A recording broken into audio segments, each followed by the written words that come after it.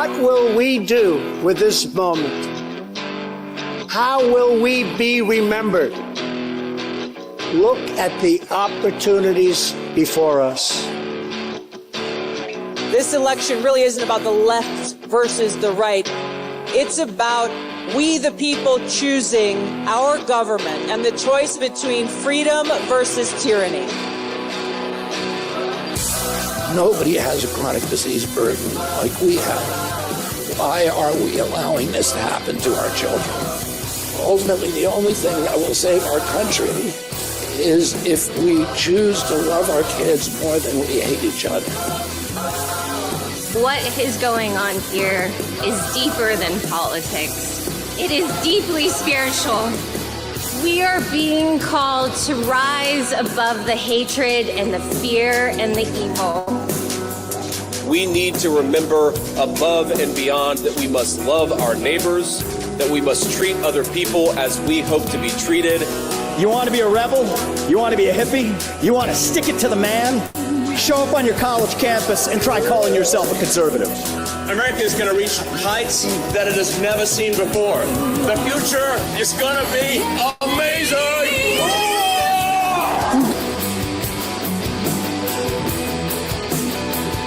You want healthy children? Don't you want a president that's going to make America healthy again?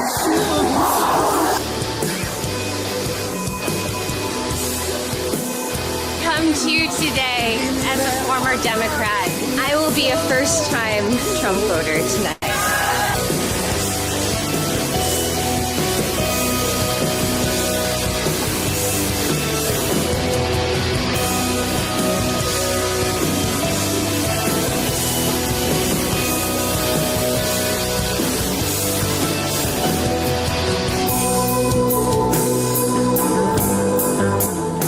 The people dreamed this country, and it's the people who are making America great again.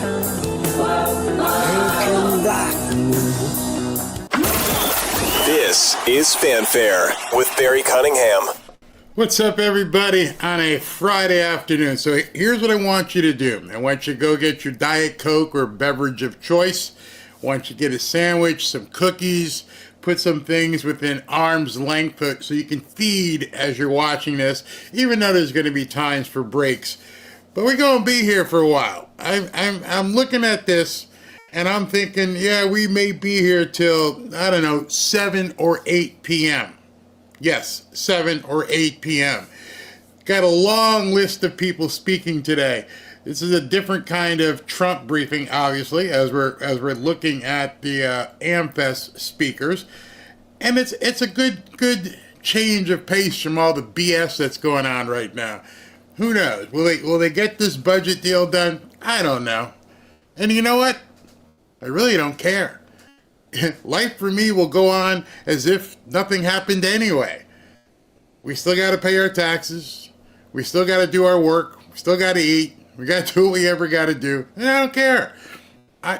They'll get done whatever they got done because it's in their best interest to get it done. Meanwhile, Biden's out there sending, billions of dollars to the Amazon rainforest. Man, these people suck. Absolutely suck. If you don't know what I'm saying, we'll have time to go over that. So, let me just give you a rundown of who's going to be speaking tonight. This thing has been going on. It's an amazing schedule. Right now, Sage Steele is on, and she's about to finish her speech. And then okay, so here's the lineup and how it's going to go. We've got Nicole Shanahan, which I love to hear her speak. That's why I decided to come on at 3 o'clock. Nicole Shanahan, who is RFK Jr.'s running mate, and she's going to talk a lot probably about food and health and things of that nature. This might be the day that they turn my feed off, by the way, just to let you know, because she's going to be talking about feed and pesticides and everything that's in our food, which these guys probably won't like. And then after her is James O'Keefe. And I'm probably sure James O'Keefe is going to say some things they're not going to like. Then we're going to have a little bit of a break, and then we're going to have Steve Hilton from Fox News. And then after Steve Hilton from Fox News, there's a little bit of a lull, I'd say about 15, 20 minutes. Then we'll get into some news at that point and see what's going on. And so while these things are happening, I'll assemble and get some news and see what's going on. Then after that, we've got Harmeet Dillon. And then we got some heavy hitters coming up after that. We've got General Michael Flynn. So if Nicole Shanahan doesn't do it and James O'Keefe doesn't do it, it's possible General Flynn will get the switch flip. Hopefully not. We'll see. Fingers crossed. Blessings. Then we've got one of us, Benny Johnson, will be on. Then after Benny will be another one of us. When I say us, one of us guys who aren't in the news but do this kind of stuff. Jack Posobiec will be on after Benny. Then Michael Knowles. Then looks like Patrick Bet David will end the night tonight. And so that's going to be at about, he's going to go on at about 6:30, 6:45. So for the next foreseeable future, next 3.5 to 4 hours, settle in, get your food, talk to your friends, do what you need to do, and understand this is a celebration weekend. Tomorrow we're going to do it again, and then everything culminates. Just to let you know where this all is going, everything culminates with Trump taking the stage on Sunday afternoon. In fact, let me give you the time now so you can get to church early. Sunday, it says Donald Trump, all these times are Eastern, by the way. Donald Trump is scheduled to take the stage at 12:30 Eastern on Sunday afternoon.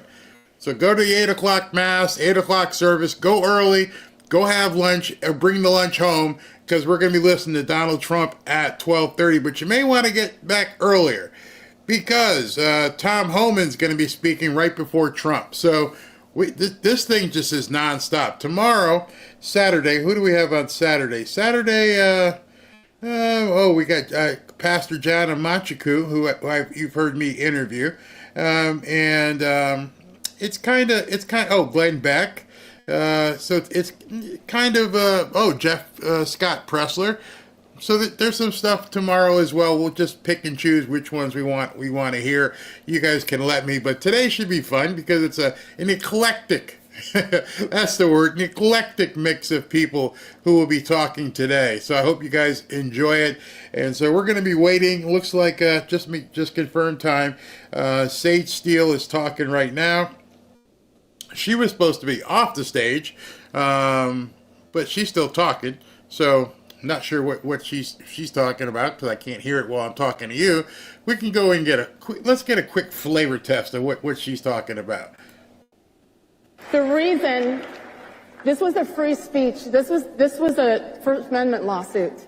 That's what this was. This wasn't about treating me wrong because I was a good employee for all those years. This was about being inconsistent and telling people, we love you, we respect you, we've got you. Until what? Until you don't fit into their box. And I knew somehow or another I'd be okay. I'd get another job, I'd find another way to get a paycheck. But what about the hundreds of people who would come up to me, even in the office, people I worked with who were just afraid to speak and say thank you?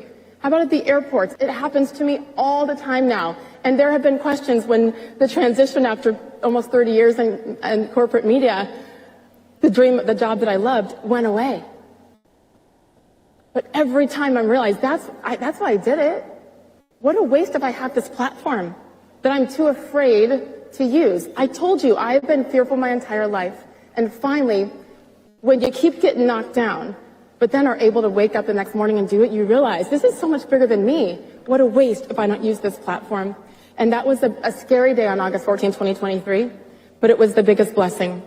7 months later, I started my new show, Sage Steele Show, and I've had such a blast just having conversations with people. From Dana White, who's my dear friend, even if I call him the wrong name, my Dana White, to RFK Jr., to Nicole Shanahan, to Sharon Osbourne, to Ari Spears, to Mayim Bialik, who's super liberal, and she took a chance and came to talk to me anyway. We have conversations, isn't that what's been missing in our country for all these years? Conversations. I was afraid, though, too, to be too political, not give my opinions, because what happens then, right? Well, then you're going to be tagged as a right-wing nut job. And you know what? I noticed that every single time I gave my opinion, and those on my show did, controversial topics, Michael Rappaport, who was very far left and ended up voting for Donald Trump because of what the Biden administration did not do with Israel. Like, when you look at the facts, it's easy. And I realized that every time someone spoke up and gave our true opinion, the numbers, your views, your likes go up because we're all desperate just for truth and just for people to be their authentic selves. Through my show, I got to interview Laura Trump. What a blessing. What a powerhouse of a woman. I mean, I'm obsessed with her, and I don't think that people truly understand the difference that she and Michael Whatley, as the RNC co-chairs, made in this country. They saved this country. They knew what was happening in the background. They knew what was happening in Georgia and in Pennsylvania and Arizona and all these places that were cheating and trying to do it again just like 2020. And they knew, and they got out ahead of it, and they crushed it. And it was an honor to stand next to her with our sexy pink jackets on the campaign trail, etc. It was incredible. And then they called and said, do you want to come on the tour with us and put on those jackets and support and be a surrogate? And I said, hell yes, I do. After all the years of fear, I'm like, this is me. I have to, again, I'm telling my kids and other college kids that I speak to be true to themselves, that I'm too afraid. So when I posted that first picture with Danica and the pink jacket and with Laura, it was scary. And I got a lot of hate, a lot of blocking people on Instagram. But what happened? There was so much more positivity. And every time you push through that fear, what happens? It's a little easier the next time. That led to being asked to moderate a couple of panels, a couple of town halls with J.D. Vance in Reading, Pennsylvania, and then with Donald Trump in Lancaster, Pennsylvania. And I want to tell you that when I was on that stage with Donald Trump, I was like, what has happened to my life? Like, this is the most amazing thing and the biggest blessing. And I've talked to presidents before. I've done so many amazing interviews and on big stages, and that obviously was the biggest thing. And I will admit, one more fear. I'm on that stage in front of 5,000 strong in Lancaster and Pennsylvania. Thank you. You did an incredible job. Thank you, Pennsylvania. Thank you, Scotty Pressler. Thank you to everybody who had that courage to go in that state and do what they did. And when I sat on that stage with Donald Trump, I thought, oh my goodness, this is the most vulnerable I've ever been in my life. This is a couple months after Butler, Pennsylvania. I look down, I see Secret Service everywhere, and I go, wow, this is scary. And then I look to my right, 2 feet to my right, and who's sitting there? You talk about fear. They tried to kill him more than once. They tried to imprison him. And every single time, what did he do? He stood taller. He stood stronger. He pushed through. He's amazing, but he's human. You don't think there was some fear in there after what happened in Butler? After what happened on his own property in Florida? If that man's going to push through his fears, who am I to continue to be fearful, to talk about my beliefs with our country and what we need? He's taking all the risks. He didn't have to do any of this. It would have been smarter, safer, cheaper for him to just stay on one of his many properties and on his golf courses and do his thing and be there for Kai, his beautiful young granddaughter. But he has chosen to do this because he cares, because he has pushed through his fears. You talk about being vilified and hated. It's a beautiful thing to watch. If Donald Trump can push through his fear and do this for us, what fears are we going to push through? So think about those fears that you have. It's okay. We all have them. I was scared to come up here, and I've done this 10,000 times. I'm still fearful, right? You're not going to be liked. It's not going to be enough. Bigger than us. This man did this for us. I'm going to end on this because this is a prayer that saved me my entire life, that my dad had me and my brothers memorize as kids. My dad went to West Point. 23-year Army career, retired Army colonel. We had to salute, doing room inspections every Saturday. No more of that. And this is what he taught us. Part of the cadet prayer. Help me to choose the harder right instead of the easier wrong. And never to be content with a half-truth when the whole can be one. The harder right versus the easier wrong. It is easier to stay silent. It's easier to take the shot and comply. It's easier to just not have the conversation at the Thanksgiving dinner table. It's easier. What's the right thing? You can do it with kindness. You can be kind about it. Know your facts. But it's the right thing. And not just for ourselves, but for our children and for our neighbors and for people that you'll never meet. You have no idea. And I know just by being here, many of you had to push through a lot of fear and had to have tough conversations with family members and friends. And you probably lost friendships like I have and bosses. But you're here. And the beauty of pushing through is that then you realize you're also not alone. Danica mentioned it before. It's a family. This is an incredible family. What a blessing to be part of it. And I'm so proud of all of us for pushing through our fears and choosing the harder right instead of the easy wrong. And never again can we be content with a half-truth, because now we know that the whole truth can be won, because on November 5th, it was. God bless you. So that was Sage Steele. I love her story. In case you guys don't know her story, she was an anchor on ESPN. Did great. But unfortunately, she didn't toe the woke line, and so they ran into problems, and she was either fired or let loose or whatever the story is, however it goes, and she ended up having to sue, and I think she won a nice big settlement. So just to let you guys know, if you haven't heard, do you remember me a couple days ago telling you that at Christmas time in Germany, and I referenced this town up in Georgia called Helen, Georgia, and how I mentioned how great and how it looks like Germany, and I went through all that. And I said how the, you know, that religious group of people started charging through their Christmas mart, and, you know, Ali, Ali, Ali, in free, they were screaming to people.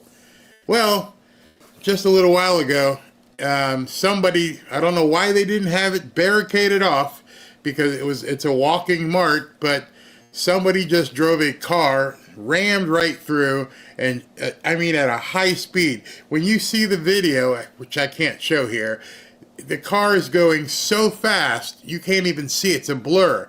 Well, at this point right now, they're saying I think there's like 70 people injured. 11 or 10 are deceased. So in this Christmas time, we are 5 days away from basically commemorating the birth of our Lord, and it has turned sour and quite sad for a bunch of people in Germany right now. Horrible, absolutely horrible. So definitely keep them in your prayers, especially right now during the holiday season. These people are out just celebrating Christmas. That's all they were doing. They were guilty of celebrating Christmas. And, you know, the video is, let me just tell you this. The video, when you know what you're looking at, is horrific. But because it's so fast, it doesn't even look real. I mean, talk about being desensitized. It just looks like stuff scattering. You don't even know. Are those bodies? Are those actual people? Yeah, those are actually people. It's so sad. I mean, so sad. So somebody had asked, can we hear Officer Tatum? So while Sage Steele was talking, I looked up Officer Tatum. He doesn't speak tomorrow until 3:30. So we will be hearing from Officer Tatum, but it won't be until tomorrow at 3:30. So the next person that's coming up next is going to be Nicole Shanahan. She was supposed to talk at 3:09. They're obviously running behind right now. So as soon as she comes up, we will cut right to her. Yeah, last time they did it, was it in Paris where they did it with the truck? Yeah, I'm not sure. Yeah, that's absolutely horrible. So bad, man. I'm sorry, people, but Christmas to me is celebrating greed and gluttony. Well, you know what, Keith? I normally wouldn't put a comment up like that, but let me just tell you, if Christmas to you these days is about celebrating greed and gluttony, you're celebrating it with the wrong people. That put an exclamation point on that. If you think that it's all about greed and gluttony, you're celebrating it with the wrong people.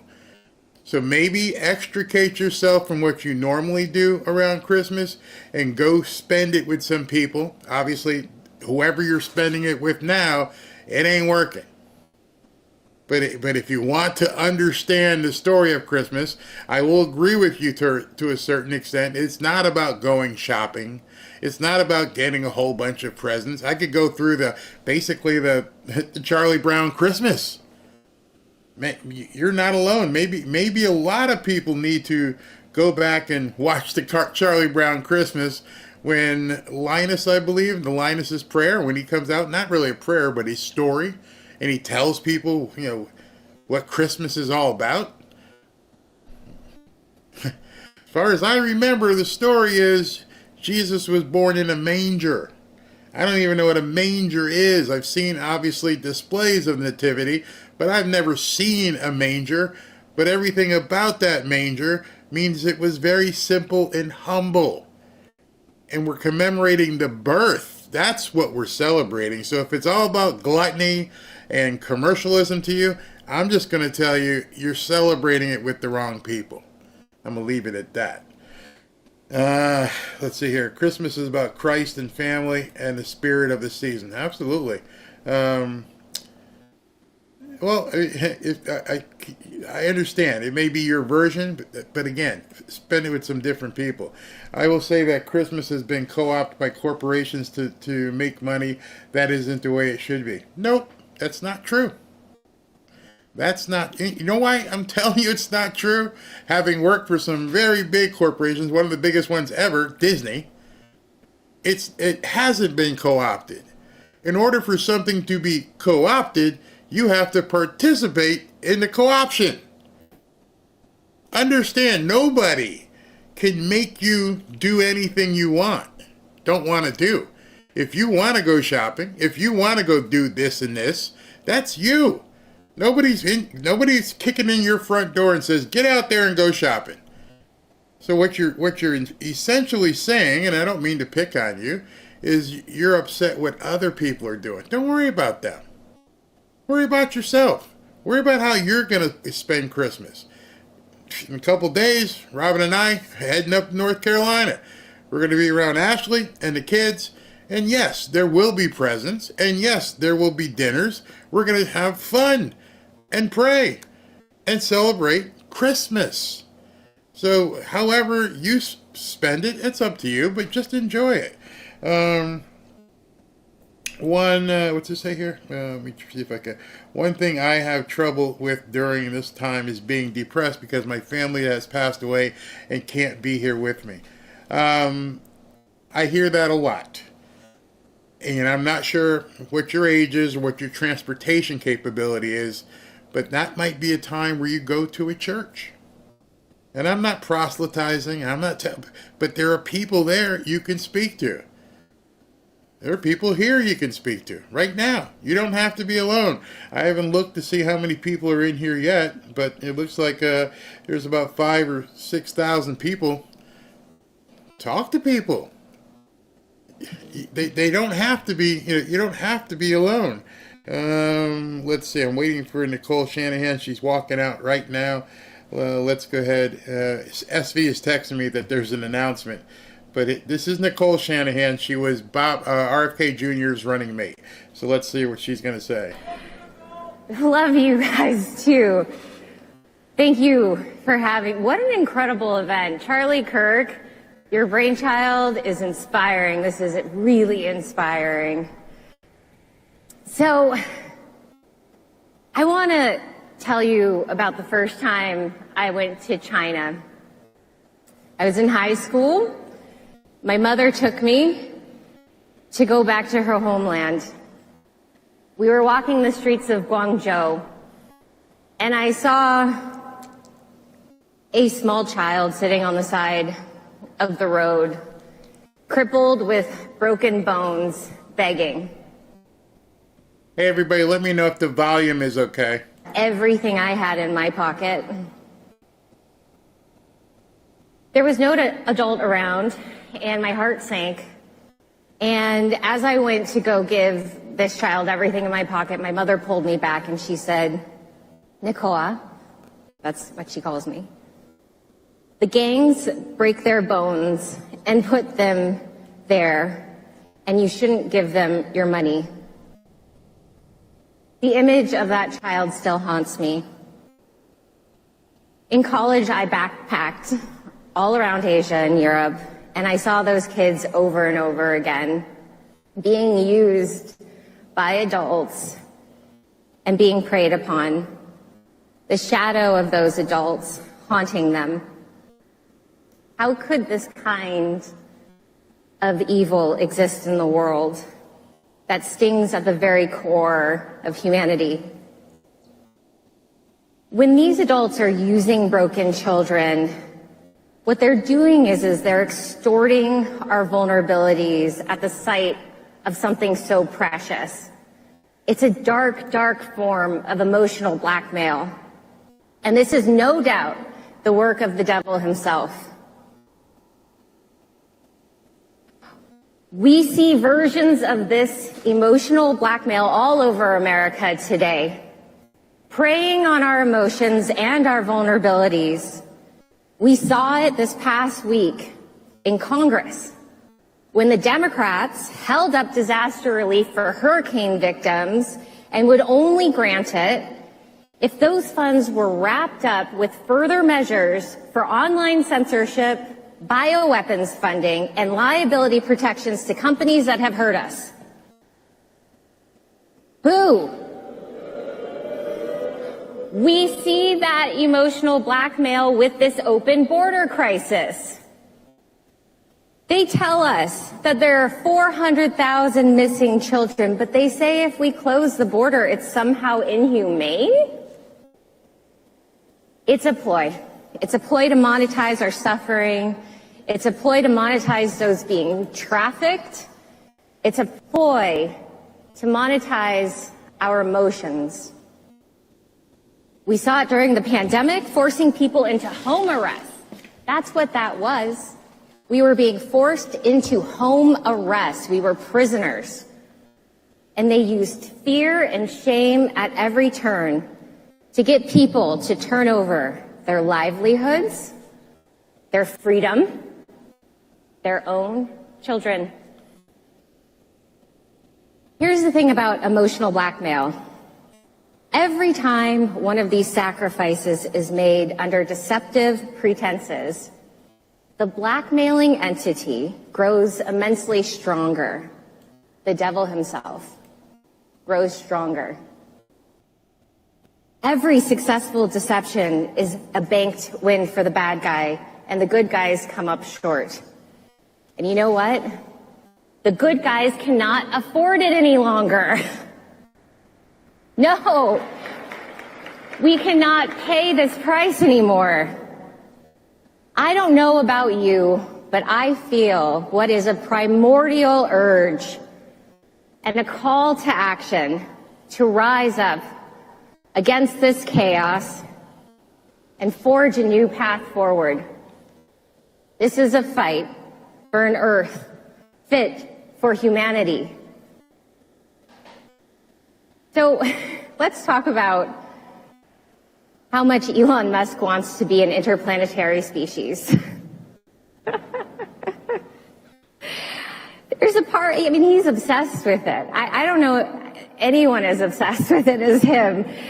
But here's the thing. In order for us to be an interplanetary species, we have to meet our biological needs here on Earth first. Yeah. We won't be fully human for many more generations if we fail to change the way we treat human health, sciences, and technology. Cyborgs traveling the solar system don't count, Elon. So here's a fact I want to share with you that is what drives me to this stage and drives me to travel this country and this world with this message. There's a biological fact that we can no longer ignore anymore. A species that is unable to reproduce naturally is on a path to extinction. This isn't an exaggeration. This is actually literally within the definition of extinction. In South Korea, the birth rate is 0.72 children per woman. In the UK, 1.5 children. In the United States, we hit a historic low of 1.6 births per woman. This is below the replacement level. That means a path towards extinction. The fertility crisis is hand in hand with a surge in chronic illness. The United States, $15,000 per person a year in healthcare expenses, and yet we're 49th in life expectancy. Doesn't reconcile. Where is that money going? If you ever felt the United States is a proxy for a much larger battle for the soul of humanity, you are correct. The fight is being fought here on our soil. We Americans, those who love our American existence because we love our freedom, are the ones who must win this battle for all of humanity. Yes.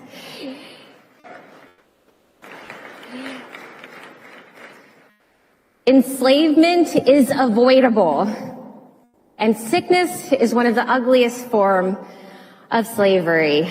Just like those kids I saw in Asia who were crippled by their adult caregivers in order for them to make a profit, so too are our children. Our children have become slaves of a system that looks at them in dollars and not the divine souls that they are.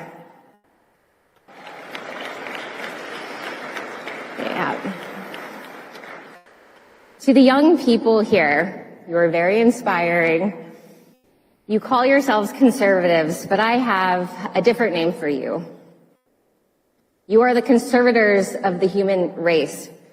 Because I know you hear this calling. People called me a conspiracy theorist for pointing out that the electric field we inhabit on Earth is being polluted through the use of unmitigated wireless products. They said, you're a tinfoil hatter. Well, here's the truth. This is a real truth, and I'm from Silicon Valley, so I'm filling you in on a secret. These technologies can be made safe, but big tech is in bed with big pharma. They can be made safe. We are an electrochemical species, and we are indeed short-circuiting at a cellular level. Young people falling over on stage, which we are seeing time and time again on social media, video after video of a newscaster or a young person literally speaking on stage and falling over. This is not normal. Not normal. There's something biological happening.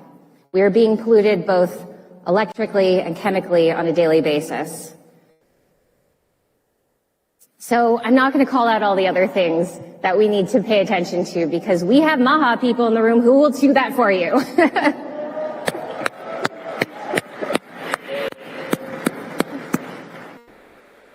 But let's talk about what happens next. So the sick children of today, many of them will grow up to become the infertile adults of tomorrow.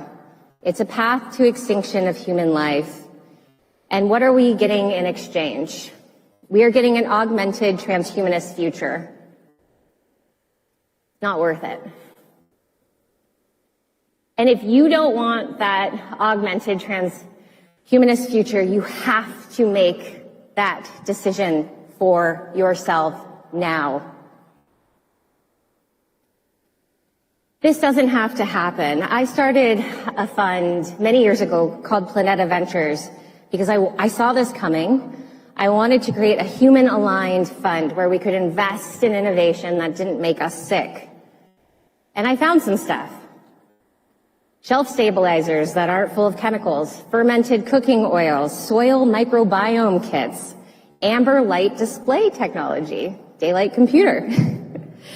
And it's been a lonely journey, and I would love for the young people in this room to get curious about the entrepreneurship in innovation. This is going to be the human-aligned entrepreneurial boom.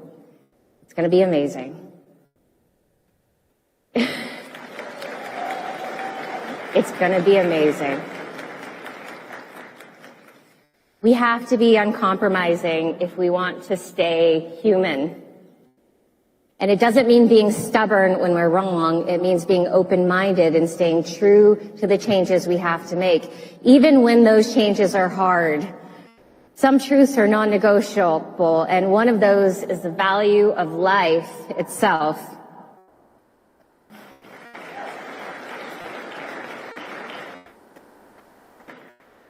Just as Jesus Christ did when he walked this earth, we have to value the human condition. And I've learned this past year what the word faith means. It means keeping your heart open beyond that sting of nihilism and finding everlasting love in the plight for human existence, no matter how hard or dark the circumstances.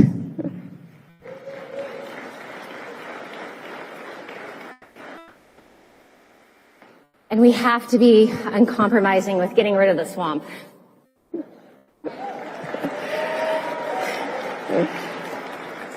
When we make too many trades with the swamp, and Congress is in the middle of this issue right now, we become the swamp. Worse yet, we burn through the faith of people who worked hard thinking they were going to get virtuous leadership. Dr. Ron Paul is the oldest. Yes.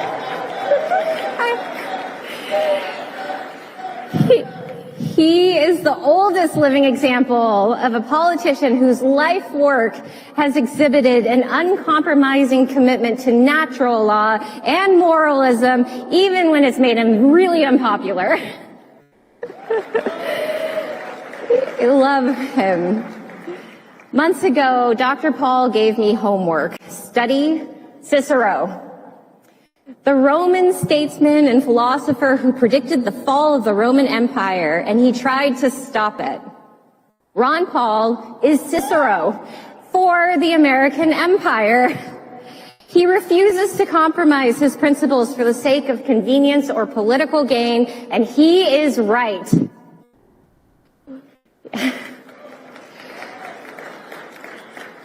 When we sacrifice the essence of what it means to live as a healthy, thriving country in the name of convenience or so-called progress, we risk losing everything that truly matters. So I will adjourn now with a proposal.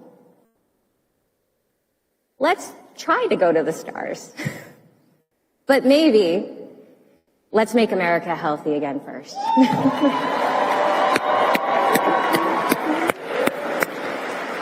Stay human, relish in earthly existence, and study natural law. Thank you all, and God bless. Thank you. So, it's funny reading some of the comments. I don't know which some of you guys expect. These people aren't professional speakers. Most of the people who you think are professional speakers, they're not professional speakers either. You see, when you watch something on television or an event, a lot of times there's teleprompters off camera and you don't see, but they're actually doing the exact same thing she did, except she's reading from notes in front of her. You have to understand, just because you're referring to a note doesn't mean you're unintelligent, just means you're not polished as a speaker on a stage. It's something that it takes a lot of work for people to do. If you've never done it, it's very, very hard. There's people just staring at you, and you're hoping your delivery is enough to get them excited about what you're saying. So you feed off of that, and you need that. I'll tell you more, but watch the difference here. James O'Keefe is coming on, and if she wasn't bad enough, this guy might bring down the house in terms of the censors and stuff, but there's a lot of things that you have to learn in speaking. But the first thing, the very, very, very first thing you have to be able to do when you're doing any public speaking of any magnitude is to have the passion about what you're speaking. She's got that. She obviously has a passion for the kids. She has a passion about making people healthy again. She's got that. Going out and doing more speeches, well, that'll come as she goes along. But I would never knock somebody trying to do something like this because it's not easy. And unless you've done it, sure, you weren't great the very first time you did it. Should have seen like my first video ever. It was like, hi, I'm Barry. You have to keep doing it by repetition to understand what you're talking about, how to convey it, what makes sense, what doesn't make sense. So I'm looking at a preview they're showing on, this is going to be rough. This is James O'Keefe. He's going to be talking about child you know what. So hopefully I'm still here. If you see it go dark, then you know what actually happened. But the preview thus far is about him talking similarly to what Nicole Shanahan just said. So here comes James O'Keefe, and you're going to see a much different type of speaker here than you just saw. He's coming out, and obviously he's going to talk about the border and the movie. And if you guys saw my interview with Zach Apotheker, you know exactly what's coming. What a time to be alive. Hello, Turning Point. Wow. It's great to see you all. I just want to say a few words. I've got some special guests before I get to that. As we enter this dawn of a new era, I want to talk about all that we have been through together. We have faced a lot of evil in recent years. And I do believe that the fight is not about left versus right, or liberal versus conservative, or Republican versus Democrat. It's about good versus evil, and about what is true versus what is untrue. It's about truth and untruth. And oftentimes that fight is not necessarily with an external foe or an enemy outside of you. That fight is actually within us. The fight inside of ourselves to do the right thing no matter what. To tell the truth no matter what. And telling the truth in times of universal deceit is a revolutionary act. It's hard. It's difficult. Even as we enter this new era, it will be difficult. And that's why the people who do that, the few, the very few, are so inspirational to us. Because they do it at great personal cost. And in the beginning of a fight, a charge, the patriot is a brave but rare man. But when his cause succeeds, the timid then join him. For at that point, it doesn't cost as much to do what he does. So in the beginning, we have these brave people that act as a catalyst for everybody else. People like Zachary Apotheker from the Border Patrol, who appear in the film Line in the Sand, who had his badge and gun taken away because he had the audacity to blow the whistle on child trafficking. People like Aaron Vecchi here in Arizona from the Border Patrol, who blew the whistle, who are currently facing retaliation in the United States government. But they did it anyway, because it was the right thing to do. People like Kelsey Goodman from FEMA in North Carolina, who told the truth at great cost to themselves.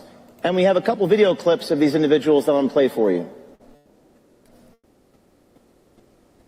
There are still people that are missing, communities without power, without water. It was just too much for me to sit and listen to it all and not respond. Fire me, you know? Maybe they will. Maybe after this they will, you know? But my conscience will be clean. When a girl like Whitney Riley... No, when a girl like Whitney Riley is jogging, she's talking to her class at nursing, and we sign those fucking files, man. That's blood on our hands. That's blood on your hands. And that's a joke, maybe. You just keep collecting that check. Let me ask you this. And who is your mother? Or your sister? Or your aunt? How would you feel? They're going to face ruin, and their lives will be destroyed. You're looking at it. These are very brave people. And I think we're at the dawn of a new era, where perhaps people in the United States government, perhaps people in these agencies can now feel comfortable to come forward. And I call upon President Trump and the head of all these agencies, whether it be IRS, EPA, FBI, whatever, to have the back of the people who are witness to corruption and fraud, to encourage people to come forward, to fire anybody who retaliates against them. I think we have a very limited window of time to do this. In the next year, to keep the pendulum swinging. I know what you're thinking. You know, maybe you will face retaliation one day. Maybe it's not worth it. Maybe it's not worth the pain and the sacrifice. But I go back to a guy like Aaron Vecchi, who told me he's going to tell his grandchildren one day about what he did. And to paraphrase Shakespeare, this is the story that the good man shall teach his son. And you're going to be remembered from this day to the ending of all time. Because the truth is eternal. And you can be part of a group like this, the few, the happy few, the band of brothers. For he today who sheds his blood with me shall be my brother. Wherever you are, wherever you come from, this day shall make you a man. And men who are asleep will stand accurst they were not here, and hold their manhood cheap, while any speaks that fought with us today. Everybody, take out your phones. There's a flashlight on the phone. I want you to turn it on. And right here, right now, I'm going to introduce you to some of the people who inspire me. In the darkest moments, when we're surrounded by evil, we're reminded by the best of humanity and the goodness in people. It just takes a few, a happy few. Ladies and gentlemen, I want to introduce you to 2 Border Patrol agents and a FEMA whistleblower. Come on stage. Is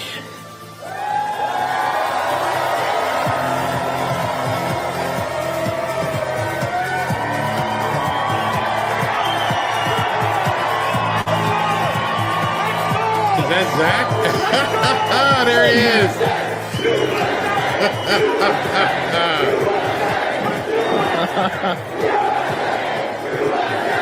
Awesome. I can't believe he brought Zach out. Very cool. If you guys haven't seen my interview with him, you got to go see it.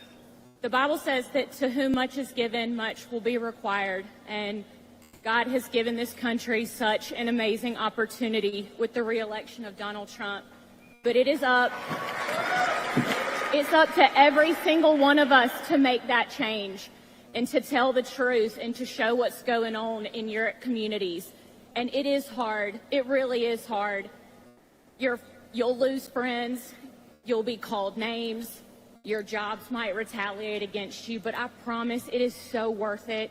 It's worth it because this country is worth it. So please, if you see something, y'all speak out and do what's right.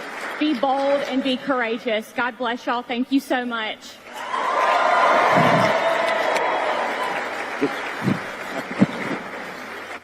Thank you. Folks, there are people inside my agency that don't want me here speaking to you tonight.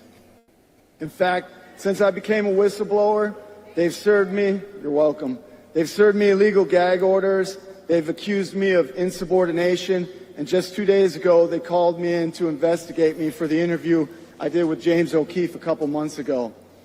They tell me that the interview was unauthorized. Well, I tell them I don't need their authorization to talk to James O'Keefe. That's right. And when it comes to telling the truth to the American people, I answer to a higher authority. I trust in God, I walk by faith, and I know if you do the same, the truth will prevail. Thank you so much. God bless you, and Merry Christmas.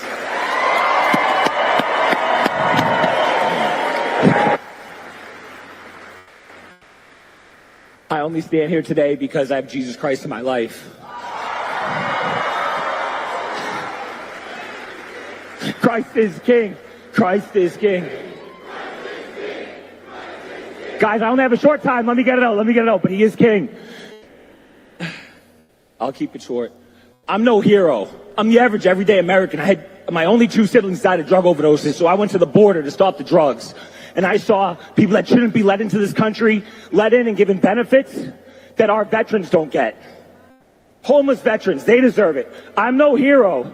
I have some Border Patrol agents today that are here, Martin Laura, Ann Pope, Alan Oliphant. They're the hero. These people behind me are the hero.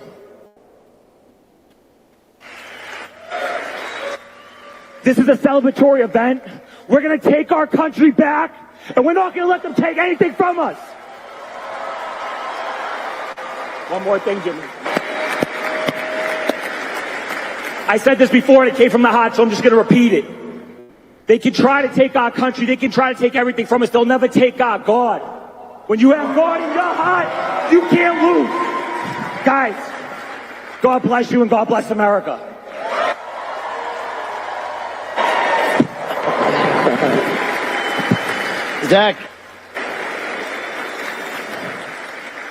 Zach gave me a necklace from his family, which I wear. I wore it on the train in Mexico, and it's kept me alive. So I want to say a few more words and bring one more person out. Before I do, there needs to be a foundation to support people like this. There is a foundation called Citizen Journalism Foundation that will help pay their legal bills. We have an attorney. Of course, you need a special type of lawyer to deal with this sort of thing. A gentleman named Mike Yoder from Citizen AG is going to help us. Come on, Mike, come on stage.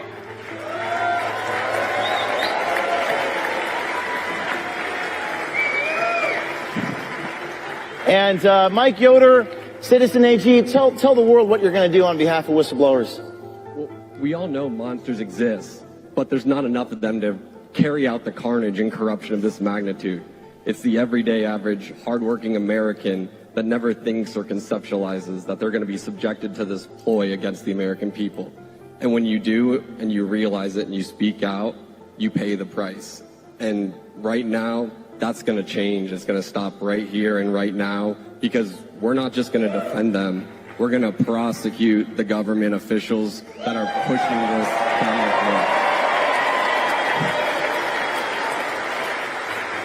throat. Mike Yoder from Citizen AG, James O'Keefe from Citizen Journalism Foundation are announcing that we're going to protect whistleblowers, pay your legal bills, and go on offense, not just defense. Mike, for those of you out there, or people watching inside the federal agencies or corporations that are afraid, what's your message to them? I would honestly just say tread lightly, because we're coming. The law is the law. Our rights come from God, and you better not violate either. Want to say that last? I know James. I've worked with James for the last 3 years. He has gone through absolute hell on earth. And I can tell you that this promise I make is that neither one of us will ever stop fighting till God calls us home or Hillary Clinton finds us. But we're not. We have one more thing we'd like to do in the 2 or 3 minutes I have left. After, well, actually, while these whistleblowers are coming public, we're doing some stories on Disney, and we had caught one of these guys on tape, a vice president of Disney, saying he was discriminating against people on the basis of race. Vice president of Disney. Disney sent me a cease and desist letter to stop from publishing what you're seeing on tape. And there was an individual inside of Disney, an executive, well-paid executive, who then helped us report on inside information involving children, drag shows, screenshots of transitioning children with Disney money, Disney employees. We would know none of this except for this brave insider within Disney who has not gone public, not yet. However, he's here today.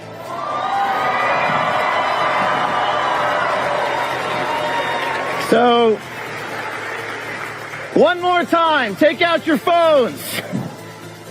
Let's bring out the brave whistleblower inside Disney, Michael Greco. Come on stage. Oh boy.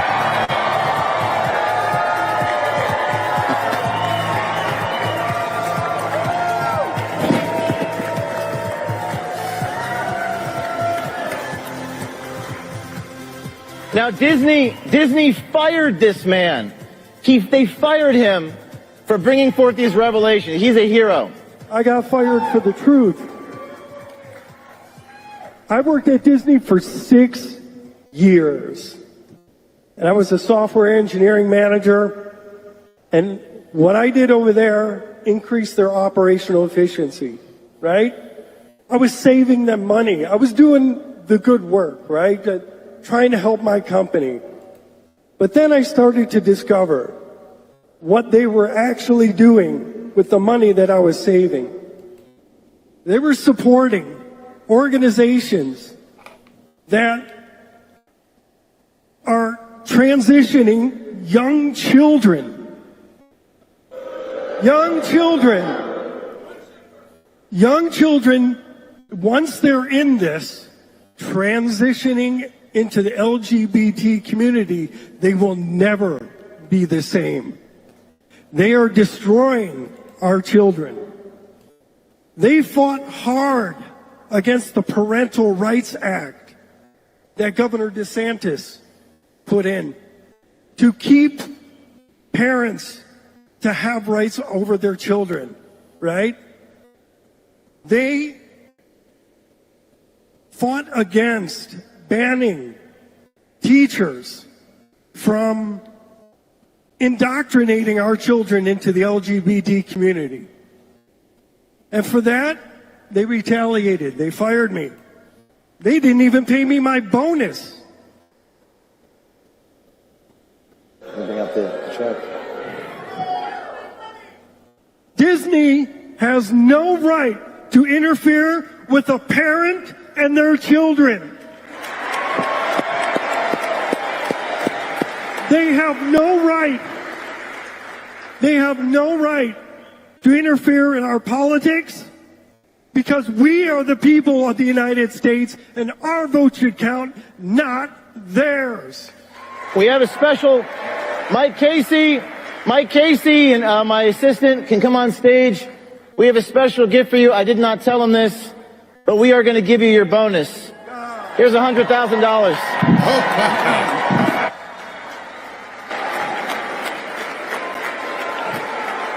And we're going to be there to defend you guys. We call upon everyone inside the government to step forward, and we'll see you tonight at Make America Rave Again. See you all. Thank you. Wow. Wow. Well, if this is the last video, go ahead and find me on Rumble because oh my gosh, what did he just do? Just took a shot at Disney. Gave the dude $100,000 check. Oh, what a time to be alive. America, we are so back. Let me see. I'm looking to see who the next person that is due to come up. Looks like we've got some time. I know they're behind. Oh no, here's somebody. Who's this? Turning Point USA for hosting such a powerful event, and I get to follow that. That's amazing. My name is Corey Scott, and I am the founder and CEO of the 508 Company. We've worked with our attorney and CPA to establish hundreds of ministries under Section 508 C1A of the tax code the right way. I've been married to my high school sweetheart for 20 years in January. Yes. And we're homeschooling parents of 6 children with our 7th on the way. And our child will definitely be either a boy or a girl and identify as a child of God. Today I want to speak with you about strengthening ministries and reclaiming religious freedom. I'll start by sharing something that many of you may find surprising. Over the last 10 years, Focus on the Family, Billy Graham Evangelistic Association, and Family Research Council applied to the IRS for reclassification as associations of churches after decades operating as public charities. This decision allowed them to reduce government oversight, protect donor privacy by eliminating annual Form 990 filings and operate more full in alignment with their biblical faith under enhanced religious protections. And many well-established, well-known Christian organizations have done the same. We have to be reminded that before the introduction of Section 501c3 in 1954, churches were pillars of their communities, founding hospitals, nursing homes, schools, orphanages, rescue missions, addiction and crisis centers, anti-human trafficking efforts, disaster relief, veteran support, vocational training, and much more. These ministries were extensions of the church's mission to serve others and teach biblical principles. Now many nonprofits today operate under traditional 501c3 public charity framework to access funding from government grants, foundations, and corporate donors. However, these sources impose restrictions like gender-affirming DEI policies, contrast to church-controlled organizations that benefit from a stronger religious safeguard under the First Amendment, free exercise and establishment clauses. These protections allow ministries to fully align with biblical principles while still receiving private tax-deductible donations. Faith leaders must be careful and consider whether their authority lies with the government, regulations, or in God and their faith-based communities. In 2023, the leader of a publicly funded homeschool academy in Colorado faced federal and state mandates requiring adherence to gender-affirming bathroom policies. This followed a request from a middle school boy identifying as a girl to use the girls' bathroom, which were shared by kindergarten and first grade students. Because the academy received public funding, it required them to comply, limiting its ability to align with biblical principles. She hired the 508 company to reestablish as a faith-based homeschool academy under church integration. Leaving government funding was a bold decision, and she needs our help. The 508 community, which I will share in a moment, will connect you with ministries like hers. As more men and women of faith recognize the benefits of Section 508c1a, they are choosing to establish their ministries within a religious framework and the protections it provides, with the guidance and support of the 508 company. If you're currently a 501c3 nonprofit seeking true religious freedom, let us help you reclassify so you can operate according to your biblical values. If you're a homeschool parent or a teacher, we can help you start an education ministry or reclassify your co-opers microschool with religious protections and give you the freedom to teach and operate fully in alignment with biblical faith. If you're a pastor, learn how you can rescue the next generation by taking back ministries to teach and operate fully in alignment with biblical faith. To me, the path forward is very clear. Every believer in this room and across the nation can be part of this solution by starting a ministry, volunteering, serving on a board, sharing about 508s on your platform, or giving financially to help support these ministries. Join the 508 community to connect with like-minded believers, share in their stories, and help strengthen ministries rooted in biblical faith, religious freedom, and conservative values. Visit the508company.com to learn more. We're also offering a special 508 formation training price during AmFest only. This will include all of the documents that you need and the training.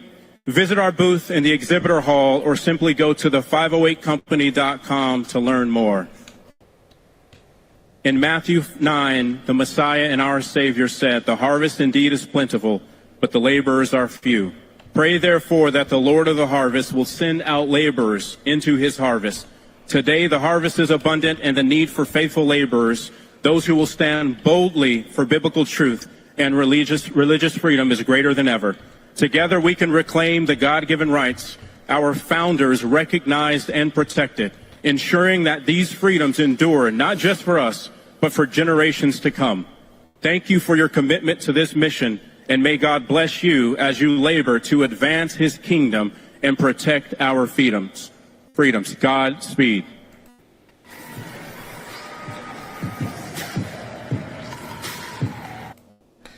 All right. Man, I didn't expect this today. I knew it was going to be some heavy hitters. And then tomorrow when John Amachiku takes the stage, it's going to be awesome as well. Those of you guys who don't know who Zach is, let me just tell you something real quick while we're in between speakers. When I first jumped on Rumble, one of my first videos was this video with Zach. And it's Border Truth. And it's amazing, this thing over on Rumble got 103,000 views. And it's about everything that he talked about just now. So if you'd like to see that video, go over to Rumble, take a look at it. It's an awesome interview. You think that touched you? Wait till you see what Zach's talking about. Okay, this is Steve Hilton from Fox. So this is my first time at AmFest, I have to tell you. I feel very at home here. It's got to be the greatest event in America. Congratulations. I feel like it's part of my family. Look, in a second I'm going to talk to you about California, and how we save California. But there's something very serious I want to say first, if I may. We are witnessing the unfolding of the most enormous political scandal in American history.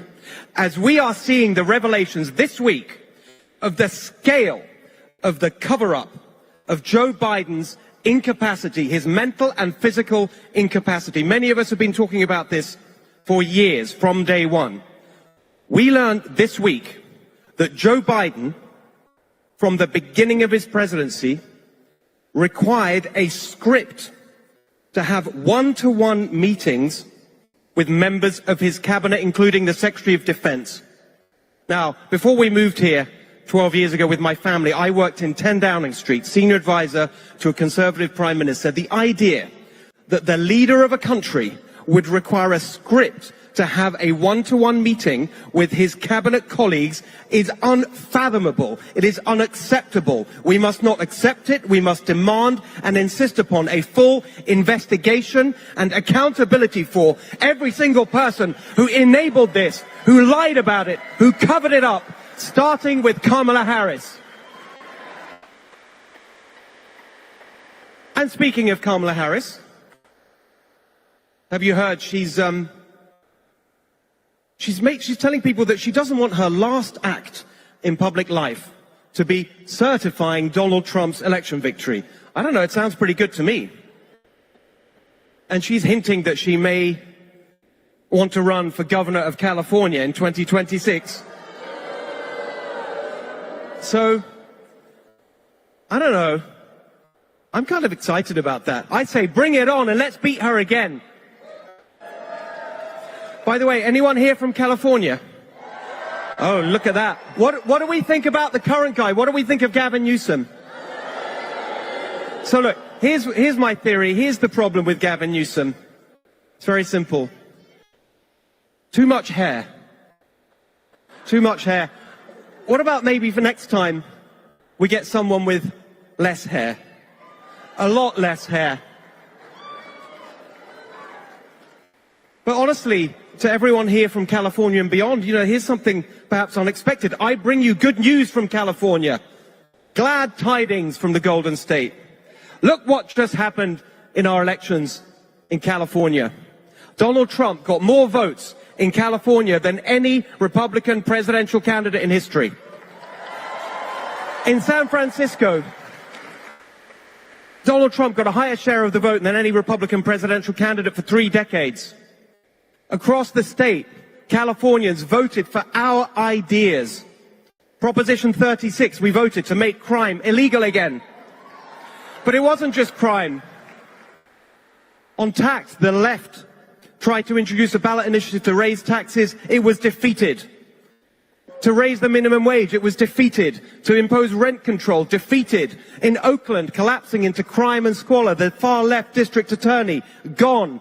The mayor of San Francisco, gone. In Los Angeles, the poster child for the far left, George Soros-backed lunacy on crime, George Gascon, gone. So many of you may have seen me on Fox News with the show I used to host, The Next Revolution. I'm telling you, the next revolution will be the California Revolution, and it is on. Now, speaking of revolutions, nearly 70 years ago, there was a revolution in a small country in Eastern Europe called Hungary. The people there stood up against a brutal communist regime, bravely stood up. And the Soviet Union sent in its tanks and crushed it. And many Hungarians, tens of thousands, left the country in search of freedom, including my parents. And so I had the great privilege, while the rest of my family was trapped behind the Iron Curtain, of being born and raised in a country, the UK, where freedom flourished. But now, when we moved here in 2012 with my family, I feel that my journey towards freedom is finally complete. The home of freedom here in America. And I just have a little picture I'd like to show you. If we can put up this photo of the proudest day, one of the proudest days of my life. There you are. Can you see that? That was the day that I became an American. But Do you notice something about that photo? The bloody mask. The masks. And so that photo is a permanent reminder that we must permanently fight for freedom. And there's another thing I want to tell you about that. I was right there in that fight. Some of you may have seen right in the early days of the pandemic, fighting against the nonsense, against the lockdowns, before anyone else on Fox, before most people anywhere. And guess who was with me that first night when I said, this has got to go. These authoritarian lockdowns, all these COVID rules got to go. Guess who was with me on my show that night? Charlie Kirk. Exactly. Charlie Kirk stood with me then, and I have been incredibly proud to stand with Charlie ever since. What an amazing American hero to have built this organization, and all of you for supporting him. Thank you so very much. And so I just want to say, what else inspires me about Charlie? The fact that he's built this. And he doesn't just talk about things that are wrong. He gets out there and fixes it, just like all of you. We are in the fight. And I can tell you I am now in the fight to save California. I started an organization called Golden Together, which is laying out a roadmap for how we reverse the ruin of America's worst-run state. And we don't need to convince anyone about that. There's a simple way of remembering it. You pick any issue. California is basically top of every list that you want to be the bottom of, and bottom of every list that you want to be the top of. We have the highest rate of poverty in the country. They gave us the highest unemployment, the lowest income growth, the highest taxes, the highest housing cost, the lowest home ownership, the worst business climate 10 years in a row. It has been a total failure on every front. And here's the truth about that. People have had enough. We are going to turn this around because this far left experiment has gone too far. And you may say, why should I care about that? Why should I care what goes on in California if you're not from California? There are two reasons. Here's the first. What happens in California doesn't stay in California. This far left experiment, I sometimes think of it as the Wuhan lab of far left extremism. They've been cooking up this virus and they've sent it out. And it's not just California.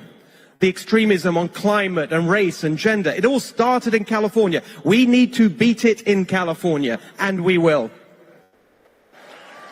But here's a more positive reason. Whether you're from California or not, as Americans, in a way, we are all Californians. Because California means to America what America means to the world. The very best of America. That's what California should be. That's what inspired me about California, the home of energy and innovation and opportunity and dynamism, the rebel spirit. That's the best of California. That's what we need to get back to. That is what I am fighting for today. And so finally, I just want to ask you, are we really going to stand by while America's most beautiful, biggest state is destroyed by these far-left extremists? Are we just going to stand by and let that happen? Are we going to let the Trump revolution, the turning point revolution, stop at the California border? No, no, no, we are not going to let that happen. So I'm here to tell you, we won a great victory in 2024. We saved America. You saved America. In 2026, we're going to save California. So I need you to stand with me and fight for California. We will save California. We will make the California dream a reality for everyone and make this beautiful state that means so much to America truly golden together. Thank you very much, everybody. Thank you. Thank you. Thank you. All right, so I think we have a little bit of a break here in between speakers. Steve Hilton, I'm looking at, I don't know who the next guy is, so we may skip this next guy. His name is Cliff Maloney. I don't know. We'll see what he has to say. But There's a little bit of news breaking, and it ain't good. It ain't good at all, if you excuse my English. Just got reported that Mike Johnson may have completely caved. This just got posted, just by Thomas Massey. Thomas Massey says Speaker Johnson was going to split the spending bill into multiple pieces, but caved to the Democrats who wanted an all-in-one bill. The statement came in response to a report that Republicans would split the bill into pieces and vote on issues individually. Quote, Speaker Johnson flipped his decision after the meeting when he spoke to Hakeem Jeffries and realized he could get enough Democrat votes to pass the all legislation as one bill. So you're telling me they're going to force this 1,547-page behemoth down our throats whether we like it or not? Well, this guy's talking. I'm going to see if I can't find some more information about that. This is horrible. Field to win and take our country back. Look, everyone has a plan until they get punched in the face. One of my favorite quotes. And I want to share some stories with you guys about how I found myself here as a radical, Ron Paul loving freedom warrior. I heard Nicole Shanahan mention Ron Paul. I perked my ears off. It's just great. It's a Ron Paul party. About a year ago, many of you heard this story. I get a phone call. Tyler Boyer and Charlie Kirk are reaching out, and they say, Cliff, we need your help in Pennsylvania. Now, Pennsylvania is my home state. It's where I'm from. My whole family is from Delaware County. And they said, we are analyzing all these swing states that have these new sets of rules. And a lot of them now allow for this chasing. Some of them it's harvesting. And we want to figure out how we can get you to take all of your apparatus of door knocking and go back to your home state and try to pull off the impossible, winning Pennsylvania. And Charlie said, look, we're going to go all out in Arizona. We're going to go all out in Wisconsin. They've got staff in all the swing states. But we need someone to come in. Scott Pressler is rocking the registration. We want you guys to come in and be that double whammy to help us put her over the top. And he said, look, it's going to be tough. And I asked Charlie a couple things. Talking to him and Tyler, I said, are we going to have an issue where there's going to be all these silos? And we were going to be doing different things than the RNC or than the Trump campaign or these other groups. And ladies and gentlemen, the most beautiful thing about 2024 is that every America First organization came together. We sang from the same song sheet, and that's what leadership does, and that's how you come up with victory.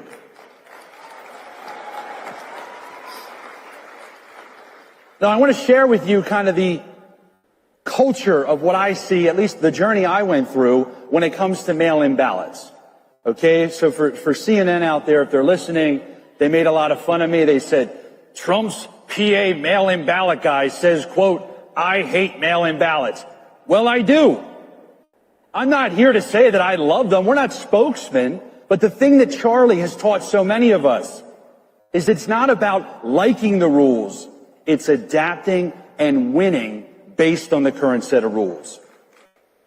So in 2020, we all said the same thing. Let's vote on Election Day. It's the most secure way to vote. 2021, we all said, well, maybe the courts will fix it, please. No. 2022, at least in Pennsylvania, we were hoping the legislature would fix it. Not a chance. We lost our state house in 2022. So in 2023, we all get punched in the face. A lot of these elections specific to Pennsylvania, it was a bloodbath. And we all looked in the mirror and said, what are we going to do? And so after talking to Charlie and walking through these different things and agreeing, we launched the PA Chase. We said we'd go out and knock 500,000 doors across Pennsylvania in targeted areas. And we set a goal that I got a lot of pushback for. And the Democrats laughed at me. They're not laughing now, I'll tell you that. But they laughed at me because a lot of the political consulting class, and Charlie and Tyler talk a lot about this, they talk about effort. They talk about activity. They don't talk about measurable results. And so we looked at the numbers and said, do we care about the percentage that we get when it comes to mail-in vote? Do we care about the raw amount of votes that we can get for Trump? And always comparing that to 2020, the last time that he was on the ballot. And so the PHA set out, and we went bold, because Republicans in Pennsylvania have averaged 20% of the mail-in share. Think about that, folks. You go into the election, you're down 60 percentage points. It's 20 to 80 going in. And so we said, if we can take that 20% average and increase Trump's share of mail-in vote versus Harris to 33%, we would have a resounding victory. Well, folks, we knocked 510,000 doors. Trump received 34.5% of the mail-in vote, and we delivered Pennsylvania.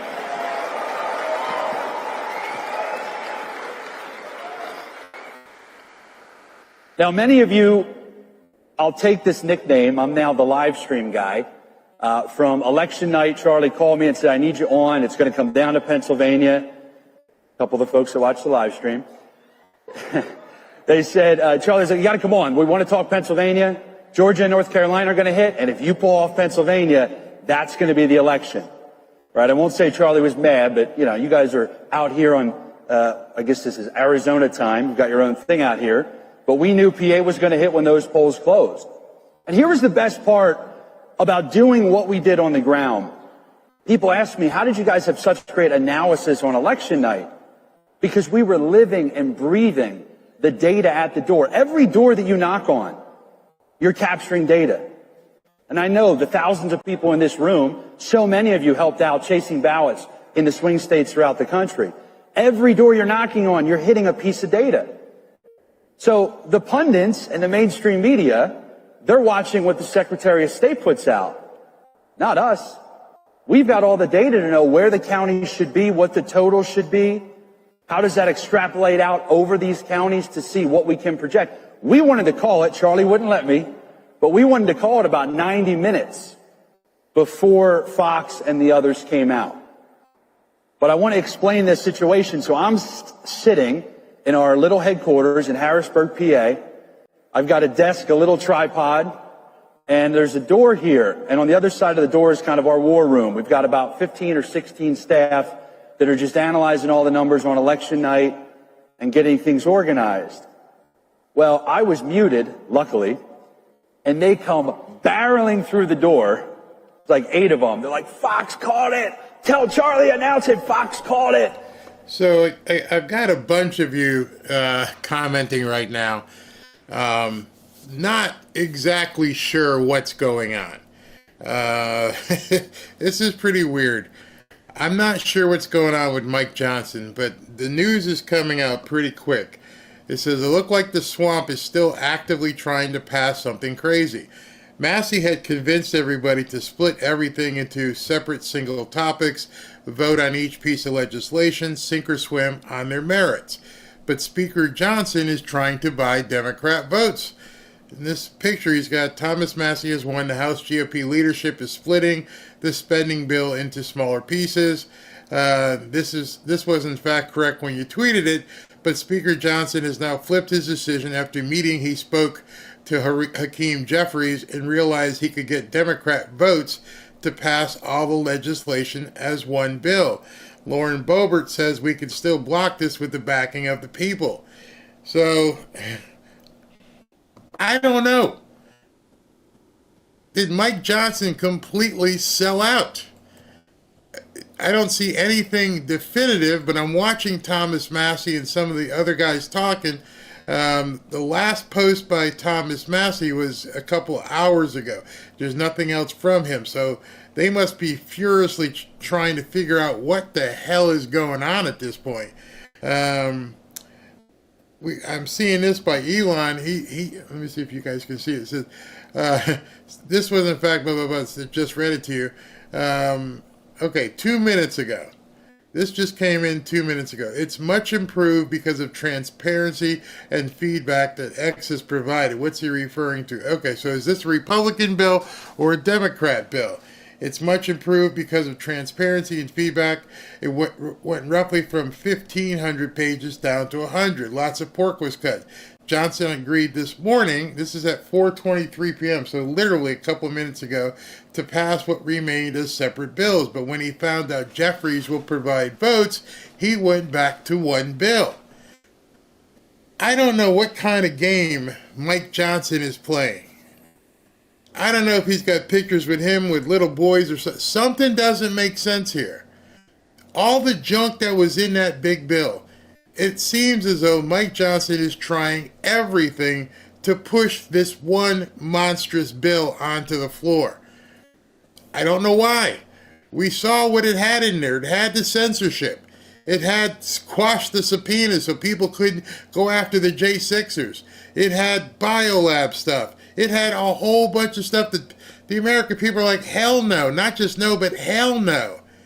And Mike Johnson is bending over backwards to get this thing across the finish line.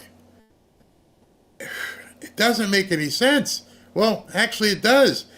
I guess he's a sellout. And this is one of the reasons why a bunch of you were concerned, was because this guy was chummy with Trump. You know, he went to the UFC, wanted to be one of the bros, was on the plane, went to the Army-Navy game, did all the things, looked like he was going to play ball. Did everybody misjudge this guy? You're saying, if you believe this, that Mike Johnson somehow bamboozled Vivek, J.D. Vance, Donald Trump, Elon Musk, Tulsi was there, RFK Jr. was there. He single-handedly bamboozled all these people? Was a complete plant, a complete fake, and wanted to work with the Democrats all along? The guy who holds himself out to be, Mr. Christian Mike Johnson? Is he just a second coming of Mike Pence? I can't answer those questions for you. But what I am saying is, time to get back on the phone. It's time to start hitting people up. Even if he brings this bill to the floor, he's still going to need a whole bunch of people to get it passed. And it seems as though what he's doing at this point is trying to get Hakeem Jeffries to give him enough Democrat people to make it pass. If that is what happens, he essentially destroys Trump's term. MAGA, as you know it, won't exist. And so maybe he's thinking, hey, I get this done for you, and then March we'll figure out what to do then. I don't know. There's somebody else coming out to speak. I'm not sure who this guy is, but we'll take it, and I'll keep looking up some information.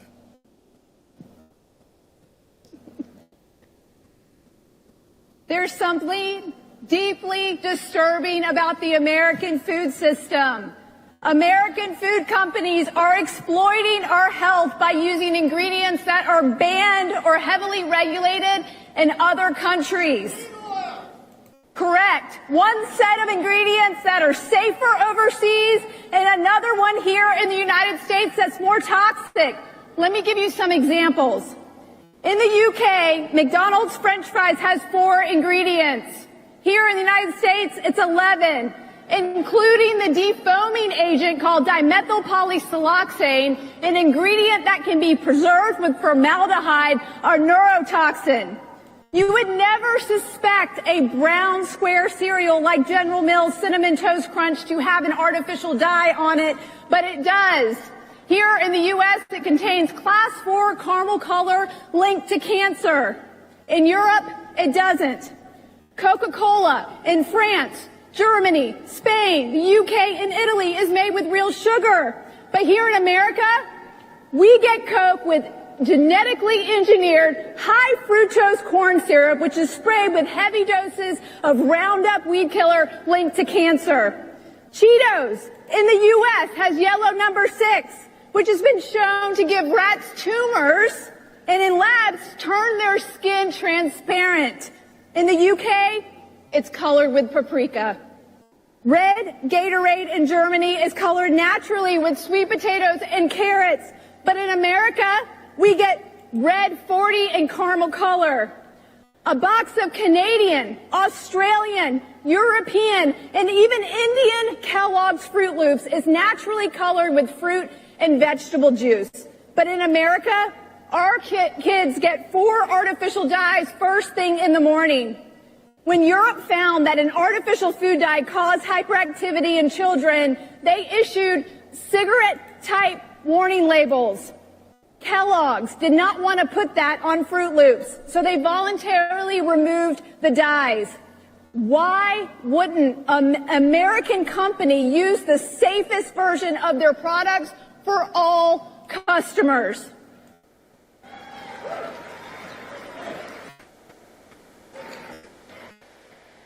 It's the same reason why food companies are allowed to use over 10,000 food additives in the U.S., while in Europe, it's only 400. This is why I became a food activist. We can't be the greatest nation on earth while we're being systematically poisoned for profit by our American food companies.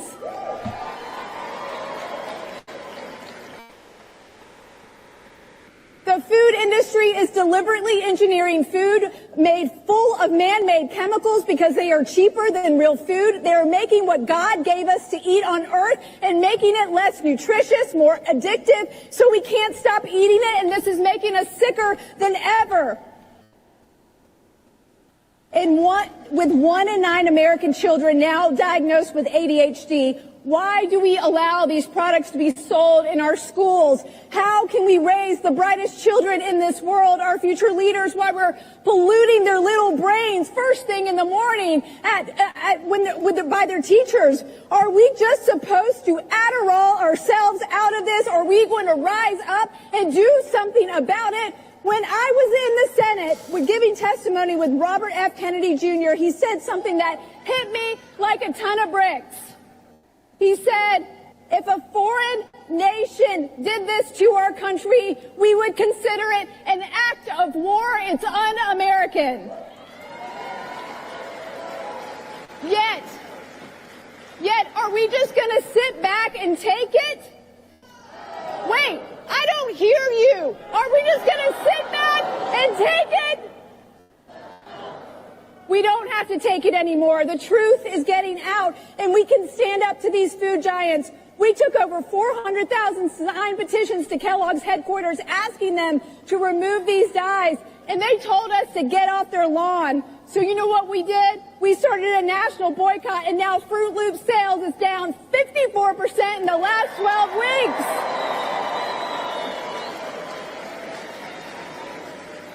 And just today, their stock price is down 14%.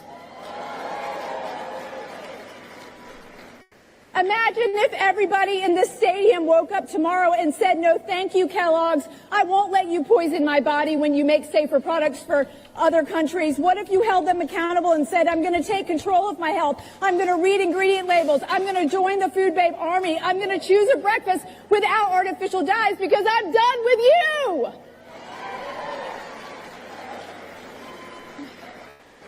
We have a unique opportunity for the first time in history to undo this mess the food industry has done to us. We have a massive grassroots movement building, and it's bigger than ever. It's going to take me, it's going to take Callie, it's going to take Paul, and it's going to take all of you out there to get us out of this mess.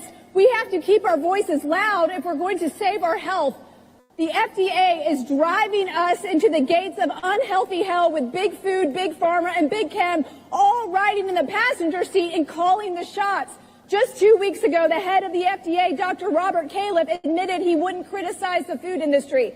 If the head of the FDA won't do it, who will? It's going to take leaders who are brave enough to tell processed food companies to stop putting profits over our health. California just passed a bill to ban dyes in schools. It was a unanimous decision. All Democrats, all Republicans, and lawmakers in 15 other states are also looking at the same. This is the type of leadership we desperately need. President Trump just posted last week about the harmful additives found in American bread that is banned in Europe, a fight we started over 10 years ago petitioning Subway to remove azodicarbonamide, a cancerous compound you find in yoga mats and shoe rubber. Never in my life have I seen this kind of top-down leadership for these issues. It's this historic. You don't have to sit back and take it anymore. We, the people, can change this food system together. This is our moment. Thank you very much.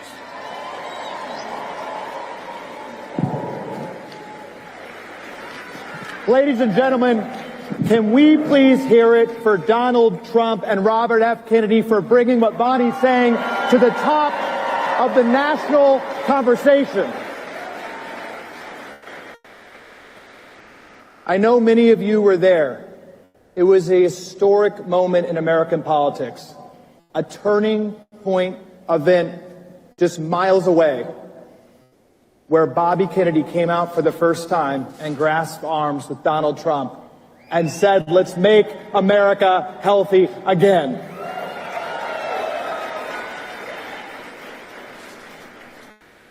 From my vantage point, I think that day will go down in history books as a new coalition forming in American politics. You saw it with millions of voters coming to the Trump coalition for the first time, closing the gender gap, independents, young people, Latinos, African Americans.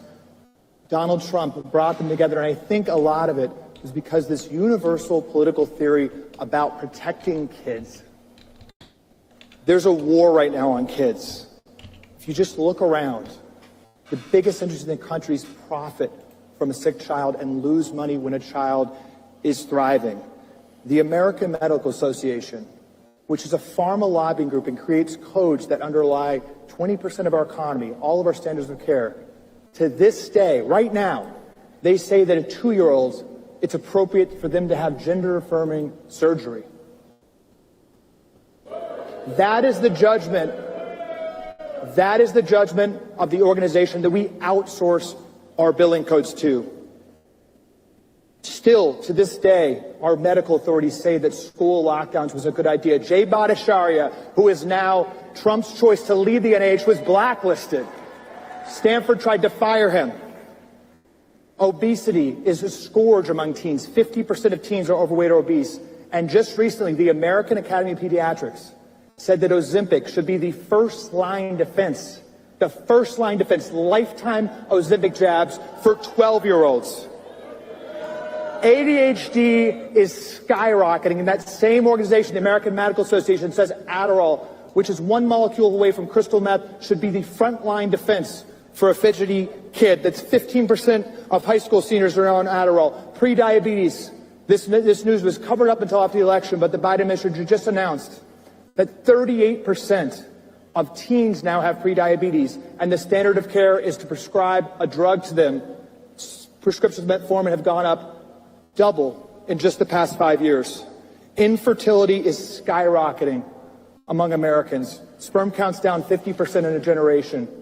25% of women are suffering with PCOS. And the answer for the medical system is more drugs. Still, to this day, the American Medical Association says that a 6-month-old should get a COVID jab.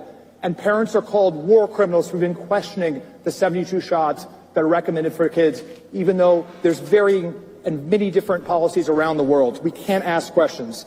Ladies and gentlemen, a new coalition is forming. Donald Trump has brought voices like Vani, voices like Courtney Sloan, like Alex Clark to the top of the national conversation. Vivek and Elon Musk are talking about how healthcare and government efficiency go hand in hand. We're going bankrupt as a country because we're getting so sick. We spend 3 times more per capita on healthcare than Europe and live 7 years less than most European countries because we're getting so sick. And leaders in independent media, from Tucker Carlson to Joe Rogan to Charlie Kirk to Megyn Kelly, are talking about this issue every single day.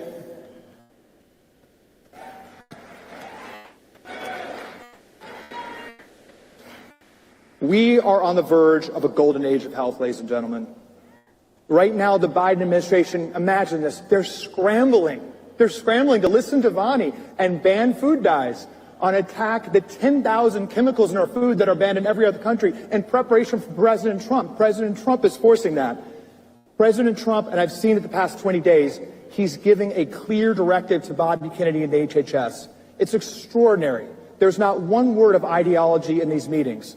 Many on the left won't believe this, but Donald Trump is going to usher in a golden age of science. We're going to get back to science. He's going to instruct the NIH to have no ideology.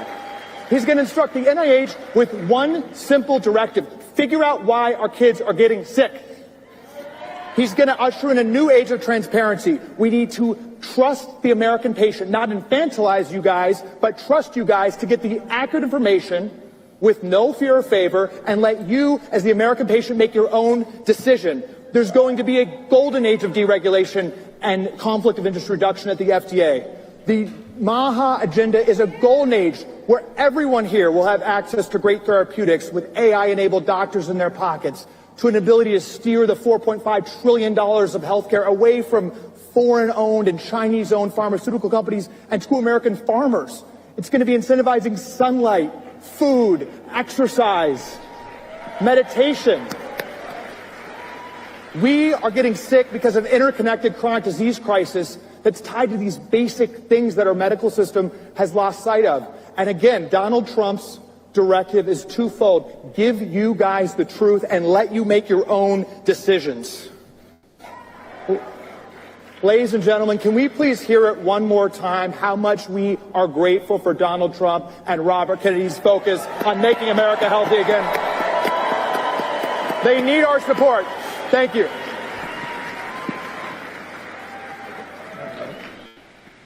What is up, AmFest? It is so good to be here with all of you today. It is so good to be here with thousands of people who saw the direction this country was going in and took a stand for change. I have two things to talk to you about today. One of them is very dark and sad, but the other is hopeful and full of power. I am a traditionally trained medical doctor. My name is Paul Saladino. I went to medical school at the University of Arizona in Tucson. What's up? In 4 years of medical school, I had exactly 0 courses in nutrition. There was no discussion throughout 4 years of medical school about what is actually causing humans to get sick. To even apply to medical school, I had to do 4 years of undergrad at the University of William & Mary. I studied chemistry. No discussion of nutrition, no requirements of nutrition to actually apply to medical school. Before medical school, I was a PA. I worked as a physician assistant in cardiology. PA school, 4 years in cardiology as a PA. No discussion of nutrition, no real discussion of what is making people sick at a root cause level. I was literally told by the cardiologist that I worked with, think here, think in the heart box. Do not think of the whole body. In the Western medical system, we are badly broken. We are not serving patients well. After medical school, I went to residency at the University of Washington in Seattle, one of the most prestigious universities in the country, one of the highest rated hospitals in the country for primary care. No discussion of nutrition, no discussion of food or food quality, and no discussion of what is actually making patients sick. What I was told, what I was charged with throughout my medical education was memorizing thousands of drugs, understanding their side effects, and understanding when to prescribe them. The medical system is badly broken, and I've been through it. And I think this is not surprising. Pharmaceuticals, look, they have a role in our society. They're not entirely bad, but the pharmaceutical companies are wildly invested in medical education, in medical research. At the level of the FDA, at the level of the USDA, there is profound corruption. 19 out of the 20 members of the USDA Dietary Guidelines Committee have ties to the food industry and pharma. What is going on here? This is why we are so sick as humans. This is why we are so sick. But there is hope here. There is a ray of light. There is something that is better. After seeing all of this, I eventually left Western medicine. I don't practice Western medicine as a doctor. I became so disillusioned that 5 years ago I started making no-cost, zero-cost content on the internet. I became an internet doctor. And now I make content. I make educational content. And the goal of that content is to just give people information, to empower all of you to be able to make yourselves healthy again. What I have seen in those 5 years is profound. Many of you have experienced this. I have met so many of you at this conference who have already told me your stories, have already told me how you have healed yourselves by changing the quality of the foods you eat. This is incredible. I have seen so many people, thousands of people in those 5 years, heal from diseases that Western medicine taught me and my colleagues were incurable. Diabetes, obesity, depression, dementia, insomnia, infertility, autoimmune conditions, autoimmune skin conditions like eczema, psoriasis, thyroid conditions, GI conditions, Crohn's, ulcerative colitis, rheumatoid arthritis, multiple sclerosis. These are profoundly scary words in Western medicine. These are diseases that cannot be cured, and yet many of you have cured these diseases. I've met you at this conference, And I've seen thousands of people do this. And so this is the hope. The tragedy is that Western medicine is broken. Here is the hope. Here's what I will tell you based on my personal experience. You have a God-given birthright to radical, profound health. You have a God-given birthright to that. And if you change the quality of the food that you eat and the way that you are living, you can heal yourself.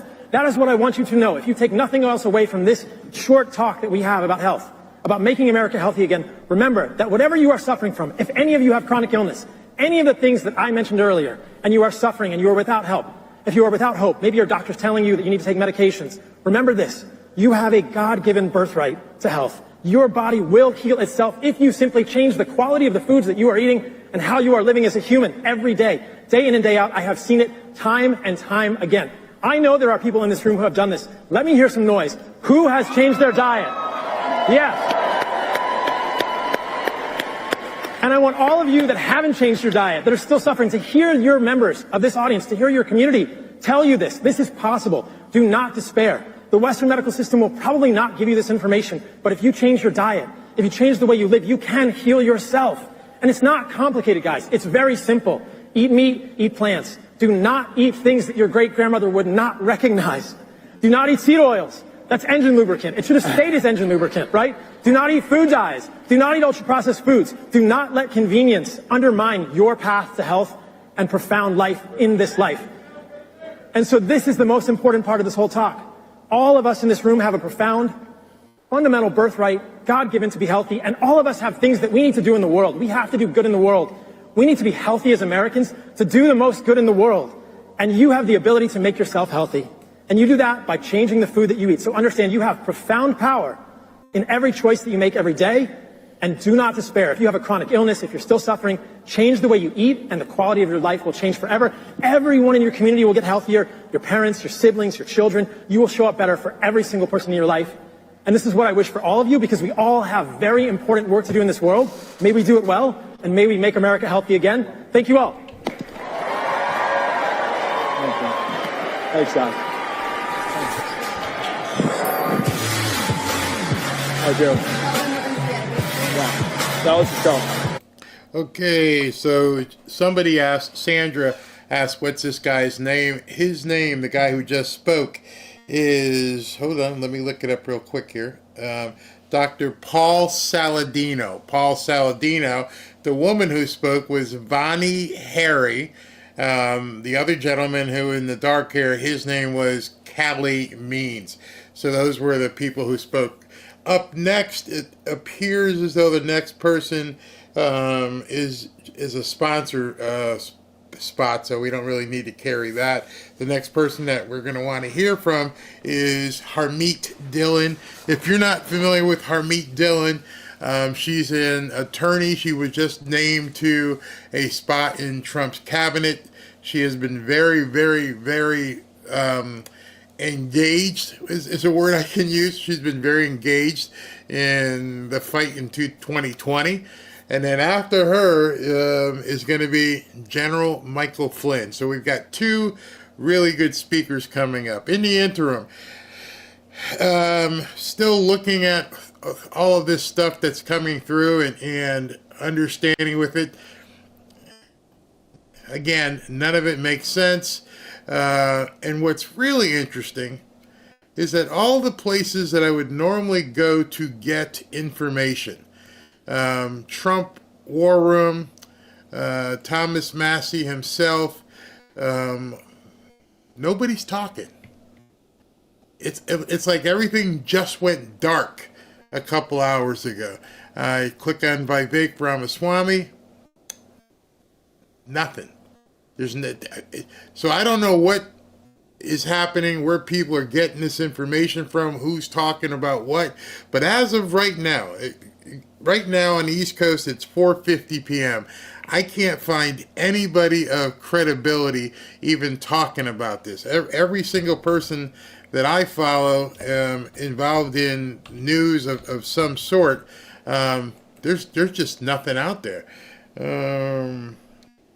So I'm not sure if all this stuff earlier was BS, or did they just descend upon Mike Johnson. But I mean, if I go to Bannon's page, Nobody is talking about it.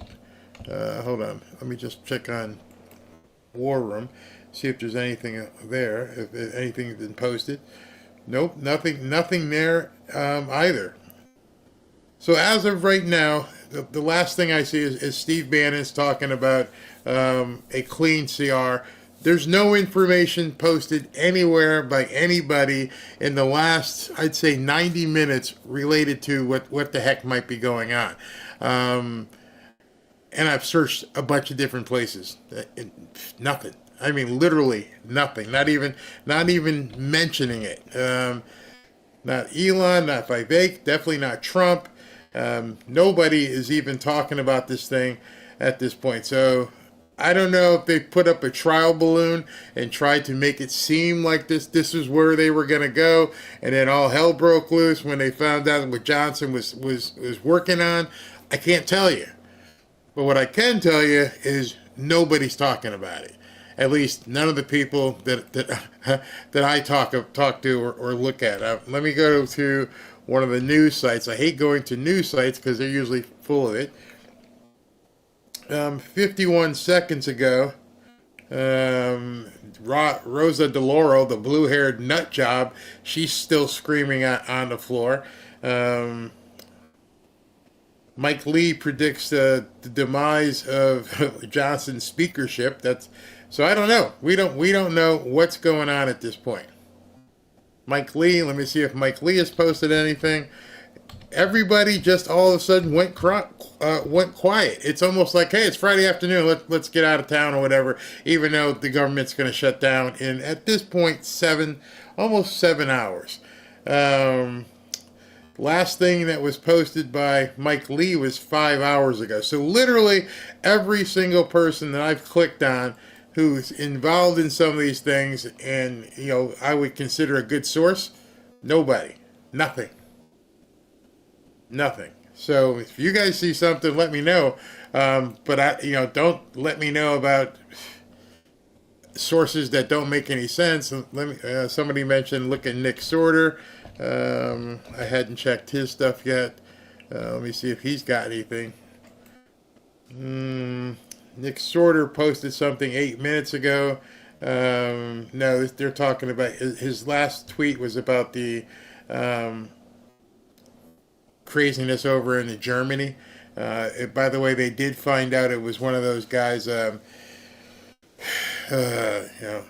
suzzy. That's what I'll call it. All right, so now 17 minutes ago, they did just post a new bill. So while this guy's the sponsor's talking, let's see if we can take a look at this.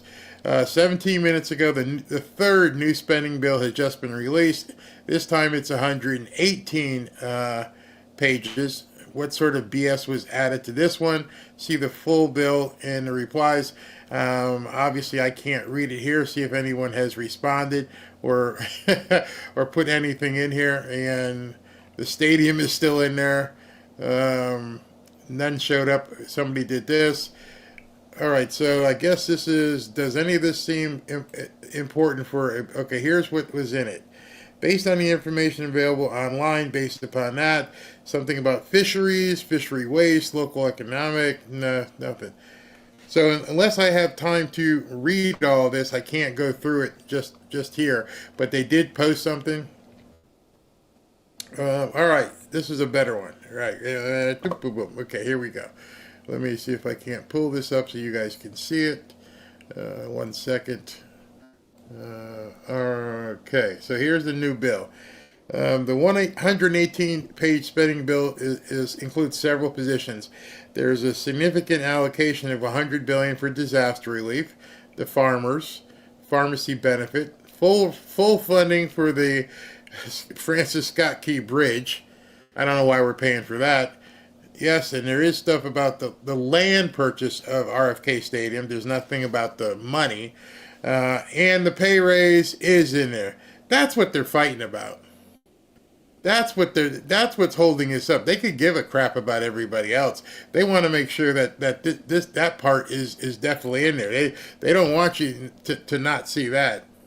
Here, look. full funding for and control. Let me see if I can. It's too small. But the bottom one is a pay raise for Congress. So that's what they want. They want their money.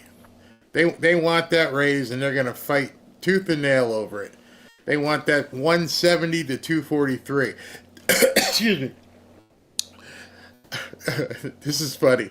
Do you realize that there was a pundit on CNN or MSNBC or something who said that it was fake news to say that it was a 40% raise?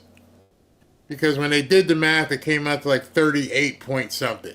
And I don't even know if that's correct. And it's cost of living. It's not a raise. These people suck. These people absolutely suck. Here comes Harmeet Dillon. Let's listen to her. Harmeet Dillon from the People's Republic of San Francisco. The last time I stood before you here at TP Action at AmericaFest, I was running for chair of the Republican National Committee and had tremendous support from all the patriots here. And that run wasn't successful, or was it? I think it actually was, thanks to all the people here in this room who agitated for change in our political leadership. I see some of my friends at the RNC over there.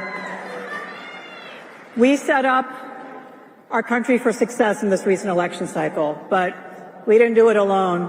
How many people here in this room spent part of this last election cycle sending text messages to help turn out the vote? How many of you knocked on doors of strangers and friends to make it happen? How many of you people helped go out there and collect ballots and chase those ballots and help turn them in for your neighbors? How many of you volunteered for candidates, high and low? Thank you. Thank you. You are the ones who helped us win this election. And I want to thank you from the bottom of my heart, because for those of us in San Francisco, those victories are few and far between, but together we were able to give hope to everybody in this great United States. So thank you very much for all that all of you did. You deserve a round of applause. Now, my last visit here to Arizona was actually as a election lawyer on duty here in this very town, and it was a tense time. We didn't know the outcome, of course. We only knew that we had left it all on the field. And this victory that we're all enjoying and celebrating and getting ready for, all the ladies getting ready to shop for their inauguration outfits and so forth, it couldn't have happened without Turning Point. So I really wanted to come here and really just say thank you to this organization and to all of its supporters for making this possible. I don't think it would have happened without the organization that put in the work, raised the money, recruited the volunteers, and turned out the vote in the battleground states. They made the difference right here in Arizona and in many other battleground states. So Tyler Boyer and I, Charlie, and these folks, they worked so hard to make this happen, so I'm really grateful. Now, many of you may have heard that I have had the privilege of being nominated by President Trump to head the Civil Rights Division of the United States Department of Justice.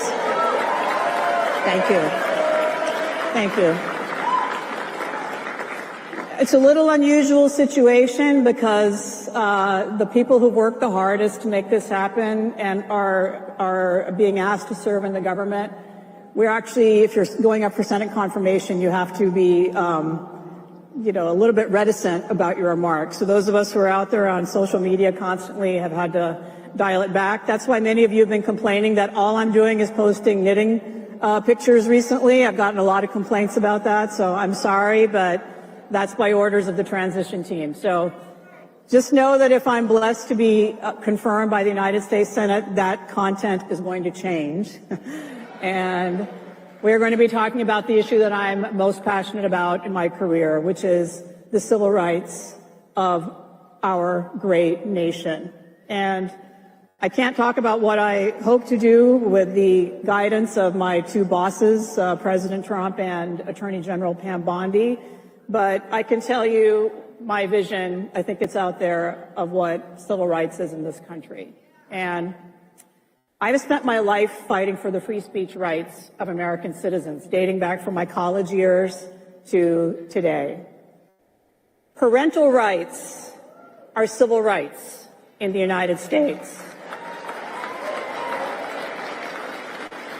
Children have rights in the United States to be free from predatory adults who seek to shape them in unnatural ways. Voting rights and the right for each of you to have your vote be counted equally and fairly and once, and everybody else is the same way, those are civil rights in these great United States. And I've always fought for those rights. And there's so many others. The right to free and fair access to education and housing, and the rights of the disabled. These are all important federal civil rights. And so I hope and pray that I'll be able to serve in that capacity, but regardless, for the rest of my years as a lawyer, I intend to keep fighting for those rights. And I'm so excited. It's a heady time. I just want to make sure that we don't forget in the excitement how we got here. We got here because President Trump is a man who has fought and sacrificed. Okay, so I don't mean to cut Harmeet off, but she can't say much because she's a nominee. But digging into this thing, now there seems to be a third round of this bill. I can't tell if Elon Musk is being facetious, but this just got posted. Mario Nawfal, who is a big person on X, said, "Third time's a charm. Congress tries again to avoid a shutdown. Speaker Mike Johnson is rolling out his third plan to keep the government's lights on, featuring a funding extension until March, also known as kicking the can down the road, $100 billion for disaster relief. Gone is Trump's demand to raise the debt ceiling. Now Republicans are bickering, Democrats are side-eyeing, and a shutdown looms at midnight. Will this be the plan that saves the day?" All right, so some of you guys in the comments were saying, hey, it's been agreed to, it's been signed. Nothing has been agreed to or signed as of right now. This came out literally about 20 minutes ago, so there's nothing there, but this is something Elon responded to, that tweet, by saying, this is great. Not really sure what he means by that and why he would be thinking that is great. But that's how he just responded to that this new proposal. How did it gain 2 pages? Still has molasses inspection, still has SCOTUS security, should have been a single project spending bill, the debt ceiling. Just so you guys know, and I just want to make sure everybody understands. Do you know, as of right now, there is no debt ceiling. There is no debt ceiling to be raised. It doesn't exist. See, I think a lot of people are stuck on this, and they think that the debt ceiling is this mythical number like a credit card limit. We can't go over this or we can't go over it. And then people have been, in the news, have been faking you out. So let me give you a little bit of hard information. There is no such thing as a debt ceiling. We don't have one. However, what they've been trying to, again, they twist the language, they try to manipulate people, and they say that Trump wants to raise the debt ceiling when there is no debt ceiling. Raise your hand if you thought there was a debt ceiling. There is none. I'm telling you right now, there is no debt ceiling or debt limit. What they did was, they said in June, I believe June of 2025, the debt ceiling will be put in place. So the Democrats have had free run to just spend money wherever they want because they didn't have a debt ceiling. And so the news is trying to posture this as though Trump's trying to raise the debt ceiling when there is no debt ceiling right now. What happens in the midst of his presidency, one shows up. Now all of a sudden, when it was free and you could spend whatever you want, Now one does show up in June, and it's going to be over Trump's head. So what he's trying to do is push back that gate falling closed, push that back a few years, because I want what you guys want. And then people say, well, why does Trump want to raise the debt? That's just a matter of math. For some reason in this country, they consider, I don't know how this happened, but they consider a tax cut a spend. So even though you're reducing taxes for people, they consider that a spend. So if he does no tax on tips and no tax on overtime, they're saying you're spending money. No, I'm just not going to collect as much. Oh no, that's spending.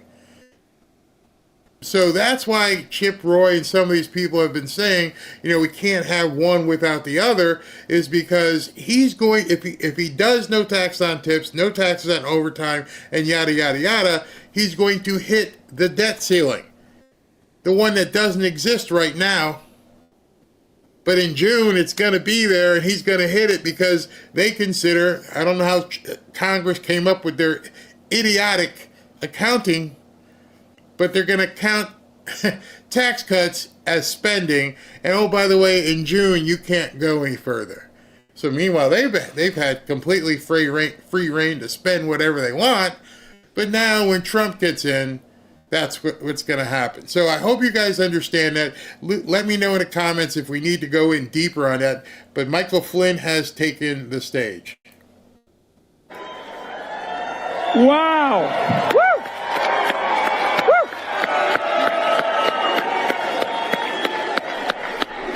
Say, USA.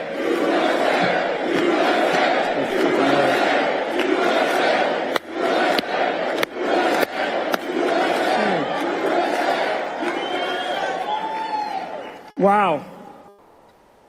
Are there any FBI agents out there? Huh. Yeah. I can't wait for Kash Patel to get confirmed. Oh my God.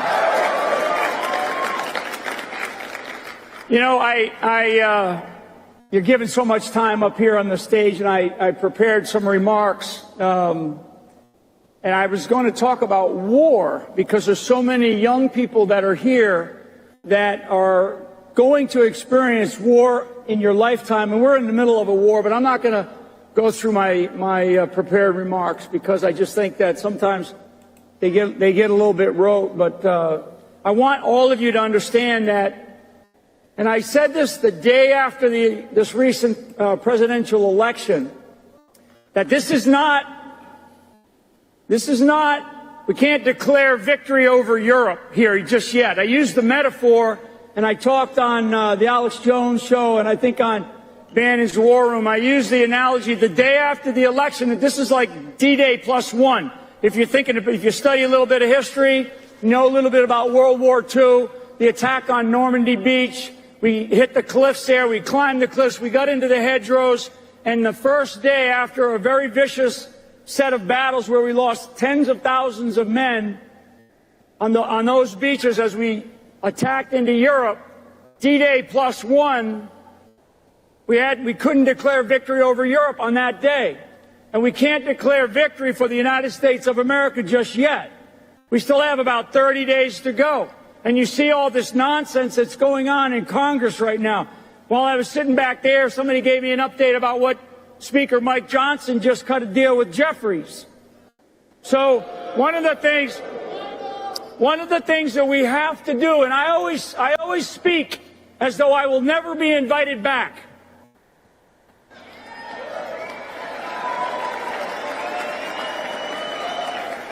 Because for Turning Point and what Turning Point represents, it really is about the young people in our country. And I know we have a mixed bag in here. We have young and old that are in here for this great event. But the young people in this country have to understand it's your energy, your discipline, your courage that's going to have to take this country forward. I use this phrase, local action has a national impact. I met a woman a little while ago, about an hour and a half ago, who came up to me and said, I heard your message. She's from, I think it was from Nevada. And she said, I ran for school board, and now I'm on the school board. And I think that one of the things that we have to do is we cannot rely on one man. Okay, God ordained that man. Because what they really wanted is they wanted to turn his head into red mist. Okay, and they tried it not just once but twice, and they will try it again. This is not about one person. Our country is not about one person. Our country was founded on a bedrock of Judeo-Christian principles and values.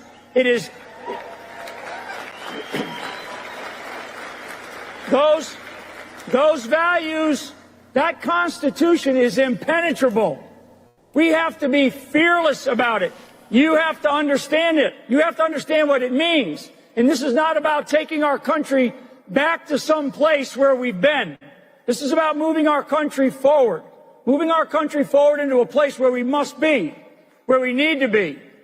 And I will tell you that one of the things that I have studied and I have lived is this idea of this state of perpetual war that we constantly find ourselves in. Since I've been alive, I was born on an Army base. Both of my grandfathers served in World War I.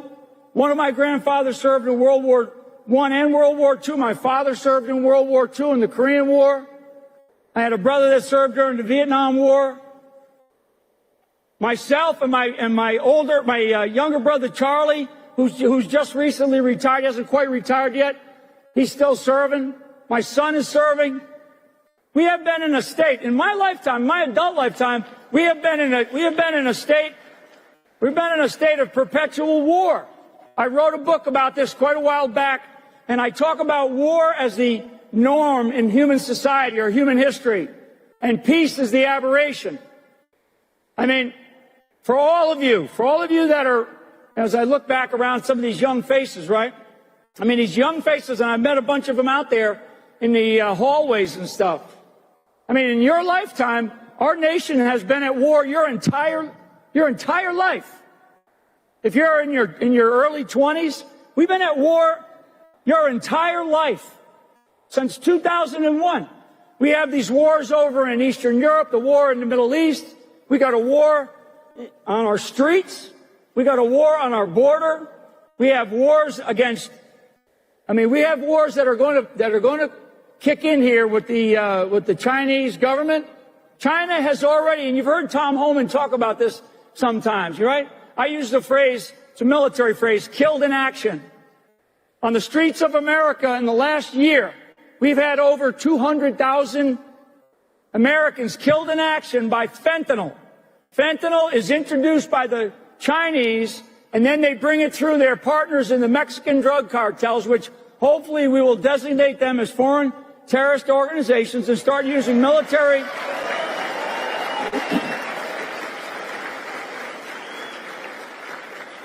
So this idea about perpetual, it's not something that we should be for.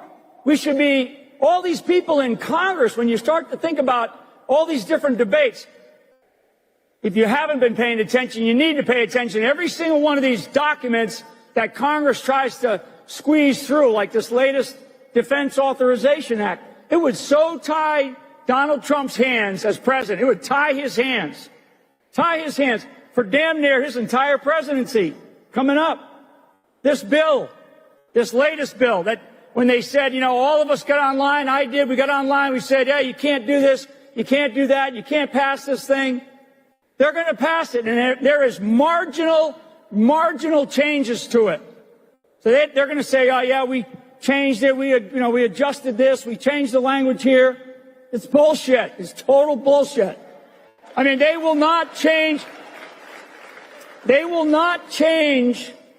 the essence of it. What they'll do is they adjust some words, they adjust some language. So these are things that are happening here and now, but what they do is they affect the young people. And I think one of the things that we have to do is we have to really get out there. And I think one of the things that a Turning Point organization does, but all of us, this idea about local action is so super important.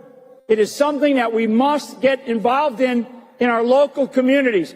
This country will only survive, we will only survive because 4 years is like that. It's like it's a blip on the screen.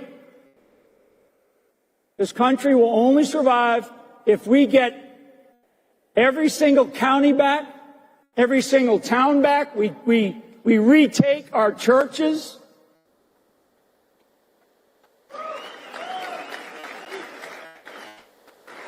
All of you know what I'm talking about. There's churches out there. There's churches out there, and I'm a Catholic kid, born and raised. I got 9 brothers and sisters, and I'm telling you,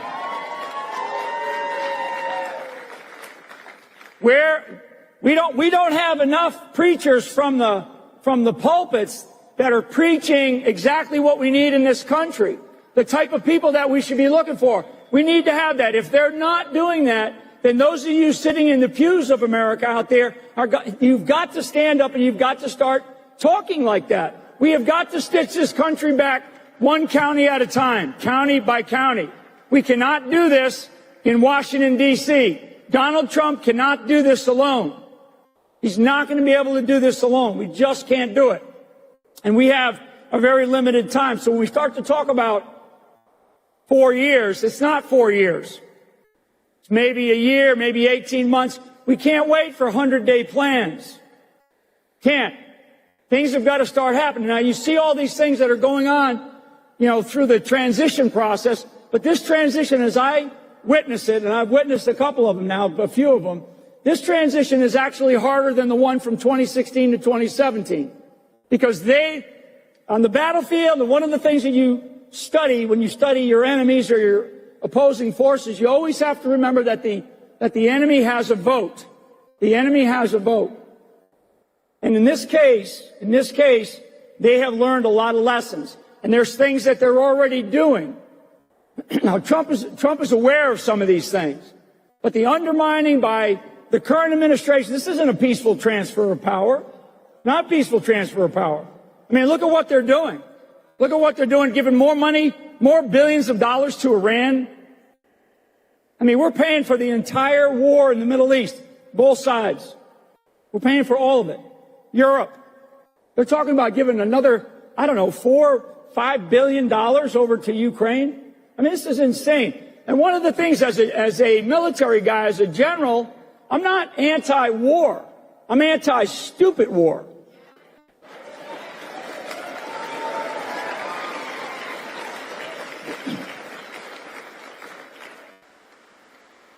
One of the, looking at the clock, care less. I want people to understand that, all of you, and I know we're live streaming to a lot of people. I mean, we'll live stream in this, from this particular event, probably live stream to, 100 million people. This presidency, and I kind of coined the term that this presidency was a podcast presidency. Podcast presidency, because once Trump realized that the mainstream media wasn't doing the trick. He's kind of an old school guy when it still comes to mainstream media. But he realized at the right time, I think back around probably last spring, that he needed to get into these podcasts, these various people. And then of course you had the different podcasts. You got Charlie, of course, you got Joe Rogan and Tucker Carlson and some of these others that you'll hear from over the weekend. But this idea about the information age, and I call it fifth generation warfare. It's another book that I've written about fifth generation warfare. We're in the midst of a war right now. And people need to understand that this war is very, very real. It's very real. And you have to stand up now. It's your turn. It's your responsibility to stand up. If you think about this nation, from a historic perspective, okay, 250 years or almost 250 years, we've kind of gone through, and we're in what I call the third arc of U.S. history. And I can go back to the ancient times if you want. But in this arc, this is a revolution that we are going through. The first one was the American Revolution, and we had George Washington. And we didn't know at the time that we were even going to be a country. We didn't have a constitution. All we had was some states that were kind of cobbled together, but there was no framework other than a group of people that said enough is enough. And they stood up, and we had the American Revolution, and we ended up with a constitution and this beautiful constitutional republic. the second arc of history, of U.S. history, very, very real, had to do with Abraham Lincoln and the Civil War. There was another point in time where our country was at existential risk, where we weren't going to be a country, or we weren't going to have the country that was created at the founding during that first arc. And then we go through a long period of history. We go through world wars, but none of that was existential. Even World War I, World War II. It wasn't existential to this country. We just experienced in these last probably 10 years the third arc of U.S. history, and the person that we have to thank is Donald J. Trump for saying enough is enough.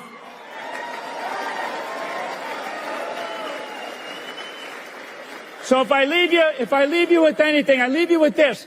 Local action equals a national impact. If we cannot leave it up to one man, we have to do it as people, as citizens of this country. We have a citizen's responsibility to get involved in our local communities, in our churches, in our families. Get involved, stitch this country back one county at a time. Help Donald Trump make this country great again. God bless you all, and God bless America. Thank you very much. Thank you, everybody. See ya. All right, so the next couple speakers are guys, if you're on X or anything, you will know these people for sure.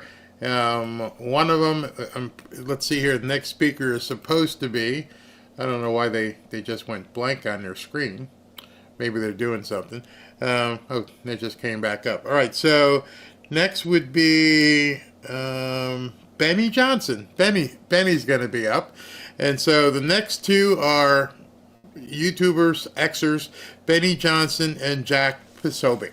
So those two are coming next. So that being said, I don't know what's going on. Looking all over the place. The last thing I found out is that between 5 and 5:30, they should be voting on this new piece of a bill, whatever it is. Some people in the comment were like, they don't have time to read it.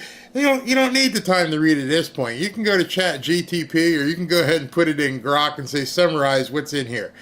To show me, I showed you the prompts yesterday. You can have AI say, find everything has to do with this, this, and this, and it'll come right up. Because I wouldn't trust these people to as far as I could throw them.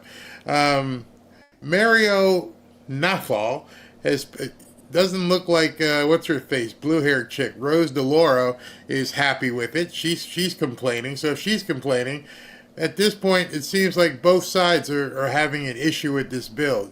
This Rosa DeLauro chick has called Elon Musk a Chinese communist, and she's all ticked off because she called him a communist. So I don't know what's going on with our government right now. We're all just sitting here just wondering if these people can get their act together, but it doesn't seem like they can, and it doesn't seem like they care, and doesn't seem like anybody knows what the heck is going on. Or is it supposed to seem this way? Are we seeing something that we're basically watching a movie? Because I have to believe Trump is more intelligent than letting Mike Johnson do something like this. It has to be. Has to be more intelligent than this. There's too many people involved for everybody to have been bamboozled by this. Somebody has to know what the hell is going on. We don't. They're not telling us. But we're going to see, in the next, next 5-10 minutes if this thing actually happens or if it's BS. I will keep you posted. I will keep looking. Here comes Benny come dancing out to the floor, looking crazy. I don't know if he thinks he's like one of the kids from NSYNC or something, but Benny Johnson, everybody, he's got a good rapport with the kids. He's playing music, so I'm not gonna play the music right now, Benny. Just get up there and start talking. And he's still high-fiving kids in the front row. Yeah, a lot of energy. Between him and Ben Shapiro, I don't know who talks faster. But we shall see in a second here. The vibe! Yo! amazing. Baby, in the words of Jesse Smollett, this is MAGA country. Yes. Come on. Let's go. No more stealing Arizona. This state went for Trump, baby. What's up, Arizona? And look at this crew down here. This is amazing. You got the squad here on the sides. Yo! The absolute hype house. Ladies and gentlemen. Ladies and gentlemen. What's up? Dude's got a mullet. Mullets are back. That's Project 2025 in action. I don't want to get nostalgic, and I got a lot to cover today, ladies and gentlemen. And I want to just set the stage here. We've been through a lot, haven't we, in the last 4 years? Woo! That's your boy, exactly 4 years ago today, on this stage, right here. A little bit fatter. And I've had 2 kids since then. With my wife. I have had no kids. We don't believe in that, actually, in this party. Sorry, Dylan Mulvaney. So, we stood here. President Trump was no longer in the White House. Those bastards have stolen it from him. Republicans controlled no branch of government. And I stood here, and I said, and it'll be one time we pat ourselves on the back today, I looked in your eyeballs, and I said, God has a pact with believers all the way back to the Old Testament and New, that when Christians stand up and be counted, even in a sick and depraved and sunken nation, he will save our land. God will save our land. And ladies and gentlemen, God delivered, didn't he, baby? We did it. God did it. That's your country. You live in a red kingdom with teeny little blue dots. And boy, would there be any blue dots if we had voter ID and same-day voting? I don't think so. Look at this map. This is the map of the 2024 election. The arrows indicate how far right or left the country went. The entire country swung to the side of sanity and to the side of freedom. And we are living in a glorious moment, ladies and gentlemen. Listen to CNN. Listen to CNN on election night. Try to cope. Here we go. Joe Biden in 2020. So we could show you that as well. We just bring that out here. Harris overperforming in 2020. Holy smokes. There you go. So let this go away and see if there's anything on the east side there. Literally nothing? Literally nothing. Literally not one county? Kamala didn't improve on a single county in this entire country. We win. God is good. Let's celebrate. Are you ready to celebrate? I got nothing else to do. That's it. That's my entire message. The entire rest of the speech is just celebration of what we've all been through. Ladies and gentlemen, let us begin with the fulfilling of the prophecy. The prophecy shall be fulfilled. You may even get tired of winning, and you'll say, please, please, it's too much winning. We can't take it anymore. Mr. President, it's too much. And I'll say, no, it isn't. We have to keep winning. We have to win more. We're going to win more. We're going to win so much. You're going to get sick of winning. How did they lose? You know, how'd they lose? Boy, it's the party of joy over here. The party of joy. So joyful. Oh, so joyful. Let's test that, okay? They ran on joy, did they? Oh, they're the party of joy. Oh, really? Okay. Never seen a event like this for Democrats. Never saw an event like this for Camilla. Never saw so many American flags, so many patriots, so many people loving their country, want to make it great again. So many mullets. Let's ask Kamala. Let's see if Kamala's actually joyful. Hey, Kamala, Merry Christmas. Wait. How dare we speak Merry Christmas? How dare we?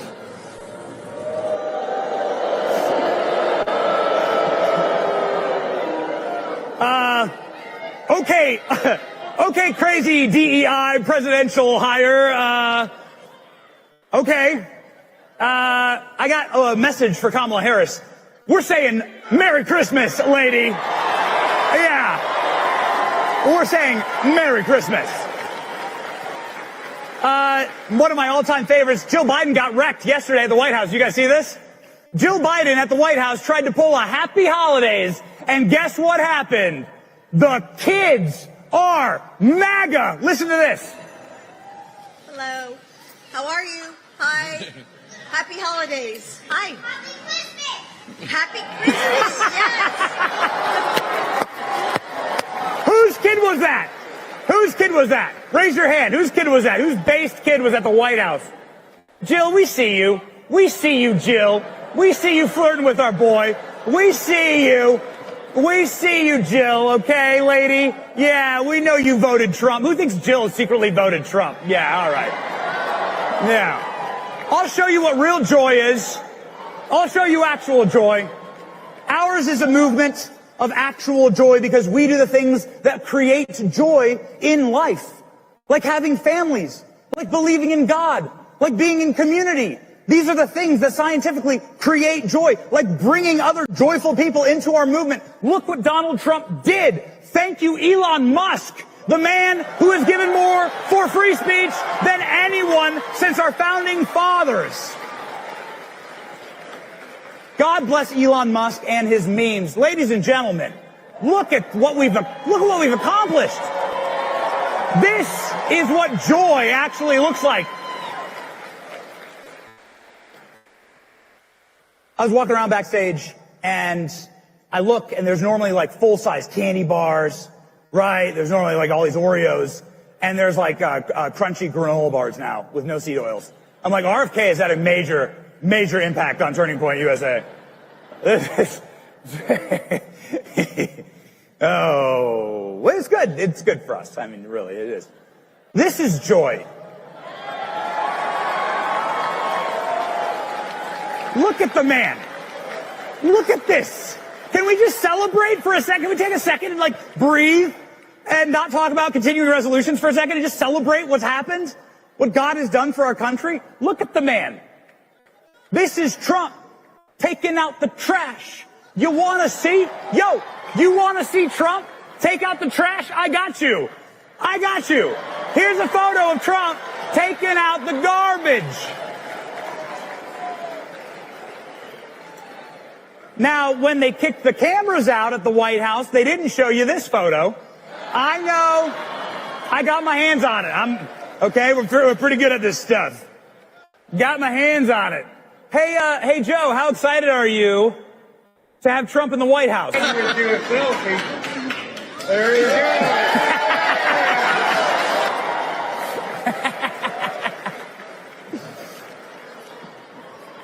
Just a little interior decorating. You know, Trump, he does do buildings. He does them so nicely. I want to take a single moment here and recognize where we've come from and what God has taken us through. And I want to, this is a moment. I'm a believer. I'm a Christian. And in my core, I know that this isn't about one man. This isn't about a political movement. This is about our Lord and Savior, Jesus Christ, saving our nation, saving us, hearing our call. Christ is King. Christ is King. Christ is King. Christ is King. Christ is King. Christ is King. Christ is King. Christ is King. Christ is King. And God uses vessels. He uses us. We're all shareholders in this country. Every person out there with a MAGA hat, everybody who went and voted for Trump did their part. You stood up and said, I'm going to save this country from literal demons. I'm going to save this country from Satanists and from scum and from people that are trying to kill what is right and good and just. And they did try to kill you, boy. They did.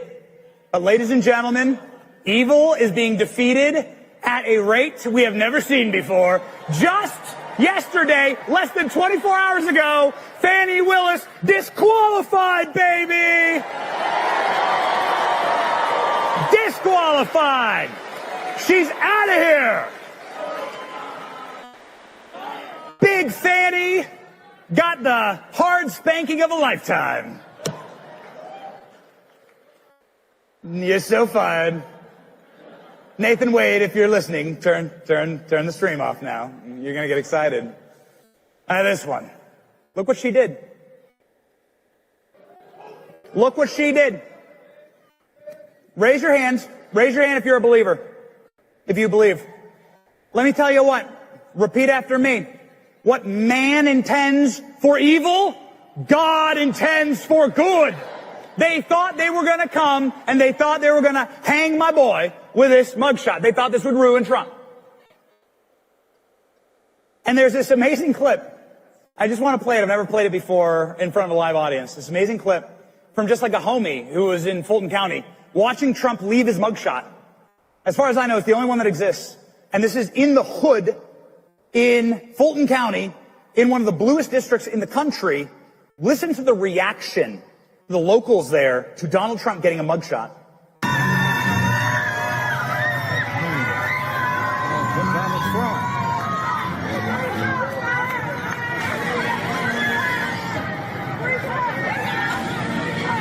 You talking about they got everybody. That's when they know they effed up. That's when they know. Look at that fraud, no. That's what they know. Everyone coming out of their houses to cheer for Trump after the mugshot. What'd they do? They painted murals of this mugshot. You kidding me? Talk about a backfire, baby. What happened to the Kamala Harris murals? Oh, look what happened. Look what happened to the Kamala murals. The Trump ones are still up, boy. Sorry, Camilla. Look what they did. They created wall art. You can find this at IKEA. This is at Home Goods. They got this. Any hunters? Any hunters in the audience? Yeah, man, this guy apparently, according to the internet, this guy has the greatest single Trump mugshot tattoo. He's a professional bow hunter. They made a rap album out of this guy. They just gave him a rap album. This is the hardest track of the summer. And literal rappers got this tattooed on their body. It's so dope. That's a backfire, ladies and gentlemen. 50 Cent performed with Donald Trump on a record behind him singing Many Men.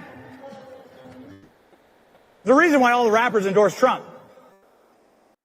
Let's go ahead and check in on so these are the rappers of the right. These are the rappers, the freedom movement. If you're a rapper, you should be for free speech. You should be for Trump. Trump's hard, man. Let's check in on the rappers for Kamala Harris. Rappers for Kamala Harris. Let's go ahead and let's find out who are the rappers exactly for Kamala. Okay. You know, it's amazing. There's a clip from 2020 of Diddy saying that men like Donald Trump need to be banished. Okay? Yeah. I think Diddy's gonna be banished when we release the Diddy list. Diddy's locked up. Little did Diddy know when Trump was doing lock her up chants. Lock him up. Yeah, two guys that maybe should be in prison here on the screen. You know who else endorsed Kamala Harris?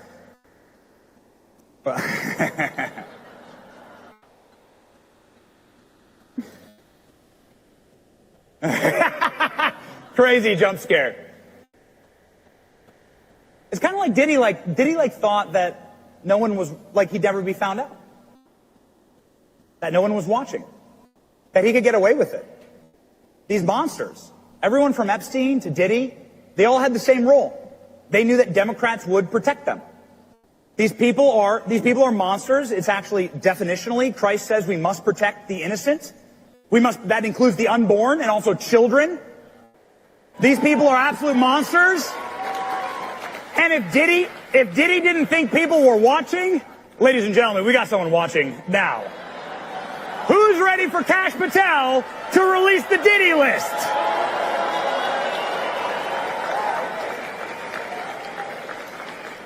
And the Epstein list. Cash money, baby. Other rappers who endorsed Kamala Harris. Eminem. Eminem did an event for Kamala Harris. A little washed up, a little weird, kind of like, what happened, Eminem? Like your balls fall off? Like, that guy got soft, his soft serve. Dude made an entire career rapping about how much he hates the Cheneys, and then he goes and does political events with them. So we have a gift for Eminem. We put your face on Liz Cheney, and there you go. Maybe this could be the cover of Eminem's next album. How humiliating. How disgraceful, these people. How say he lost himself. That's exactly right. Mom spaghetti. Dude, these guys are frauds. And you know, it's amazing. The kids know. The kids always know, right? There's a clip that's going viral right now of a little kid running away from Joe Biden at the White House. I just saw it backstage. I'm like, not enough time to put it in. But you watch the way that kids interact. You ever seen this? You see Joe Biden biting kids? Like, what the hell is wrong with these people? They really are sick. They really do belong in jail. I mean, they legitimately belong in prison. I say this as a father of four. Lock them up, for real. You learn so much watching the kids actually interact with people. This is my like apropos to absolutely nothing, this is my absolute favorite Trump interaction. Where's your daddy? And your mommy, right? Do you want to go back? Do you want to go back to them, or do you want to stay with Donald Trump? Trump.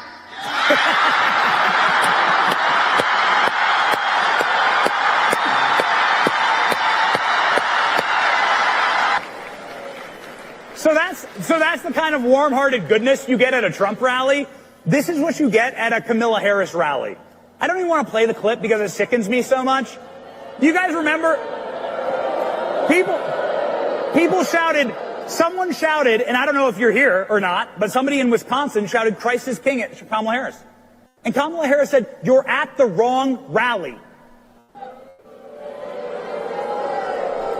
When people show you who they are, believe them, right?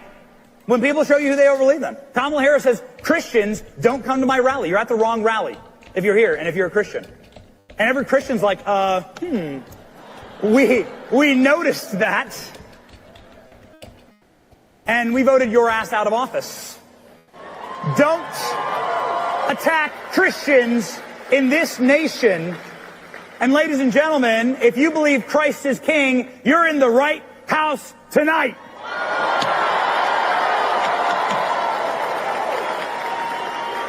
Christ is King. Christ is King.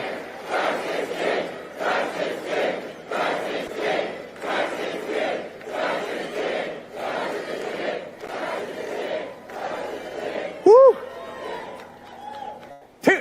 Two Christ is King chants. Man, it's getting hot in here. We got that revival spirit, right? Yeah. We're getting electric. Ladies and gentlemen, we know Christ is King because we literally watched a miracle. Did you watch a miracle? This, I believe, it's amazing the conversations you have. People I can't even describe because they have it with me in confidence. This photo, this event is saving souls. This is the most witnessed miracle in human history. Definitively, empirically, and demonstrably. This is the most witnessed miracle from God's hand, a confluence of miracles.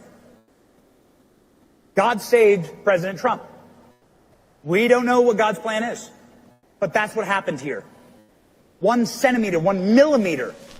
And you know what? I got to tell you, having private conversations with him and his family, Donald Trump knows it. And Donald Trump is personally witnessing to atheists and agnostics and people who are in his orbit. This is saving souls. This moment right here is saving souls. What man intended for evil, God intends for good. Now, there's no way to improve on this, one of the greatest photos ever taken, arguably the greatest photo ever taken, right? There's no way to actually improve on this. But, as ever happens on the internet, the meme makers tried. And, ladies and gentlemen, they did it. We've done it. Look at the man. Look what we've been through. Who wants a servant leader as president again? Who wants a billionaire who's ready to roll his sleeves up and get his hands in the fries, the oil, the salt? Who's worked fast food? Who's worked as a waiter before? I have. That's how I paid for community college that I went to before they kicked me out because I'm too dumb. Ladies and gentlemen, left talks a lot about we bring dignity to the working class. This is dignity to the working class, ladies and gentlemen. The man's a billionaire and arguably one of the most powerful men to ever live and the single most powerful man walking the earth today. And he's rolling up his sleeves and serving. That is Christ-like.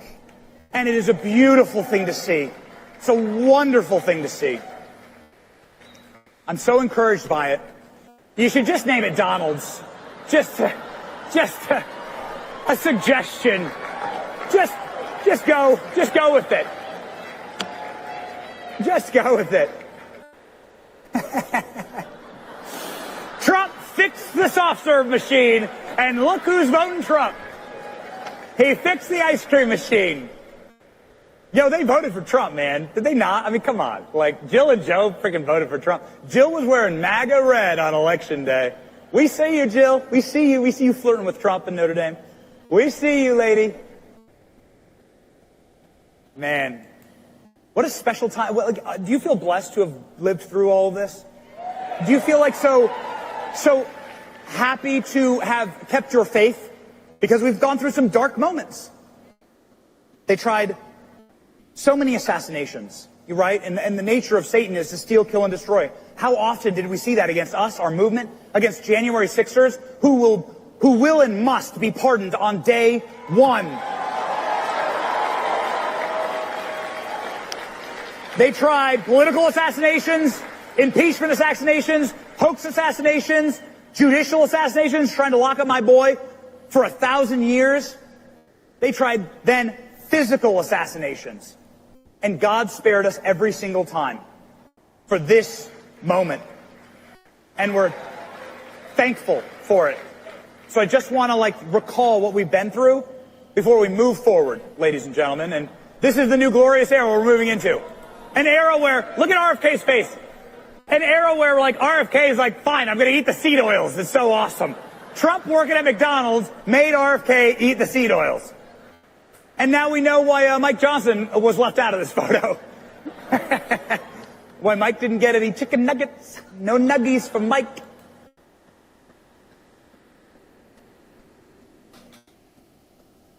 I have a single Bible verse for you today, if you would allow me, ladies and gentlemen, to just set us right, okay, for this new glorious golden era of America that we are entering into.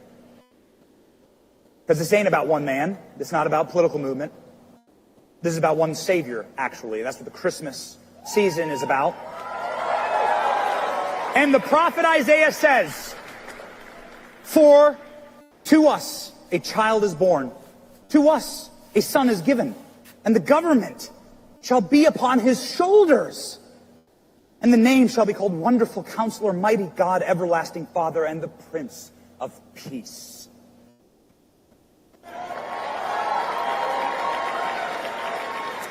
The government shall be upon his shoulders. God always had our back through these dark times that we've been through, and now he has delivered us. And we should be so uplifted and grateful and thankful for this moment. And I certainly am. Through this time, I'll end with this. I've learned something. What America First is truly about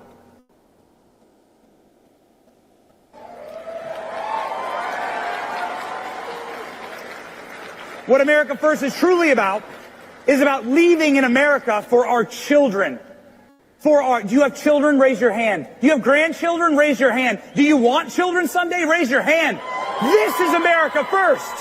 This is America First. J.D. Vance was right about the childless cat ladies. This is what this movement's about. A blessed generation leaves the nation better for their children, stronger for their offspring, preserves a nation, and gives it to them as their birthright.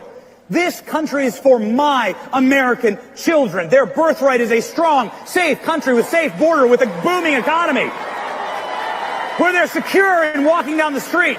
My family, that is their children. My American children is why I put America first and why I will fight, fight, fight for them. And my son just learned how to walk.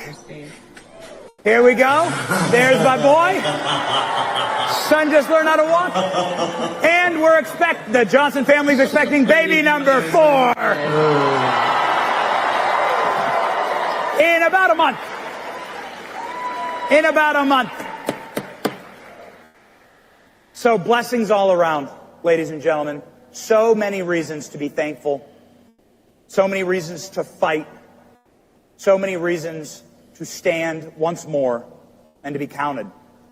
But instead of standing, as I close here, instead of standing and pledging ourselves to a better future for this country, I'd like to ask you to do something with me that has never been done before.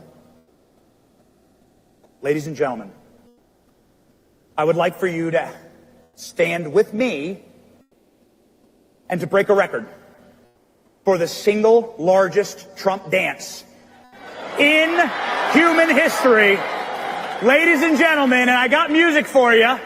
So to show the left exactly how unbroken we are by the lawfare, the assassination attempts, by the suing and the jailing, by all of the garbage that you've thrown on us and on this movement, all of the persecution, all of the tyranny, all the censorship, we say no. We remain joyful, and we are going to dance, baby. Ladies and gentlemen, join me in the largest single room. There's 15,000 people here. The largest single Trump dance in American history to show who's the real movement of joy. Here we go. The things that make me mad about those other guys and all the things they do wrong, the one thing that I will not forgive them for is their try to steal the joy from this country. Hold up. Wait a minute. Something ain't right. Do the Trump dance. I don't know whose music that is, but you can dance along wherever you are, but I can't play that music. It's amazing seeing 15,000 people, most of them white people, doing the Trump dance. He created his own dance for people to go ahead and dance to. It's amazing, simply amazing. So I'm watching the vote while you guys are watching people dance. It looks as though this thing is going to pass as Benny leaves the stage. Good speech, my brother. All right, so time, I'll pull it up so you guys can see it here. Not really sure what the heck these people are doing, but here is the video of the vote. They are at now, as you can see in the top corner there, 302. Hold on, let me do this so that I can readjust the size. 302 votes. Can't see it. Doggone it. Hold on. Anyway, time's over. They're at 305. Not really sure how this thing is going to work. That's the thing with it. Hold on. Let me see if I can blow it up bigger this way. All right, there it is. So right now it's at 308 and to 30. This thing must really suck really bad. 147 Democrats have now voted for it. 162 Republicans, 31 nay. But it's up to 312 to 31. I believe it needed 60% or so to carry. So this is going to pass. In fact, we're looking at the numbers right now. It has already passed. Whatever Mike Johnson did, you got Hakeem Jeffries out there taking a victory lap saying that basically he screwed Elon and Trump. where you want to take it from and how you want to address that, that's going to be up to you. But at this point, that's what they're saying. They're so criminal. Yep, he sold. I don't know what's in it. So I don't know what's in it, so I can't, you know what? Until somebody tell us what it is. It says Fox News is explaining it. Uniparty passed it. I don't know if the raid's in it. I don't know if the censorship is in it. I don't know what's in it at this point. So we're going to have to see. Maybe the Senate can kill it. Did they get the raises? I don't know. I'm trying to find right now if I can see anybody's reaction. Jack Posobiec is up next. While he's on, I will dig in and see if I can't find people talking about it. As of right now, I still haven't seen. You would think people would put it up. Let's see here. Okay, Jack's coming on stage. Let me grab him real quick here for you. Hold on. Let me put this over here so you can see Jack. And welcome to the Second American Revolution. And just as our first American Revolution was fought by our founding fathers, we have formed a new generation of founding fathers led by President Donald J. Trump. But I will tell you something, just like in that revolution, just like in that revolutionary generation of 1776, we must understand that victory was not achieved on November 5th. Victory is not achieved on January 20th, 2025. No, victory is achieved when President Trump has achieved his desired end state. Victory is only achieved when America is made great again once and for all. And so, in order to make America great again, we must do something that President Trump promised all of us. He did it the first time around, and he'll do it the second time around. And who knows, he might even have to do it a third time around. We'll see. We'll see. MSNBC, that's for you. It's called Promises Made, Promises Kept. We must deliver on the victory of November 5th. We must deliver on the promise. We must deliver on restoring our country. We will clean up the crime. We will clean up illegal immigration. The mass deportations begin day one. And I don't know how many people have seen, just a few hours ago, there was a horrific video that I happened to see out of Germany, out of a Christian market, where a car was driving it. In this video, it looked like it was going 60 miles an hour, running over almost 100 people at a Christmas market in Germany. And that car was driven by a Saudi Arabian migrant from the Middle East. Ladies and gentlemen, they all have to go back. They all have to go back. The mass deportations must occur, and I'm not just talking about here. This can never be allowed to happen again, not here, not abroad, not anywhere, because we will never see, I don't want to see another single one, another Laken Riley, another Rachel Morin, another Jocelyn Nungary. The promises will be kept. Our American children and our American daughters will be spared, because we are sending every single one of these criminals back where they belong. Yes, yes, yes. And now, of course, there's another question, because you see, in MSNBC and the New York Times, they love asking me this question. They say, what about the revenge, Posobiec? What about the revenge? You know, President Trump, he says he doesn't want revenge, but he talks about retribution. He talks about many things. And I say, no, I understand. But let me ask you a question, because I seem to remember hearing from the mainstream media for the last 2 years a certain phrase. Do we all know this phrase? I think a lot of us may have heard that. It was the phrase, no one is above the law. And so I say, no one is above the law. Liz Cheney, who is manipulating testimony. No one is above the law. Nancy Pelosi. No one is above the law. Alvin Bragg and Fannie Willis and George Soros and Alex Soros. No one is above the law. To the child traffickers. No one is above the law, by the way, to Chris Wray. And no one is above the law to the backstabbing snake rhinos in the House and Senate, because if we have caught any of you, then all will be brought to accountability. Every single last one of you.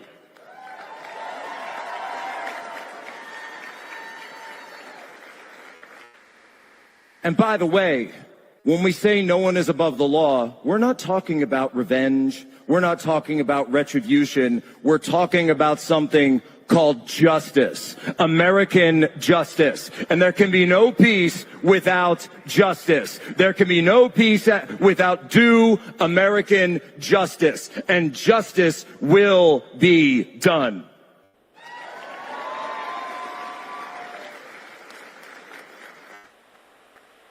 And so January 6th, the J6ers, what to do with the J6ers? A blanket pardon, of course, that's day one. And not just the J6ers. I'm talking also about the pro-lifers who were locked up by this administration. I'm talking about the victims of the lawfare of this administration. I'm talking about all of the victims of the January 6th committee and the collaborators on the January 6th committee. Justice will be done for every single one of these folks. But I was with my friend Raheem Kassam when we were of the War Room Posse. I don't know if we have any War Room Posse members here in the audience today. Okay. One or two. And we were talking about the J6ers. And I said, you know something? Justice isn't just a pardon. Justice doesn't set things right, because you must restore the scales. And let me tell you something. There are people sitting right now in jail who walked around peacefully in the U.S. Capitol on January 6th. There are people who have been in jail for years that have never even been charged with a crime, have never been given a chance to go to court. And so my question is, how are they going to get their time back? How are they going to get their money back? So what we are going to have to do is we are going to organize a class action personal lawsuit against every single member of the Jan 6 committee, against Merrick Garland, against Jack Smith, against Benny Thompson, and against Liz Cheney. And I'm going to tell you something right now. How are we going to make them whole again? We're going to take the money out of your crooked pockets, and we're going to give that to the Jan 6ers. Oh, and the Cheney family, they got deep pockets, doesn't the Cheney family? And how did the Cheney family make their money? Yeah, Dick Cheney, I mean you too. For the money out of Halliburton, from the dirty blood money of sending our boys and girls overseas on a lie to wars that we never should have fought, for the lies that were done, for the lies that they're telling now to spread more war in Ukraine, war in Syria, war in Iran. Guess what, Cheney family? We're coming for your money. We're coming for every last dollar. And maybe, just maybe, we don't stop with the J6ers. How's about we get the wounded warriors along as well, and every single wounded veteran, every single Gold Star mother, every single Gold Star father, and we start going after them as well.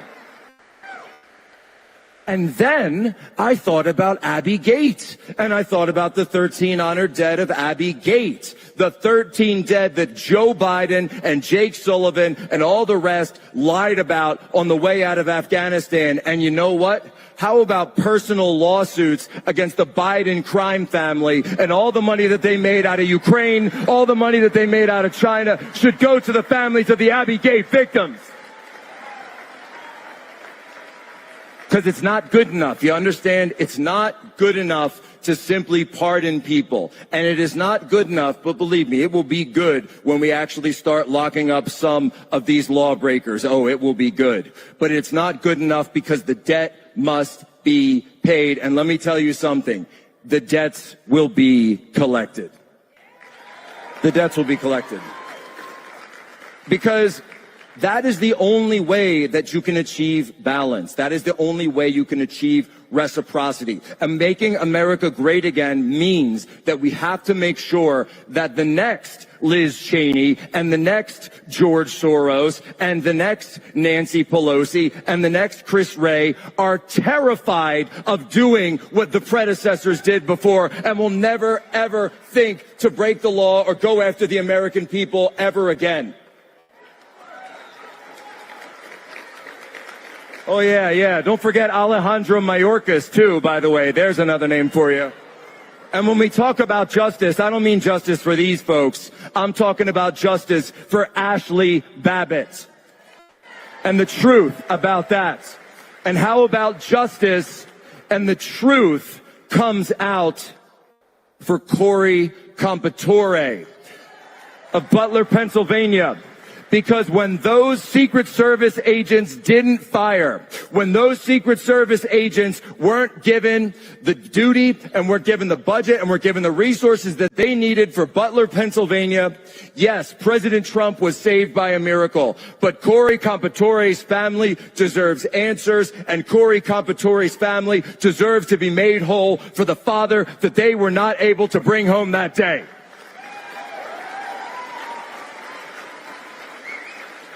And I'll add another name to that. It might get me in a little bit of trouble, but all right, I'm used to that. I don't mind. I'm going to say it right now. America will not be made whole. America will not be made whole until we receive justice for Derek Chauvin. Derek Chauvin did not commit murder. Derek Chauvin should not be where he is right now. The truth must come out about what happened with George Floyd. It was a lie, and it was always a lie. And when Derek Chauvin is a free man, I will personally lead the lawsuit against Black Lives Matter and the millions of dollars that they took from his name.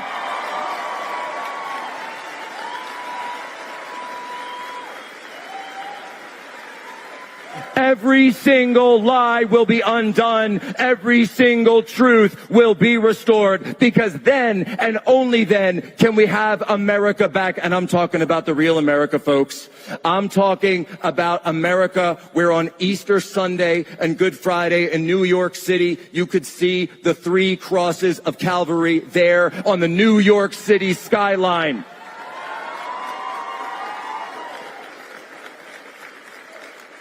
I'm talking about an America where it's easy to take your family out for a steak dinner on a Friday night, where you don't have to feel the pain of the purse, the pain of the wallet, when you want to buy your kid what you want to get them for Christmas. That's the real America. I'm talking about the drive-in theater America. I'm talking about roller skates and ice skating America. I'm talking about an America where you don't have to worry about your family walking down the street or going to build a snowman in the park because an illegal immigrant might come and kill you, or like we just saw earlier today, where you can take your family to a Christmas market and not have to get worried about being run over by a Middle Eastern migrant. That is the type of Western civilization that we will restore.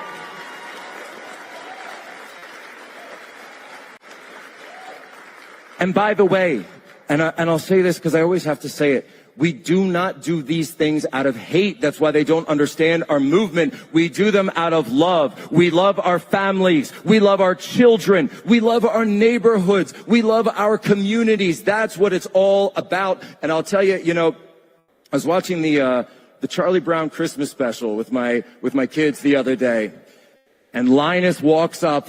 And we all know the great scene of Linus where he comes up and Charlie Brown asks him, what's the true meaning of Christmas? What's it all about? And Linus walks right up there, and without an ounce of anxiety, he gives testimony to our great Lord and Savior, Jesus Christ, without a single piece of fear in his mouth, in his mind, or in his heart.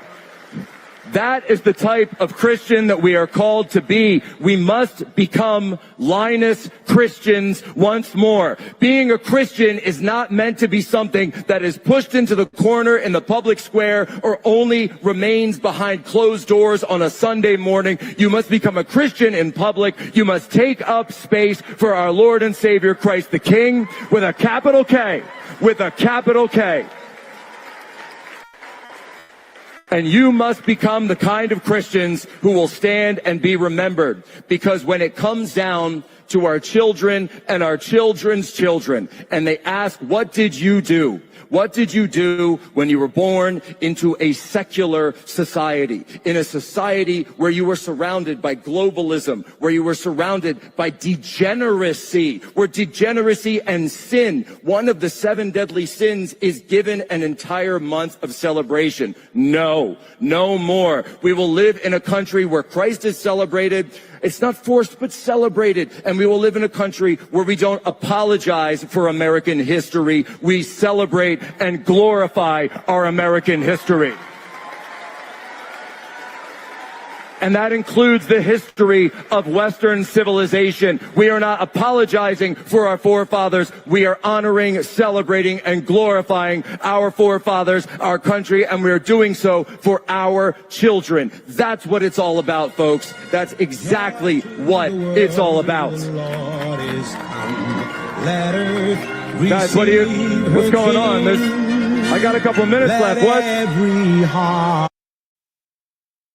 He decided to play some copyrighted music there, even though it's Christmas music, it's still copyrighted. So while he's been talking, and now his wife's on stage with the kids, I've been digging into all of the information that is available at this point about this bill. It seems as though Hakeem Jeffries pulled a fast one on the Democrats. If what I'm reading is true, which I will show you in 1 second, let's see if they're still playing music. I want to ask you a question. Jack, do we say Happy Holidays or Merry Christmas? Merry Christmas. That's right. That's what it's all about, folks. That's what it's all about.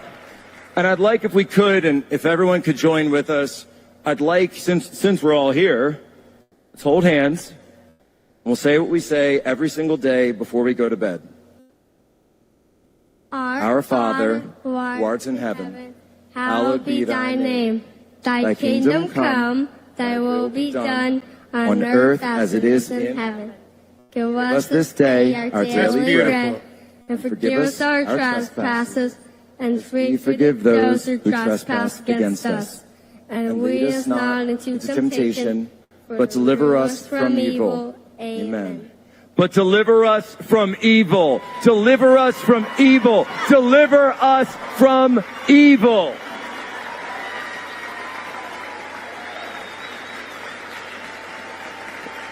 Ladies and gentlemen, that is what it's all about. And I had no idea you guys were going to come and surprise me like this. My goodness. Jack, I got a question for you. What's the real meaning of Christmas? Jesus? Yeah!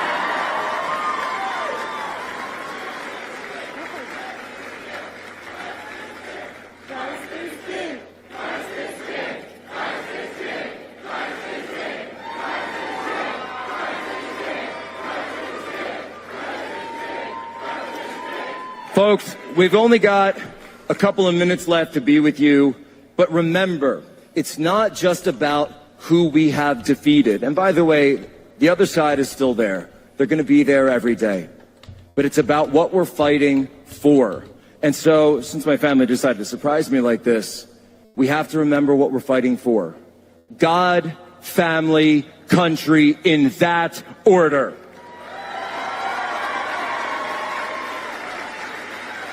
Because if you love God, if you love family, then you will have a country that is worthy of your family and worthy of God. And I would hope, since, this is a little heavy speech, maybe let's end on something nice since we got the kids up here. Jack, is your favorite Christmas song still "We Wish You a Merry Christmas"? Yes. Okay, so while he's doing family hour right now, let's talk a little business. It appears to me, as I'm reading this, that the Democrats got hoodwinked. Nothing seems to be as it appears. So I'm going to show you some stuff.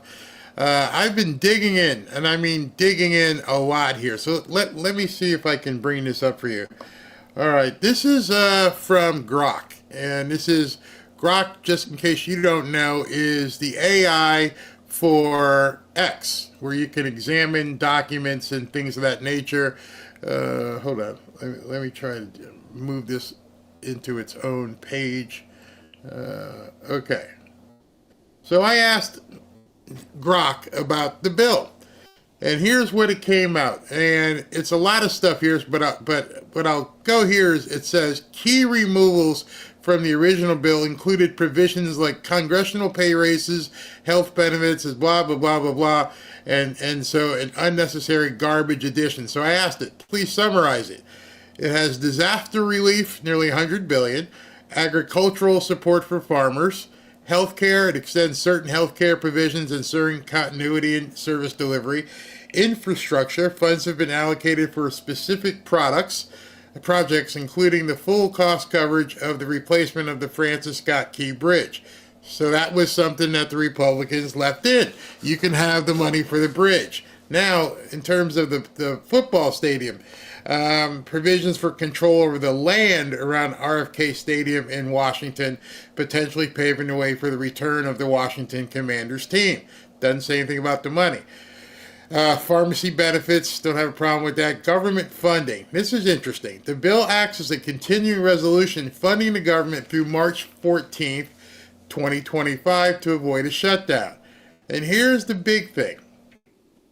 Other components include a 2-year debt limit suspension until January 2027.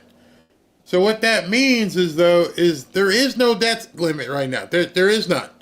And that's what he was fighting. He goes, I want you to raise the debt ceiling, when you do it. They just pushed it back 2 years. So there is no debt ceiling for 2 years. Okay. It did criminalize revenge porn, addresses control over investments, and that was not enough. So I asked more. I said, is there anything about censorship in the new spending bill? And Grok went through, and it said blah, blah, blah, blah. And then you get down here. The final 118-page version does not include funding for the GEC. That was that censorship division. So that's out. All right. And I'm like, were there raises included? I asked. And you blah, blah, blah, blah, blah, blah. And it goes, thus in the new spending bill that was passed, there are no raises. So no raises, no censorship, right? I'm good. I'm good so far. If we had to give up the football stadium, okay. I didn't want to pay that, but I'll give that up. Let's have a little olive branch, a little tug of war here. You can have the football stadium. I don't care. All right. Then I said, what about money to Ukraine? And without reading all of this, it says the broader context suggests that while this bill does not include funding for Ukraine, the situation could be addressed in future legislation. Okay, so there's no money for Ukraine. What about the subpoena quash, I asked. And it goes, blah, blah, blah, blah. And it says, this indicates that the final revised spending bill does not include this language, thus maintaining the legal avenues for subpoenas concerning House data. Hakeem Jeffries called that a win? The Democrats were okay with that? No raises. You can't stop the subpoenas. No censorship. How is that a win for the Democrats? Was the football stadium that big of a deal? Doesn't make any sense. So let me know before I close this. Are there any other questions you'd like me to ask it? So no. I'm seeing here, Lori, that the subpoenas are still okay. No get out of jail free card for the officials.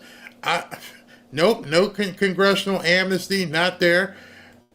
I don't know how this is a win for the Democrats unless the football stadium has gold under it that they're all going to go ahead and use. I'm trying to see where it is. There has to be a catch. We just haven't found it yet. I don't know. Even Elon said, oh, it's good. Gain of function. Okay, here's a good question. S Bar says, what about gain of function? All right, let me look. Let me add that. Where was I? I can bring that up and let's ask Grok. Grok, what about this stuff? All right, so let me add. I'll do this in real time so you guys can see it. Let me put this back over here. Anything about biolabs, and you're seeing it and it's going through, it's scanning. Nope, there is no direct mention of funding or policies related to biolabs in the context. However, recent discussions on X, yada, yada, yada, yada. Therefore, while biolabs are not explicitly addressed, the topic remains relevant. So no. No spending. This has not been directly influenced the new spending bill's content. Nope. Nothing for the biolabs. Is this weird? Is it just me? Nope, it did not say yes to censorship. Let me bring it back up for you. You missed it. You got to pay some attention here, peeps. You got to pay the attention. I asked it specifically. Let me scroll back up. Let me go back to here. Okay. There it is. Is there anything about censorship in the new spending bill? You see it? And I didn't go through all the, the background. I just wanted to get to the end. The end here. You can read it right there. The final 118-page version did not include funding for GEC, focusing instead on disaster relief, yada, yada, yada. No, there is no sponsorship. You got to focus with me here. All right, so I don't understand how this is a win. It can't just give you a list of what's in it. I was trying to run the show at the same time, so I was looking at the hot points. If I said state it, it would probably give me the entire thing, but I wouldn't be able to give you the bullet points. Something seems fishy. I don't know why Hakeem, they killed the Russian general. Yeah. The official link to the real bill, perhaps they changed the words enough that AI is not picking it up. Seriously? Come on, seriously. That's strange that this bill passed. We need to see what's in it. Well, they didn't read it, so maybe the Dems just, I don't know. I have no idea. What about the other pages? What about not closing the border? I don't think that was in it anyway. I don't think there was anything in it about the border, but we shall find out real quick. All right, so let me go here and anything in past version for. All right, so now I've asked it, hey, go look up and tell me, is there anything about immigration? All right, here's what it has. The new spending bill, as described in does not directly address immigration policy or funding in any significant detailed manner. However, there are some indirect indications. Work visas for farmers, farm workers, general sentiment and misinformation. Posts on X have circulated, but however, these claims have not been substantiated. A lack of direct immigration. In summary, while there might be indirect efforts due to funding for specific programs like the farm workers, the new spending bill does not prominently feature new immigration policies or significant funding changes for immigration-related issues.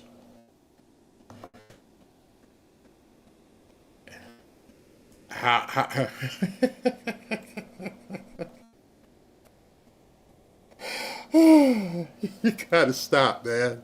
I'm sorry. I use AI so much, when I see stuff like that, it just cracks me up. It's too funny. Come on, people. It's 2024, almost 2025. Looks like how much did Zelensky get? No money to Ukraine. Let's see here. Seasonal workers cut the check. I don't trust them at all during the vote. I can't. Okay. Mandates. You want me to look up mandates? Somebody says mandates. What kind of mandates? Mask mandates? Are there any mask mandates or pandemic items included? All right, let's look at that. I don't trust AI. No, there are no mask mandates or explicit provisions related to pandemics in the new spending bill. The initial rumors or misinformation about the inclusion of such measures were debunked with the final 118 version not containing any language related to mask mandates or expanding powers for pandemics. I don't know what you want me to say.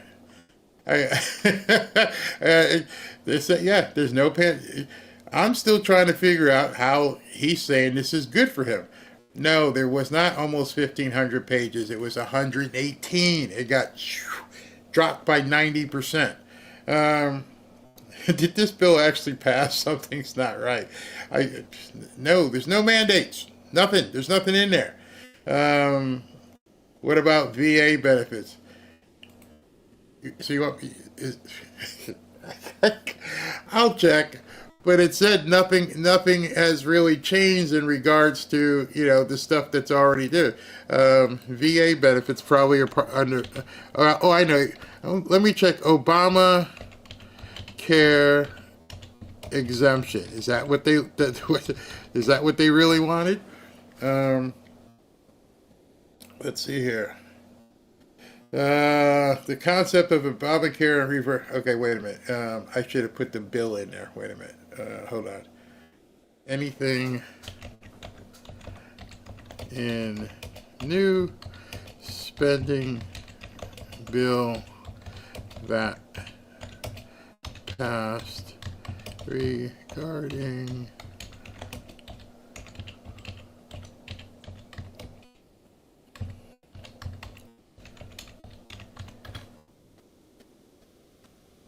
okay, and the new spending bill, there is a provision.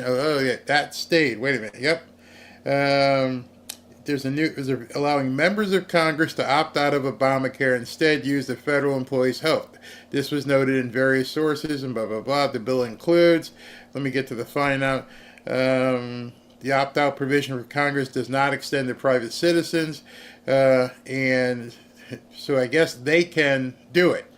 So, are they happy because they don't get to use Obamacare? Because they didn't. That seems to still be in it. So, it doesn't make any sense why would they be saying all this stuff. What about Iran money? I could keep checking, but the stuff that doesn't seem like there's any additional money. Senate killed. What do they have on Jeffries? I don't know. This is weird. CR for this second time. Johnson said he talked to Elon too, and I saw Elon. This had nothing to do with the newcomers staying, so that wouldn't be in the bill. There was nothing in it about this is spending. This isn't anything to do with adding new laws or anything else. So that was there. Where they gave them something. I guess it was just the Obamacare. Did this bill actually pass? Yes. I'm just telling you. I'll keep looking. Well, I think we got one more speaker ready to come out for tonight, and I'm sure a lot more people will be talking about it. DEI and the DEI stuff. Yeah, let's check that out real quick here. Was there anything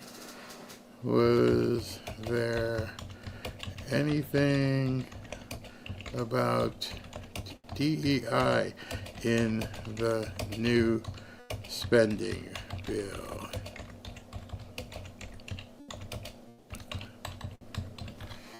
Okay, and we're looking. Yes, the new spending bill that passed includes provisions related to diversity, equity, and inclusion. The bill terminates the House office. Let me see who's coming out right now. This is Michael Knowles.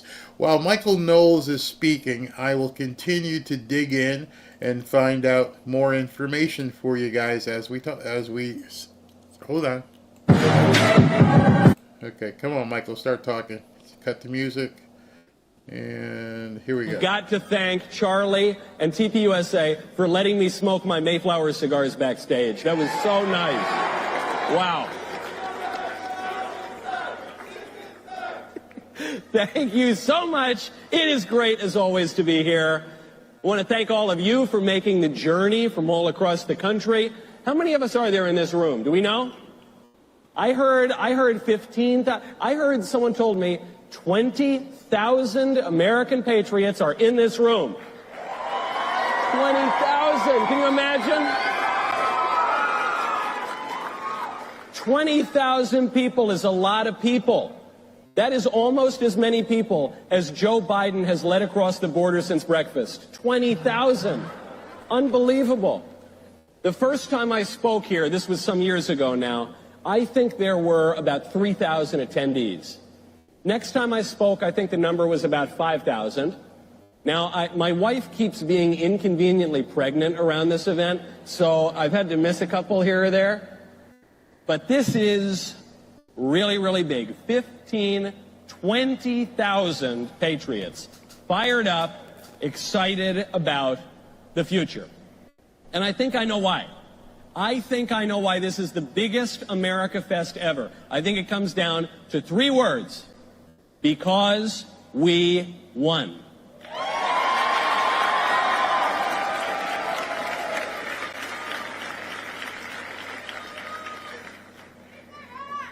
Take your hat. All right, sure. Yeah.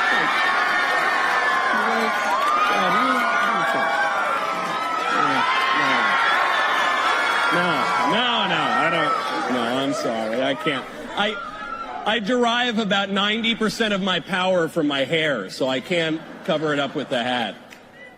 I can't do it. Oh, thank you for letting me try on that cowboy hat. Howdy, howdy, howdy. I'm so exhilarated. That's why. Because we won. We won. And we didn't just, win, We won everything. We won the presidency, of course, with the popular vote for the first time in 20 years. We won the House. Not that you would know that, but we won the House. We won the Senate. We already had the Supreme Court, but now we can likely expand the conservative majority, and maybe we can expand it by a lot. Because before the election, you might remember, the Democrats were talking about packing the court. You remember that? And they were talking about adding a bunch of justices to the 9 that we've had for a long time, maybe 10, 12, 15 justices. And these days I'm thinking, maybe we should consider it. You think that's a good idea? Maybe, I don't know, before the election, I was very, very opposed to the Democrats upending 155 years of judicial precedent. But these days, I don't know, maybe in the spirit of bipartisan unity, reaching across the aisle, President Trump should take the Democrats up on their offer. We can add 50 or 100 justices to the court. They can all be little clones of Justice Alito and Justice Thomas. I think that sounds great.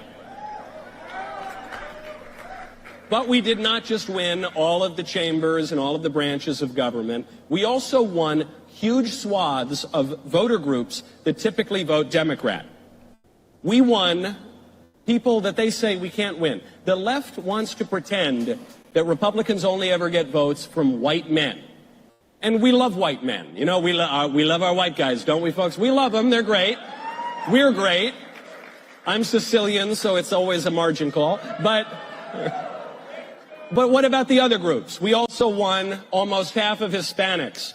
We also won 1 in 5 black guys. That's a group that Democrats have relied on for decades. We also won married women. Where are the beautiful married women in the audience? Oh, that's great.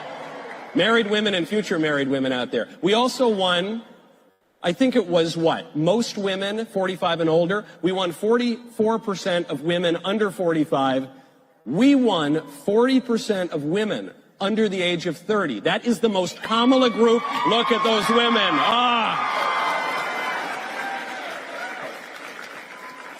The Trump campaign was so strong in 2024, it won votes from Democrat presidential candidates. Just consider this crazy fact.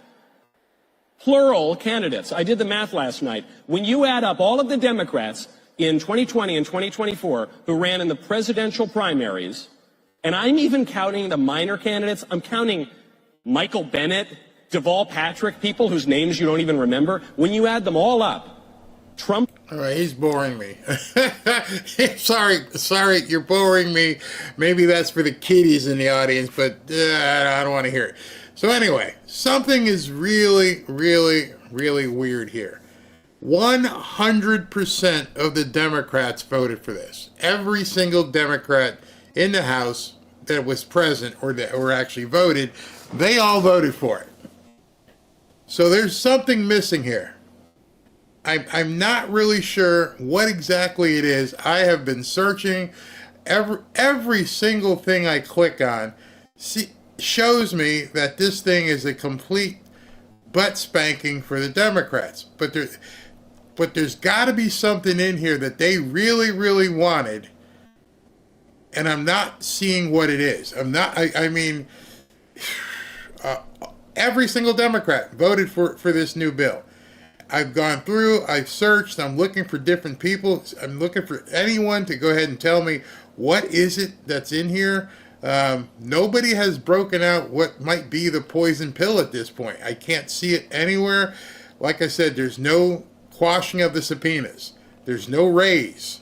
Not sure what it is that they're looking for, that they think this is a big win. Obviously, they do feel it's a big win because all of them, 100%, voted for it. So, somebody said, Ashley just said, check Nancy Mace. Let me see what Nancy Mace has to say, which, by the way, she didn't show up this morning for her interview. Ashley, did you spank her really bad for that? Don't answer that. Which Nancy Mace has two different accounts, so let me see which account you're referring to. Excuse me. I oppose the continuing resolution hold on, let me move that comment. I oppose the continuing resolution for the third time. The bill signs off on continuing $1.7 trillion in Biden-Pelosi level spending from last CR. Includes no cuts, no accountability. Instead of single subject bills, we get handed a fiscal train wreck. The American people are watching. So what she's saying is the spending levels continue, and no deductions were made anywhere, but nothing of the 1,500 pages was included. So the stuff they wanted to insert, so it looks like they left the spending level, but they took out the other stuff, but she's not explaining it. American people are watching. We can and should do better. SV says, just texted me, he goes, I asked Grok, what'd you get? And SV, I can't see that. Yeah, I got that. Exclusion of what was your... Why did every Democrat vote for the new CR? All right, so that's a different prompt. Let me put that prompt into Grok and see what comes up. SV has why... I love Grok. Why did what was your thing? Why did every Democrat vote for the new CR? Okay. Why did every Democrat vote for the new CR? CR? Yeah. So I'm going to use his exact... Why did every Democrat vote? Not vote. All right, so let's see what it spits out. This is what SV's prompt was. SV's prompt was, why did every Democrat vote for this thing? All right, so let's see what the answer is. The new continuing resolution that was passed received nearly unanimous support from the Democrats. Several reasons contributed to this voting pattern: disaster relief and farm relief. Okay, I'm good with that. Disaster relief and farm relief. Unless they're paying off each other in the farms, I don't know, but I'm good.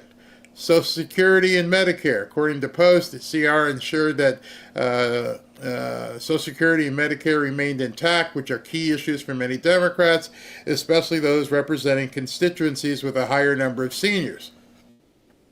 It's not a battle I want to fight, Social Security and Medicare. Avoiding a government shutdown. Okay, so they wanted to do that without furloughing employees. Okay. Negotiation strategy. While not explicitly stated, the Democrat support could also be part of a broader strategy where they agree to some measures to keep the government running, potentially to negotiate on others later, like funding Ukraine or other policy priorities. Good luck with that when Trump gets inaugurated. Lack of controversial cuts or riders. The bill passed did not include significant cuts or any controversial policy that the Democrats might oppose, making it more palatable. So it appears to have been relatively clean, focusing on maintaining existing funding levels.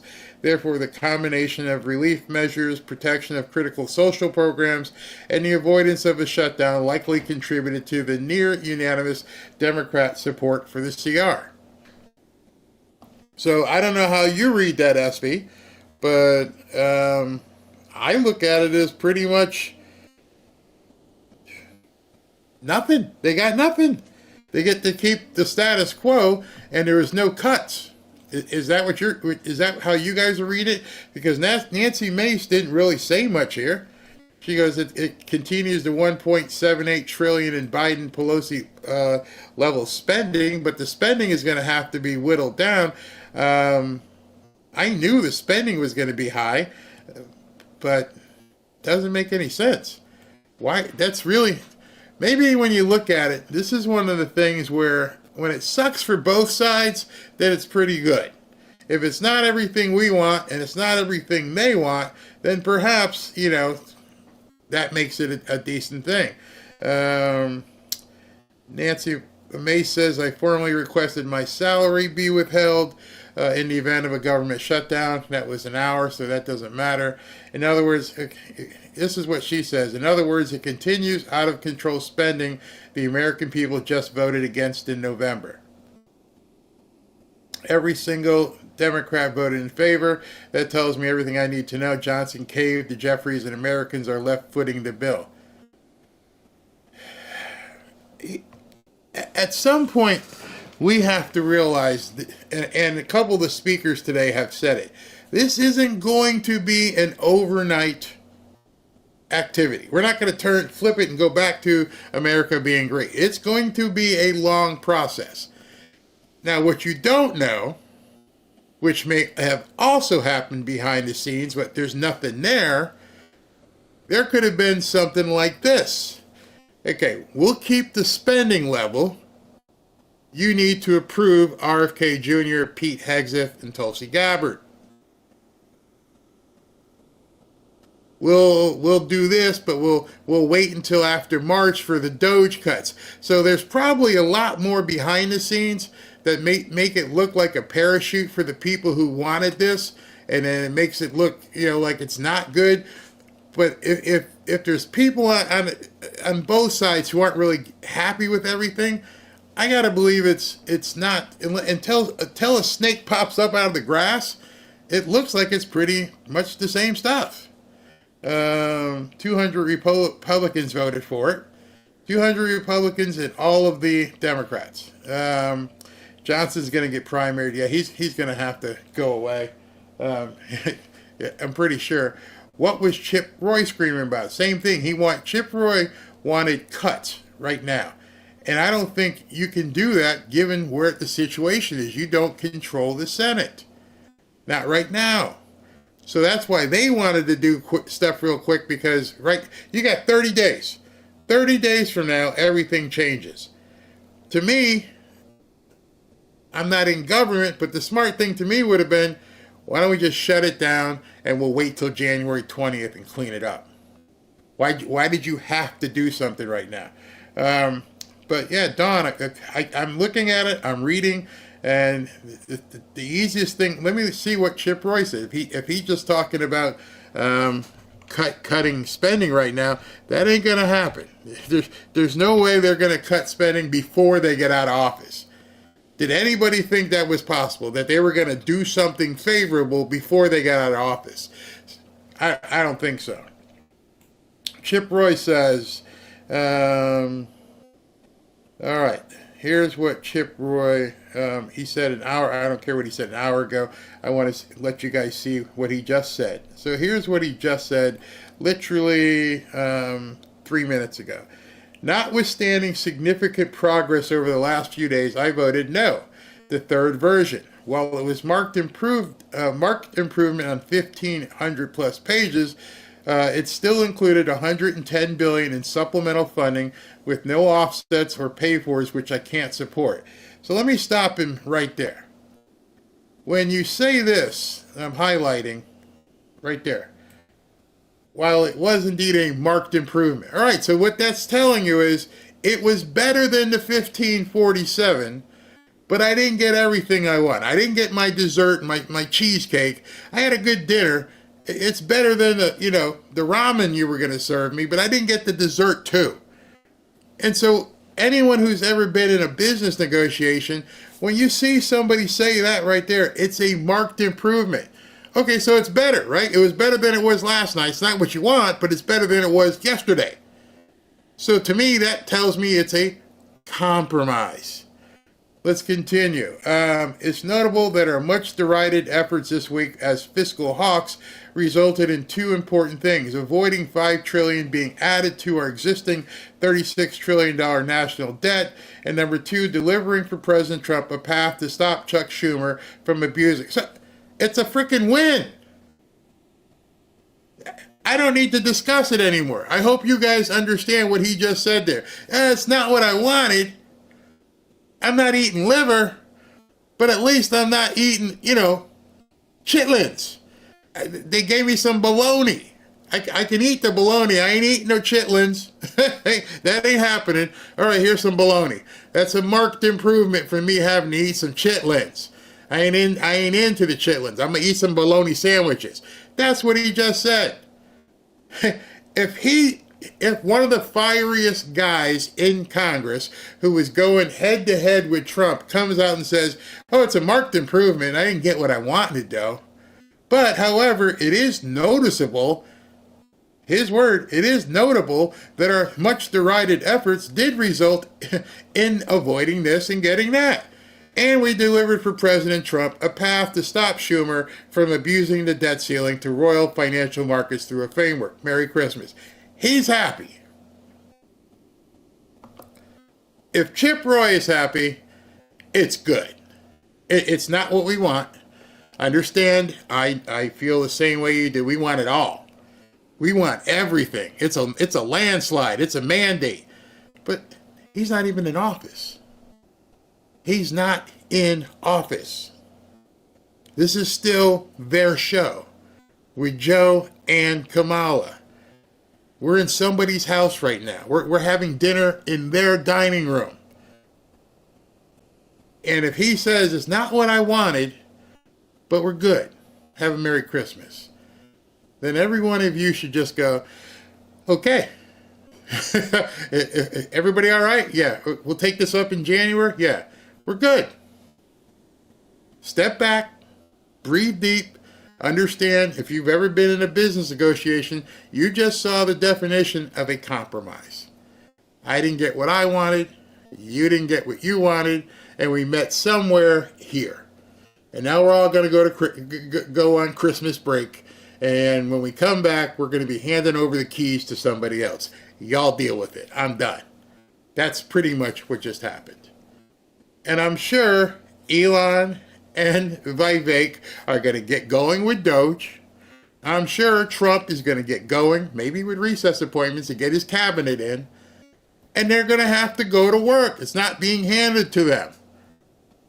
Trump has been in enough business negotiations. I'm sure Elon has been in enough business negotiations. I'm sure Vivek have been in enough business negotiations. Mick Jagger wrote a song about it. Y'all want me to sing again? You can't always get what you want, but if you try sometimes, you might just find you get what you need. I'm singing because I'm happy before Christmas. We got what we needed. Now these people can go right off into the sunset and get the hell out of Dodge, clean up the White House, defumigate it, do whatever you need to do, and let's start working in January. Y'all with me? Come on, tell me. Tell me you're with me. Exactly. Tell me you're with me. Yeah, I haven't seen anything. Chip Roy was screaming on the floor yesterday. And he's like, okay, I'm good. Let me see. I think we got one more speaker, but let me see if Trump has posted anything. Nope, he hasn't posted anything as of yet. Of course, he usually doesn't post at 7:30, so we'll be off probably by then. But I hope you guys are feeling that. Barry, keep your day job. Oh, yeah, that's funny. You are trusting anything that traitor Chip Roy spews. No, I'm not trusting anything. I just read it. I read the different things. I read I read what Nancy May said. I read what this person said. What I'm trusting is a negotiation between two people that determine the compromise. If you're sitting here clicking your heels, hoping that you're going to just see a smackdown and we're just going to roll over them, that ain't happening. That's not going to happen. What does Grok say about the drones? Oh, man. Definitely do not quit your day job. Mike Johnson, however, yeah, he better have his bags packed by the door. Something is weird. Yeah, I think that's what we just saw. I can't tell the difference between you and Mick. That's too funny. I've looked around. It's that I understand you guys are predisposed into thinking something's fishy. I don't think it's going to totally happen. Something's going to quash it. Well, the next fight will be with the Senate. Because now the House has passed it, and now the Senate's got to pass it. And who knows what kind of roadblocks they're going to run into. Yeah, but at this point, just let it go, man. At this point, if we got something, it keeps the government open so that nobody's getting blamed. Neither side. Number two, pretty much it's business as usual. Number three, which some of you guys seem to be overlooking. There's a huge win here that you seem to be overlooking. If the ability for law enforcement, Pam Bondi and Kash Patel, can still issue subpoenas and can still do whatever they need to do for investigation, I'm willing to sign this long as they can continue to work. The give and take, as far as I'm concerned, is take these people on. Go after them. And now you also have to think about something else. Why did the Wall Street Journal come out all of a sudden and say that Joe's had scrambled eggs upstairs for quite some time? Why are they now disclosing to everybody, yeah, Joe's... Why are they saying that? What do they have in store at this point where they're openly saying Joe's off his rocker? You got to look like this. Like I've told you many before, if you guys have never been into a war room, you've never been into a locker room, just imagine what that board looks like in terms of all the different scenarios that may happen in the next 30 days. This thing was this big. It's right here. You know what's still on the table over here? 25th Amendment and Kamala becomes president. Have you thought about that? World War III, Russia getting tired of Ukraine and going poof. Over here with Israel and Hamas, there's so much on that board. I mean, I'm just looking up right now and I'm saying, if I'm looking at the scenario, I'm in my war room, there is so much on this board here. And you're looking at this and worried about it. When in the grand scheme of things, what happened today doesn't matter at all. Just remember that. Nothing that happened today or in the last couple of days, blah, blah, blah, spending, it's going to shut down. Go look at Mark Levin, what he wrote. Go look at what Newt Gingrich wrote. Go look at what some of these people wrote and go, it doesn't friggin' matter.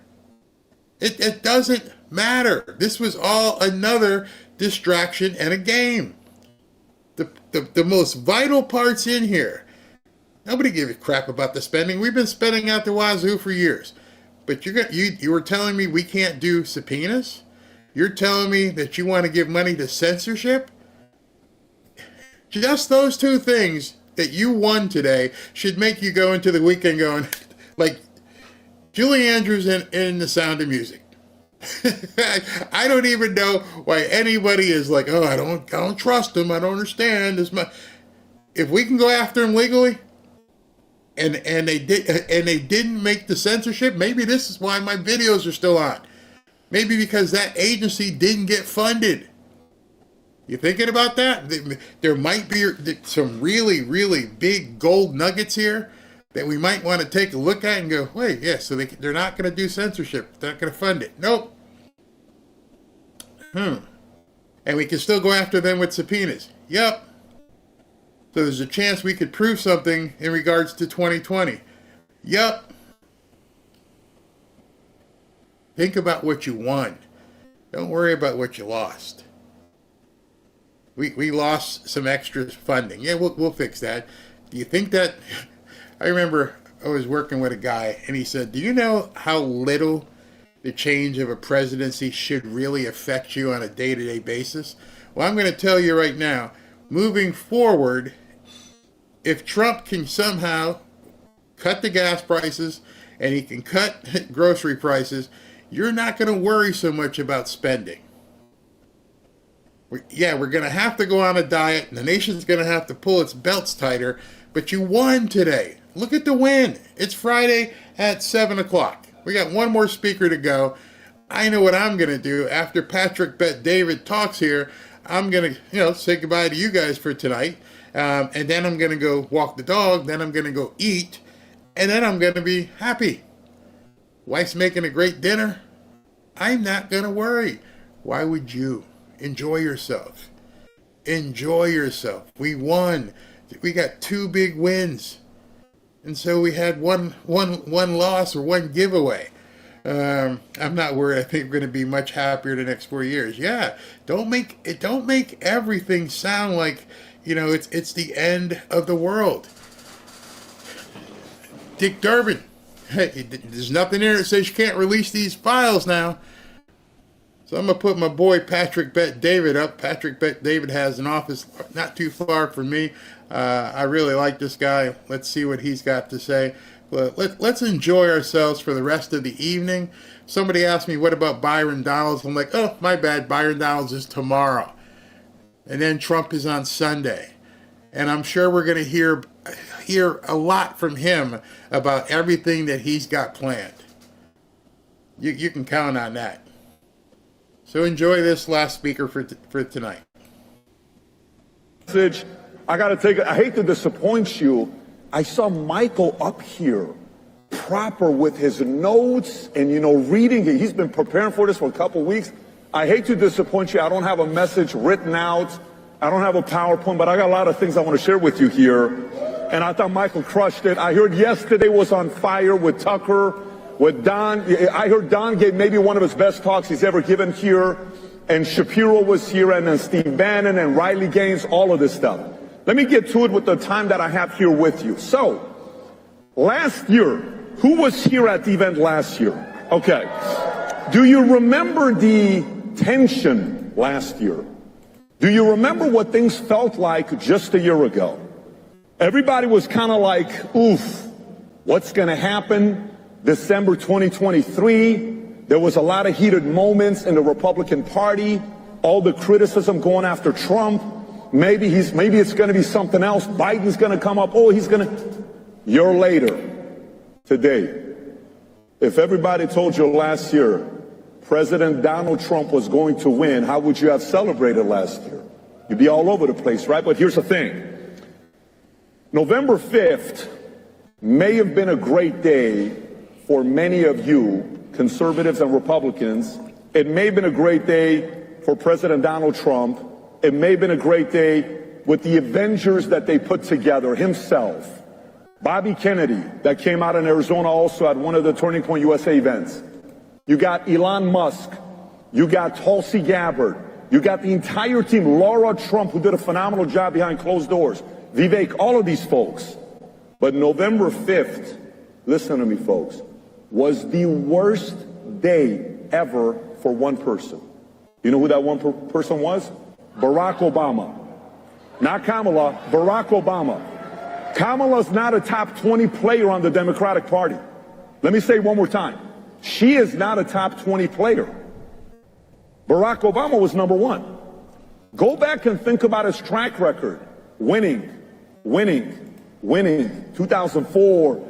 You know, it doesn't matter if you're black or white or if you're Hispanic or you're this or you're that. This is about America. This is about unification. Boom!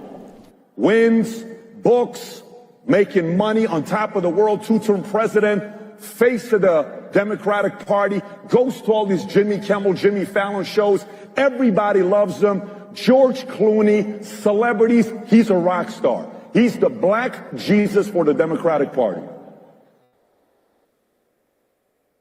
This was the worst day of his life, November 5th. Here's why, though. Let me tell you why. Look, how many guys used to play basketball or baseball or some kind of sports? How many guys were really good? Raise your hand if you were really good. How many guys think you were really good, but you actually played college sports? Raise your hand if you played college. So these guys were really good. Raise your hand if you play college sports. Okay. Anybody here ever played professional? Like somebody paid you to play? Not illegally back in the days in college, but okay, some of you guys got paid. Do you know what happens when you used to be great in sports and people used to come and watch you? And then 5 years go by, 20 years go by, and now you play, your kids don't even want to watch you. You're no longer interesting when you play basketball, right? This happens to us with looks. This happens to us with fame when we had a great show. This happens to us with a lot of different things. No one's interested in what he has to say anymore. So then you fast forward and you say, okay, Pat, where are you going with this? This is the part. Hear me out. Because today, Trump, Musk, team, J.D. Vance, which, by the way, I got to tell you guys up front, I was not a J.D. guy up front. I thought J.D. did an incredible job the last 4 or 5 months. I thought he played a phenomenal role the last few months, and I'm just being up front with you. I don't know this guy. I was watching some of the old clips, but now when you watch him, the debate, the way he handled it, when Waltz talked about what happened to his family, you saw the gentle side of him of saying, I'm so sorry your family had to go through this. It was a very unique way when we saw this. So why am I presenting this thing to you here the way that I am? See, for us at Valuetainment, we're going on a 40-year run. We're going to do some things for the next 40 years. If God keeps us healthy, my 12-year-old son is here. I don't know where he's at. Tico is somewhere here. Can you stand up, please? I brought my 12-year-old son here. I am so glad that Charlie Kirk does these types of events, because in the future I can bring my kids here every year. Just so you know, yesterday I finish up the office. I drive late at night to go with my family at the vacation spot that we got. I got everybody situated. I get on the jet. We come down here. We barely landed. I walk in here. She's put on the mic. I hit the stage. We're going to be here for 2 hours, get back on the jet and go back to the family. We'll land around 1:30, 2 o'clock, because we're completely on the opposite side. But we do this because I believe Charlie Kirk in the last 12 months was the top 5 most formidable voices on what happened with this victory. I put him as a top 5. So stay with me here. Stay with me here. What happens when you win? Think about what happens when you win. This is very important for all of us to be aware of this. What happens when you win? How do you walk when you win? Paul, how do you walk when you lose? How do you walk when you lose? Okay, but let me ask you a question. Well, watch this here. Watch this here. It's very important.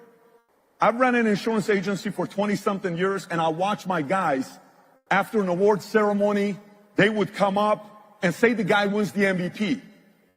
And he'd come up, yeah, and we beat you guys, and we did this, and we did that, and we did this. And I would always go back. The winner, almost always, their level of paranoia drops a little bit. Arrogance goes up.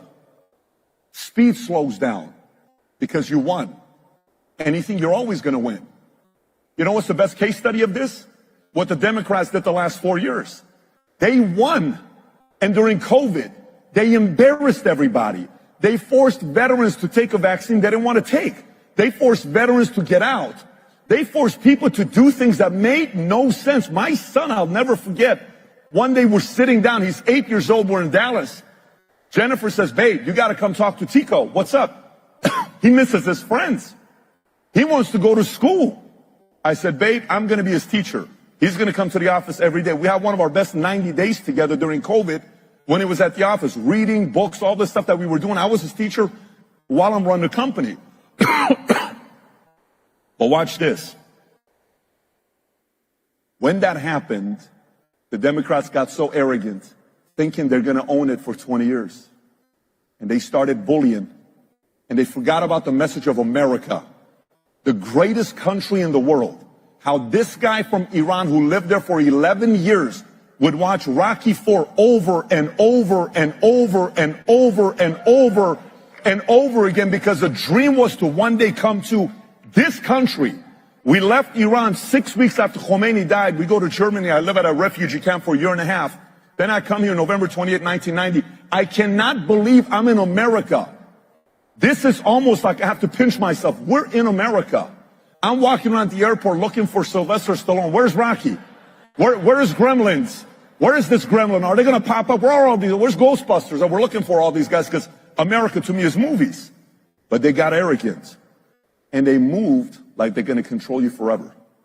Abusive policies, the LGBTQ agenda, the woke policies. And by the way, Peter Thiel said it best when he was on a podcast with Barry Weiss.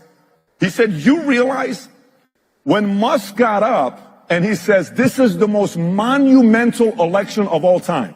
Peter Thiel, who's a billionaire, very important guy behind closed doors.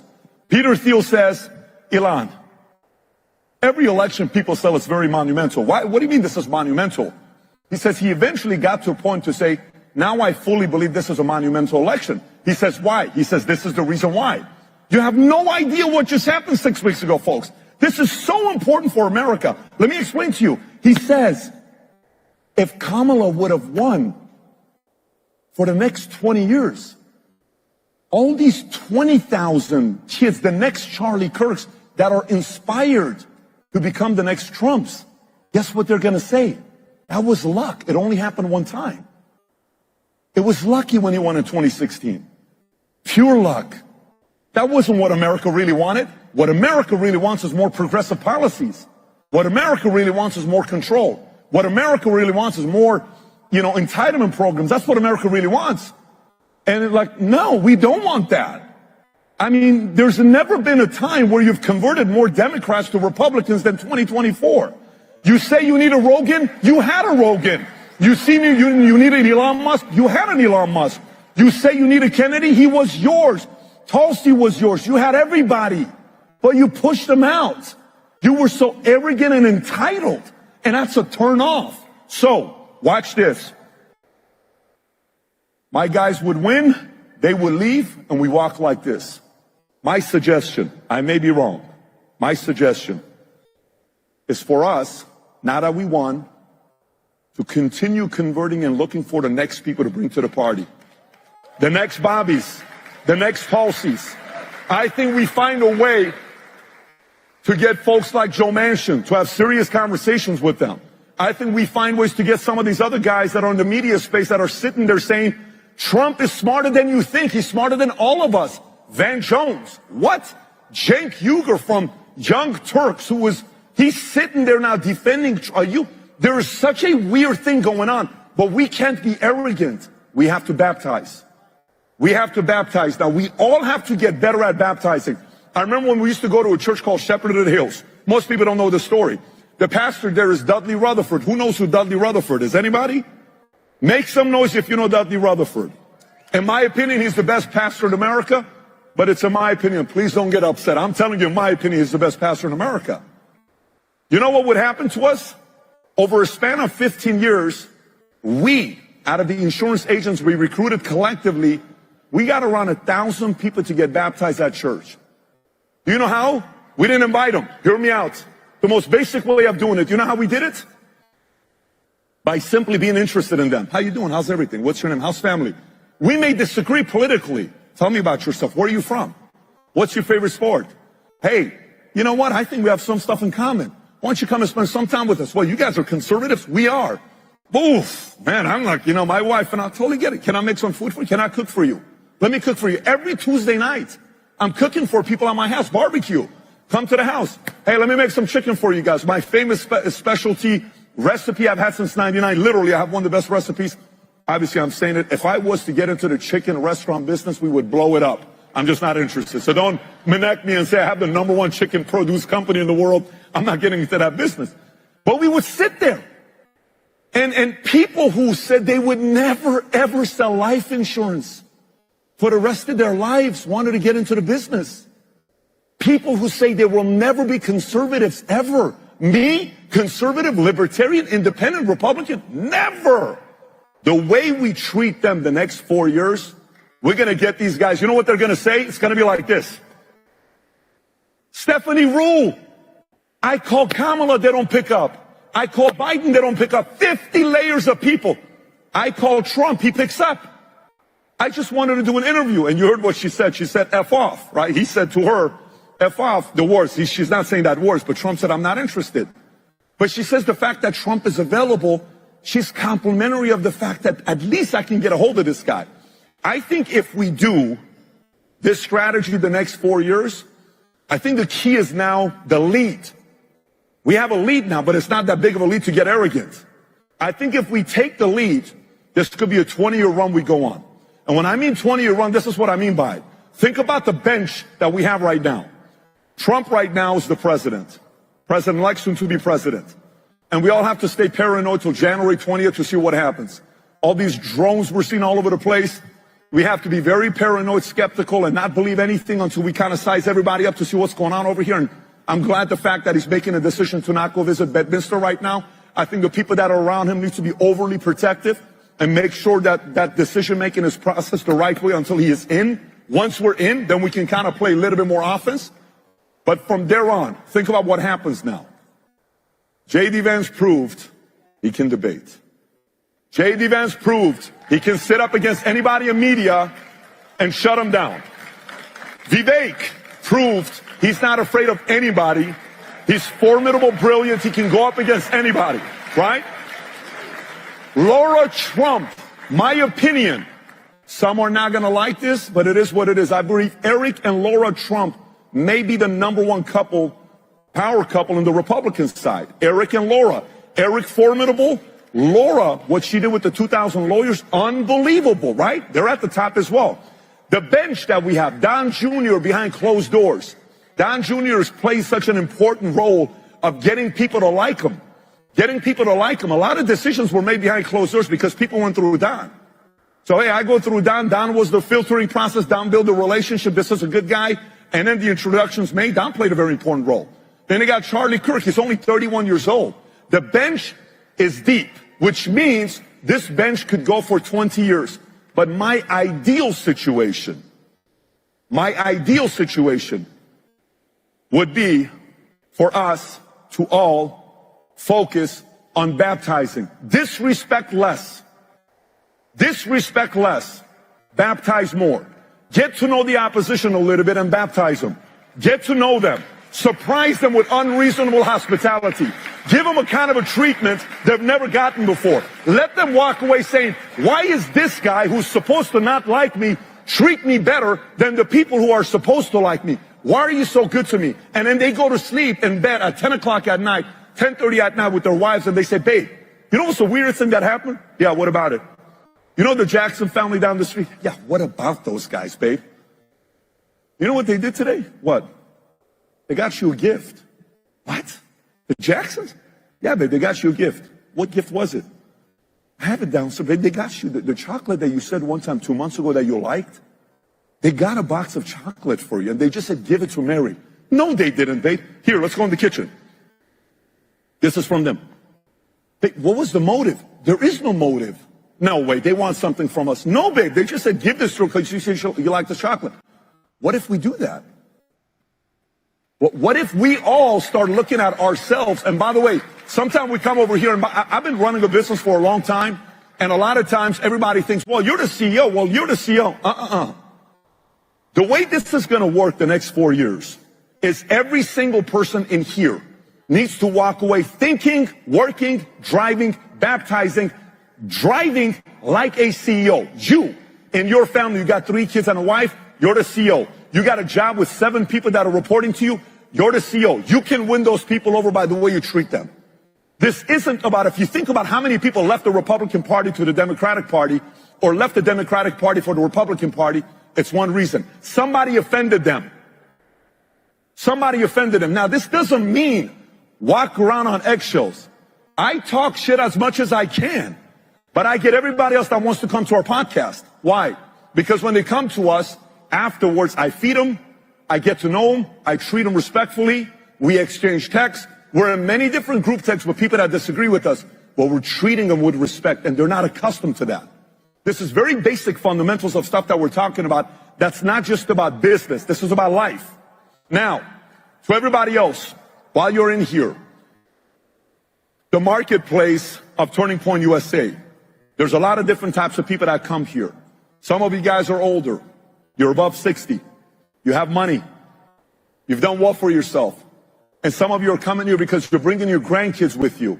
Make some noise if you brought a grandchild with you. Make some noise if you brought someone with you. How many of you guys came here with your mom or your dad? Make some noise if you came here with your mom and your dad. So did I. I came with my son. We came as a family.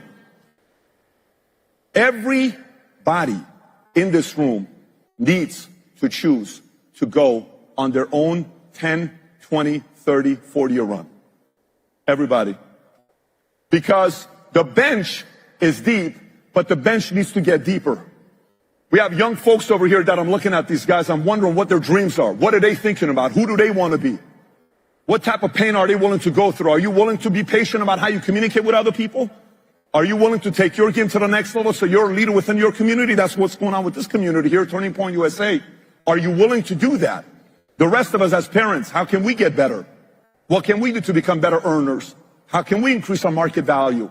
But I think right now, if done right, this is not going to be a 4-year run, because the next 4 years, does anybody know how quickly it's going to be November 5th, 2028? Does anyone know how quickly the next 4 years is going to go? You ready? On 3. 1, 2, 3. Like that. It's 2028. I'm telling you, like that, it's 2028. We just landed. Just a few minutes ago, we're like, oh my God, are we going to make the time? It says 19 seconds, 18 seconds, and I got 10 minutes to take some questions here from you guys. But the next 4 years will go like this, and sometimes where you're winning, we become cocky. Let the Democrats be a great case study for us not to get too comfortable and us not to play too much offense and become arrogant where we don't baptize a lot of people the next 4 years. Having said that, they asked me to pause at the end to do some Q&A. If there's any questions, I'll take a few questions for the next 10 minutes. Yes, go for it. Tell us. You got your question ready? Yeah. All right. Ready?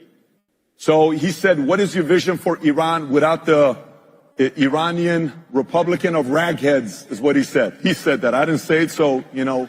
What's your name, by the way? Mateen? Matisse? Mateen. Cancel culture. His name is Mateen. Please come over here. All right. Love your mustache, by the way. I love your mustache. Much love. By the way, when it comes down to Iran, they're in a rough spot right now if you think about it. They were not wanting this guy to win. Sounds good. They did not want this administration to win. And I've been having a lot of conversations with the Crown Reza Pahlavi of Iran and a lot of different people in Iran.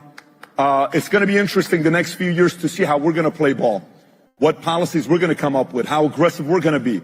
But if there was one person they did not want to see become president, and they really deep down inside did not want to see this guy win, it was President Trump, which is very, very good news for the Iranian people around the world. Collectively, we have to make a lot of noise the next 4 years, a lot of noise the next 4 years to make some progress. Yes, I'll go here with the mic, right here, white shirt. I'll come to you next. Go for it. Hi, Mr. Bet David. My name's David. We met outside, and I'm from Boston, so I'm a Red Sox fan. Sorry about that to you, but Stop it. You have to bring that right now and say you're a Red Sox fan. But go ahead, tell us. So I did want to say, ever since Trump won in the landslide, there's been a lot of effort by the media to basically put self-doubt on people for backing him and his nominees and everything. But I just want to say, or ask, when you get in a situation like that where you believe that you're right and you know that you're doing the right thing and someone tries to put self-doubt on you, what do you do to try? Do you know what's so funny? Who watched the podcast 2 months ago, pre-election, that I predicted they're going to pin President Trump against Musk? Who watched that podcast? Okay. Oh, wow. A lot of you guys did. How long ago did I say that, by the way? How long ago was it? 2 months ago. I think it was around 2 months ago. It was pre-election when I said this. And I said, the only way they can now win next is to pin Musk against Trump and come up with these wars they're calling President Musk and all this other stuff and puppet master all these things. Then the next thing they're going to do when they create a wedge there is then they're going to have to pin Vivek against J.D. Vance, against Trump, Eric Trump, and all these other guys, right? They're going to play that game. And, the challenge then there becomes, and this is very dangerous, guys, but this is probably the most dangerous things that I'll explain to you as the next part, is flattery. Because here's what happens. Let's just say I'm President Trump and I got 5 people around me in my administration, okay? And CNN thinks the reason why I won is because of J.D. Vance. Or this other person who's a senator, Democrat, that's been on for 20 years, he thinks I won because of Musk or because of whoever. Behind closed doors, this is what's going to happen behind closed doors, and none of us are going to see it. They're going to come in, they're going to say, hey, JD, let's face it. Without you, Trump doesn't win. It's just because of you. We know that. Everyone knows that. By the way, everybody behind closed doors is because of you. JD has to stand tall. Hey, it's because of you. Bobby has to stand. We can't fall for flattery. Empty compliments. To me, the list of people you should receive compliments to should be less than 20 names on life. Everybody can give you compliments, but about 20 of them, you should allow 90% to be filtered out. Everybody else that's giving you compliments, flattery. Going back to it. Do you know who I trust the most in my life? Who do you think I trust the most in my life outside of God? You think I trust my friends and family more, or you think I trust my enemies more? I trust my enemies more. You know why? Because it's 100%. There is no faith. It's 100%. If they had it your way, they'd like to put you out of business. If it was up to them, they would love to see you fall. If it was up to them. So I'm not offended by my enemies. I actually understand what they're doing. This is why they can't get under my skin. I get what you're doing. That's your job. Your job is to divide and conquer. You're supposed to do this. But we're better than this. We're going to stand tall and say, Mary, we know this strategy. The book Art of War was written 2,000 years ago. You're not doing anything special. We know about this. Can we actually talk about real issues instead of you trying to cause another divorce in America? Because we'd like to stay married. Yes or no? Yes. Let's move on, right? So you have to speak to them in a direct way. Right over here. Yes. Go for it. More young people than ever before don't believe in God. I'm not going to give you 5 moves because I want to go one over here as well because there's a long line, but I'll give you a couple things. You ready? So the way all of you live, okay, and you carry yourself, you're going to get other people to live that way. Vincent O'Shannah, who here loves Vincent O'Shannah, by the way? You guys love Vincent O'Shannah? Do you guys know in May, it'll be 2 years he hasn't had alcohol for 2 years, okay? 2 years. If you see him, give him love. And by the way, ladies, if you see him, he's handsome, he's sexy, he's funny, he's attractive, and he's single. If you're single, you know what I'm saying? Please go see Vinny at our booth. He's taking applications right now. Anyways, that was my quick endorsement there. The way we live as young men and women, because guess who has more temptation today? Us at 46, 40 years old, or 18, 17, 20 years old? You guys do. Cocaine, drugs, alcohol, all this stuff. You stand tall. Out of those 5, they're going to see you. And they're going to want to go through church through you. And they're going to go to Bible study through you. And then indirectly you change people's lives. This is why I said the next 4 years are about baptizing by the way we live our lives. It doesn't mean walk on eggshells. It doesn't mean we walk on water. But the way we live, we can increase more of the youth wanting to get, be part of church and, kind of have God in their lives. But you guys matter. The way you live matters what happens the next 4, 8 years. I got 4 more minutes, 2 more questions. We'll wrap up right here. Go for it. This will be the last question, Mr. Bet David. Fantastic. Go ahead. Hi, my name is Jake Secondo. I like your show. Now, I know that you are a big supporter of freedom of speech. Would you be willing to have a controversial character on your show like Nicholas J. Fuentes? Would I be? Let me tell you what I don't like. Okay. What's the purpose of saying the N-word over and over again? Tell me how that helps. You think you're somebody because you can get up and drop that word over and over again? Let's just say you want to have a good family and you live a good life, you want to have kids. You want your kids to see those reruns of you talking like that? I mean, listen, my son uses a certain word I don't even like speaking like that. Now, is he smart? Is he intelligent? Does he have some ideas? He does. He's a very good communicator. For me, though, if you want to have some time with me, the basis, very simple basis for me is respect. If you bring respect, I'll talk to you. If you don't, I can't do anything good. Thank you. God bless.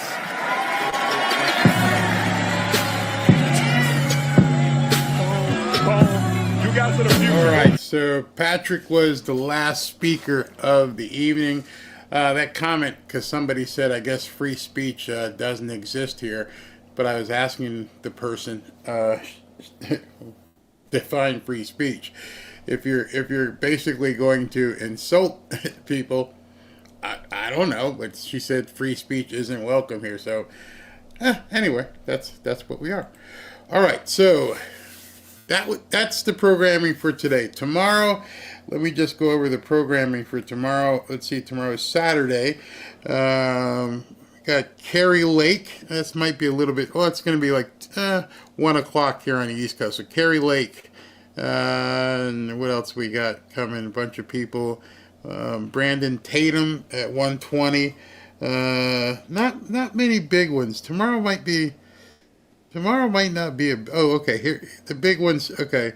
Looks like Anna Paulina Luna is at 2 o'clock, followed by Byron Donalds, Andy Biggs, and then Glenn Beck ends the show. However, this might not be for everybody, but at maybe I'll do 2 different shows so I'm not on all day. But the evening is a prayer night. It's all about faith. We've got worship with Generation Church for 15 minutes. I'm not sure if that music will be able to be played, but you get 1, 2, 3, a bunch of pastors right after each other, starting at about 4 o'clock. So that's going to be awesome. One of those pastors is John Amachuku, who you guys know I interviewed him and what he's doing. So he's going to be speaking. So that's going to be fire. So I think what I'll do tomorrow is I'll do like a speaker show, and then I'll restart with a faith-based show. So it looks like the faith-based stuff starts at about 4 o'clock our time, East Coast time, 4 o'clock. So I'll probably go, it looks like I'm trying to convert the time. That's why it's hard. And we'll figure this out. I'll post it because I have to go in and figure out the time of each speaker and then take it from there. But I bet you it's probably going to be, I don't know, 6-ish all night. We'll figure it out tomorrow. While we wait, do me a favor. If you'd like to join our free private X group, go to fanfareshop.org/group. And there's 12,000 of us in there. We'd love to have you. It's a lot of fun.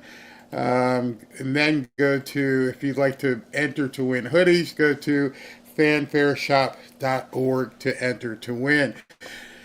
I know some of you have said that when you enter your email, nothing happens. The site's fine. Trust me, we get a ton of people signing up. Maybe your email has been, I don't know, reported as spam or something. I mean, there is a certain amount of filtering that goes down, but everything is operational and it's working. So if your name isn't on there, or if it won't take yours, I can't tell you anything about that. But because I check it and it is operational. Put it here. Okay, that's something from Robin.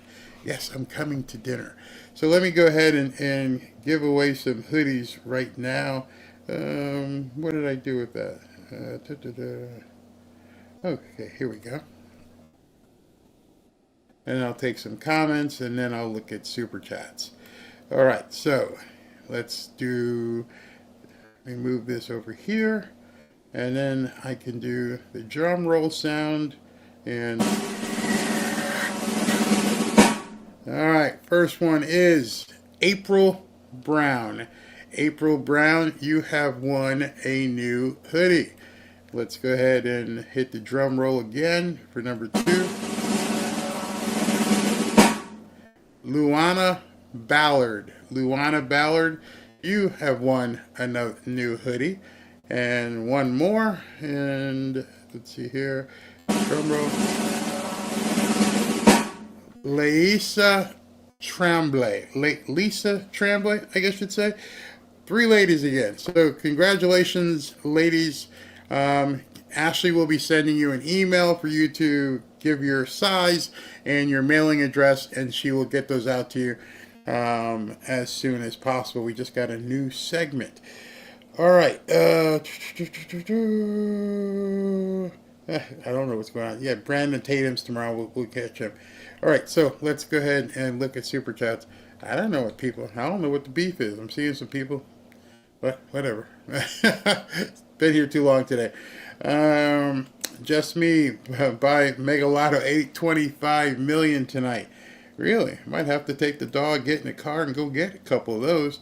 My bad. You were right. Sorry, I asked Grok too many. Those of you, they made Grok free, so you can start doing this stuff yourself. You saw some of the prompts I put in, so just go into X, go to Grok, and start asking it questions, and it'll give you the answers. But try to be as specific as you possibly can with your request. And they made that free, by the way. Check your version. Version 3 has immunity, subpoenas, and raises. Nope. Just checked it again. Can we dress up as MAGA Santa? Yes, you can. Tommy Radcliffe, thank you very much. This is good. We won't get perfect, so this is good. Try not to second guess Trump and his team. Trump likes us.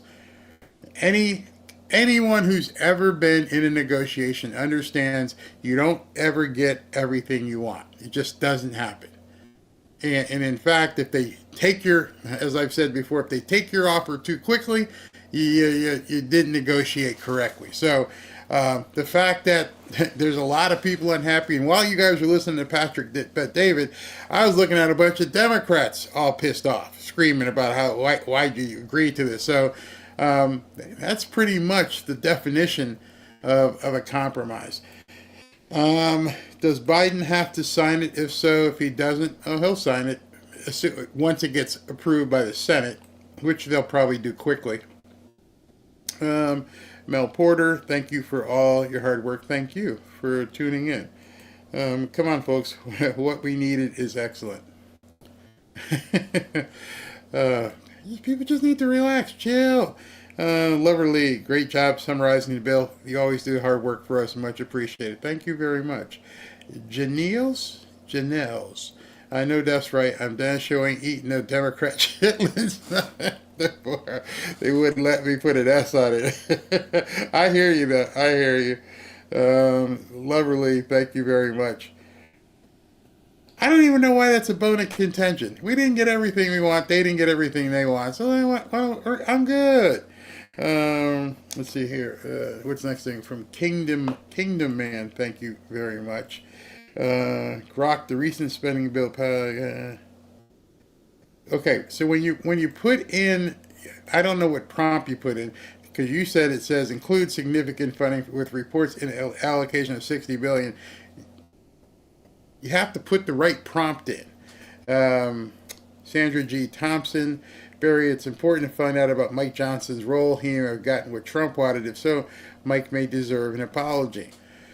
Yeah, maybe Trump said, ask for the world, and, said you want to get to Mars, but if you end up on the moon, you're okay. Here's one thing I just saw somebody say. I think that person who said this might be... yeah, okay, think about this.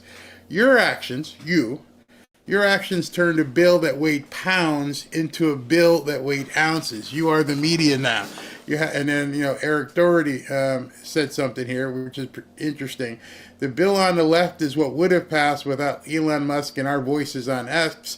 The bill on the right is what did pass.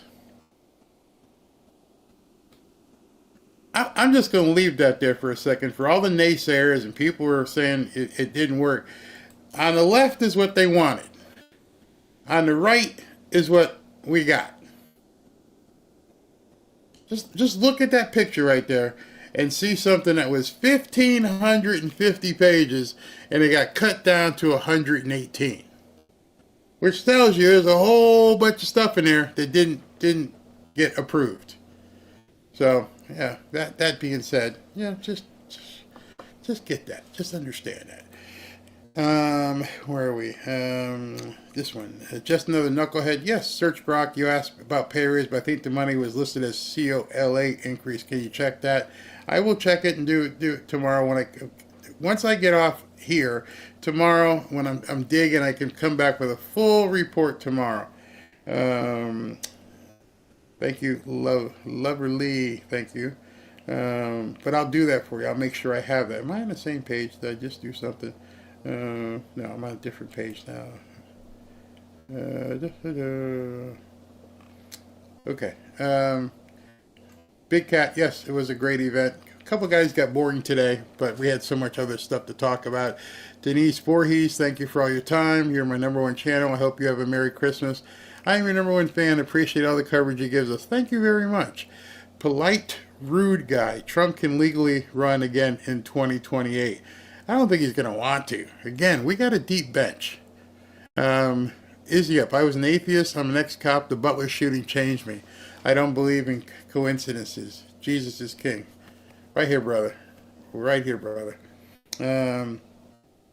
Rency Hernandez says, you should read more comments from people that are not Super Chat. I subscribe, like your content, but I see comments like mine and others commented because we don't give money. I don't know if you don't watch. Let's see, I've been here for 4 hours and 36 minutes. Today we've had nearly 13,000 comments. But if you go back and rewind, you will see well, put it this way, until the end of the show, every single comment that you see posted, none of them were Super Chats. Not a single one. So for the last 4 hours and 15 minutes, every single comment you saw posted was not a Super Chat. We were talking about food. We were talking about dogs. We were talking about grok. You must have missed that. Because I don't just post Super Chats. In fact, I don't even post Super Chats until the end. And this is when I do it. I just happen to see yours in here because you're logged in with the Super Chats. But, this is their time. The show, during the entirety of the show, all we do is talk to people. Release the Kraken, full circus a must. Yes, I believe that as well. Tommy Radcliffe, again, we are MAGA, we are MAGA, we are MAGA. Yeah, sometimes I get comments like that. It just makes me wonder because the entirety of the show, I'm just talking to people. They have to pass that bill so they can get their pay raises. Pay raises weren't in it. We covered that earlier. Sandra G. Thanks, Barry. I was misled on that. I understand it was raising a ceiling. Nope. There is no ceiling as of right now. Jeremy Hughes. I just called my congressman. DZ. Vote no. Let me continue. Hold on. Where's my $70,000 raise? Yeah, seriously. $70,000. You're doing a great job, Barry. Merry Christmas to you and your family. Thank you. Terry Barry. Ashley, here's some more Bible stuff. Funding for placing Bibles in new Christians' hands. God blesses those who are struggling. Continue to bless Barry and his family. God bless America. Thank you very, very much. And those Bibles are going out. Oh, wow, twice. Wow, Terry, thank you very much. Praise God from whom all blessings flow. Wow, bless you. Thank you very, very much. Merry Christmas. Wow, Merry Christmas. You touched me with that. Lynn Goldmeyer, Pence taught him well, Snake. Yeah, exactly. And Terry Berry just posted, just to let you guys know, and I did this before, I'm not doing it to. Hold on, Gray Man. Thank you, Barry and the mods, for all hard work y'all do for us. I'm truly grateful. Your Merry Christmas. Yes, the mods are fantastic. I'll get back to what I was saying. This should be a federally funded program. And $2, hey, MAGA heads, and SB. Let me just make sure I got one more page. Oh, no, that's it. So, Terry Berry, you were so generous. You've been generous many, many, many times. And I thank you very much. And I want to basically give back as we've been giving back with the hoodies and everything else. So I just want to make sure everybody has a very, very Merry Christmas. If you guys are going away this weekend, please be safe. Please make sure to understand that, what this season is about. And I did this, I don't know, was it around Thanksgiving? I'm not sure. But because you guys have been so, so generous for months at this point, I'm going to do it again. And I'm publicly saying it because I want you guys to acknowledge these great mods. Each one of these mods is going to receive a $500 check this week. And I wanted them to hear it and let you guys be able to say Merry Christmas to the mods here because they do a great job. We've been talking for nearly 5 hours tonight. We talked like 5 hours last night, and they tirelessly help out, and they promote and they push content, and I feel blessed that I have these people helping me. And so I'm going to give them a Christmas present. They didn't know until right now that they're getting another $500 check, and I just want you guys to bless them up because they deserve it. They absolutely deserve it. They work, like I said, we've been on for 5 hours today.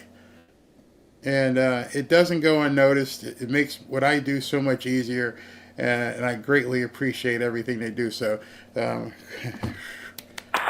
mods, right there, thank you.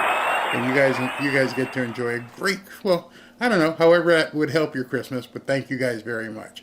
All right, talk to you tomorrow. I'll publish the schedule once I figure it out and decipher the time zones. Look away if you have seizures.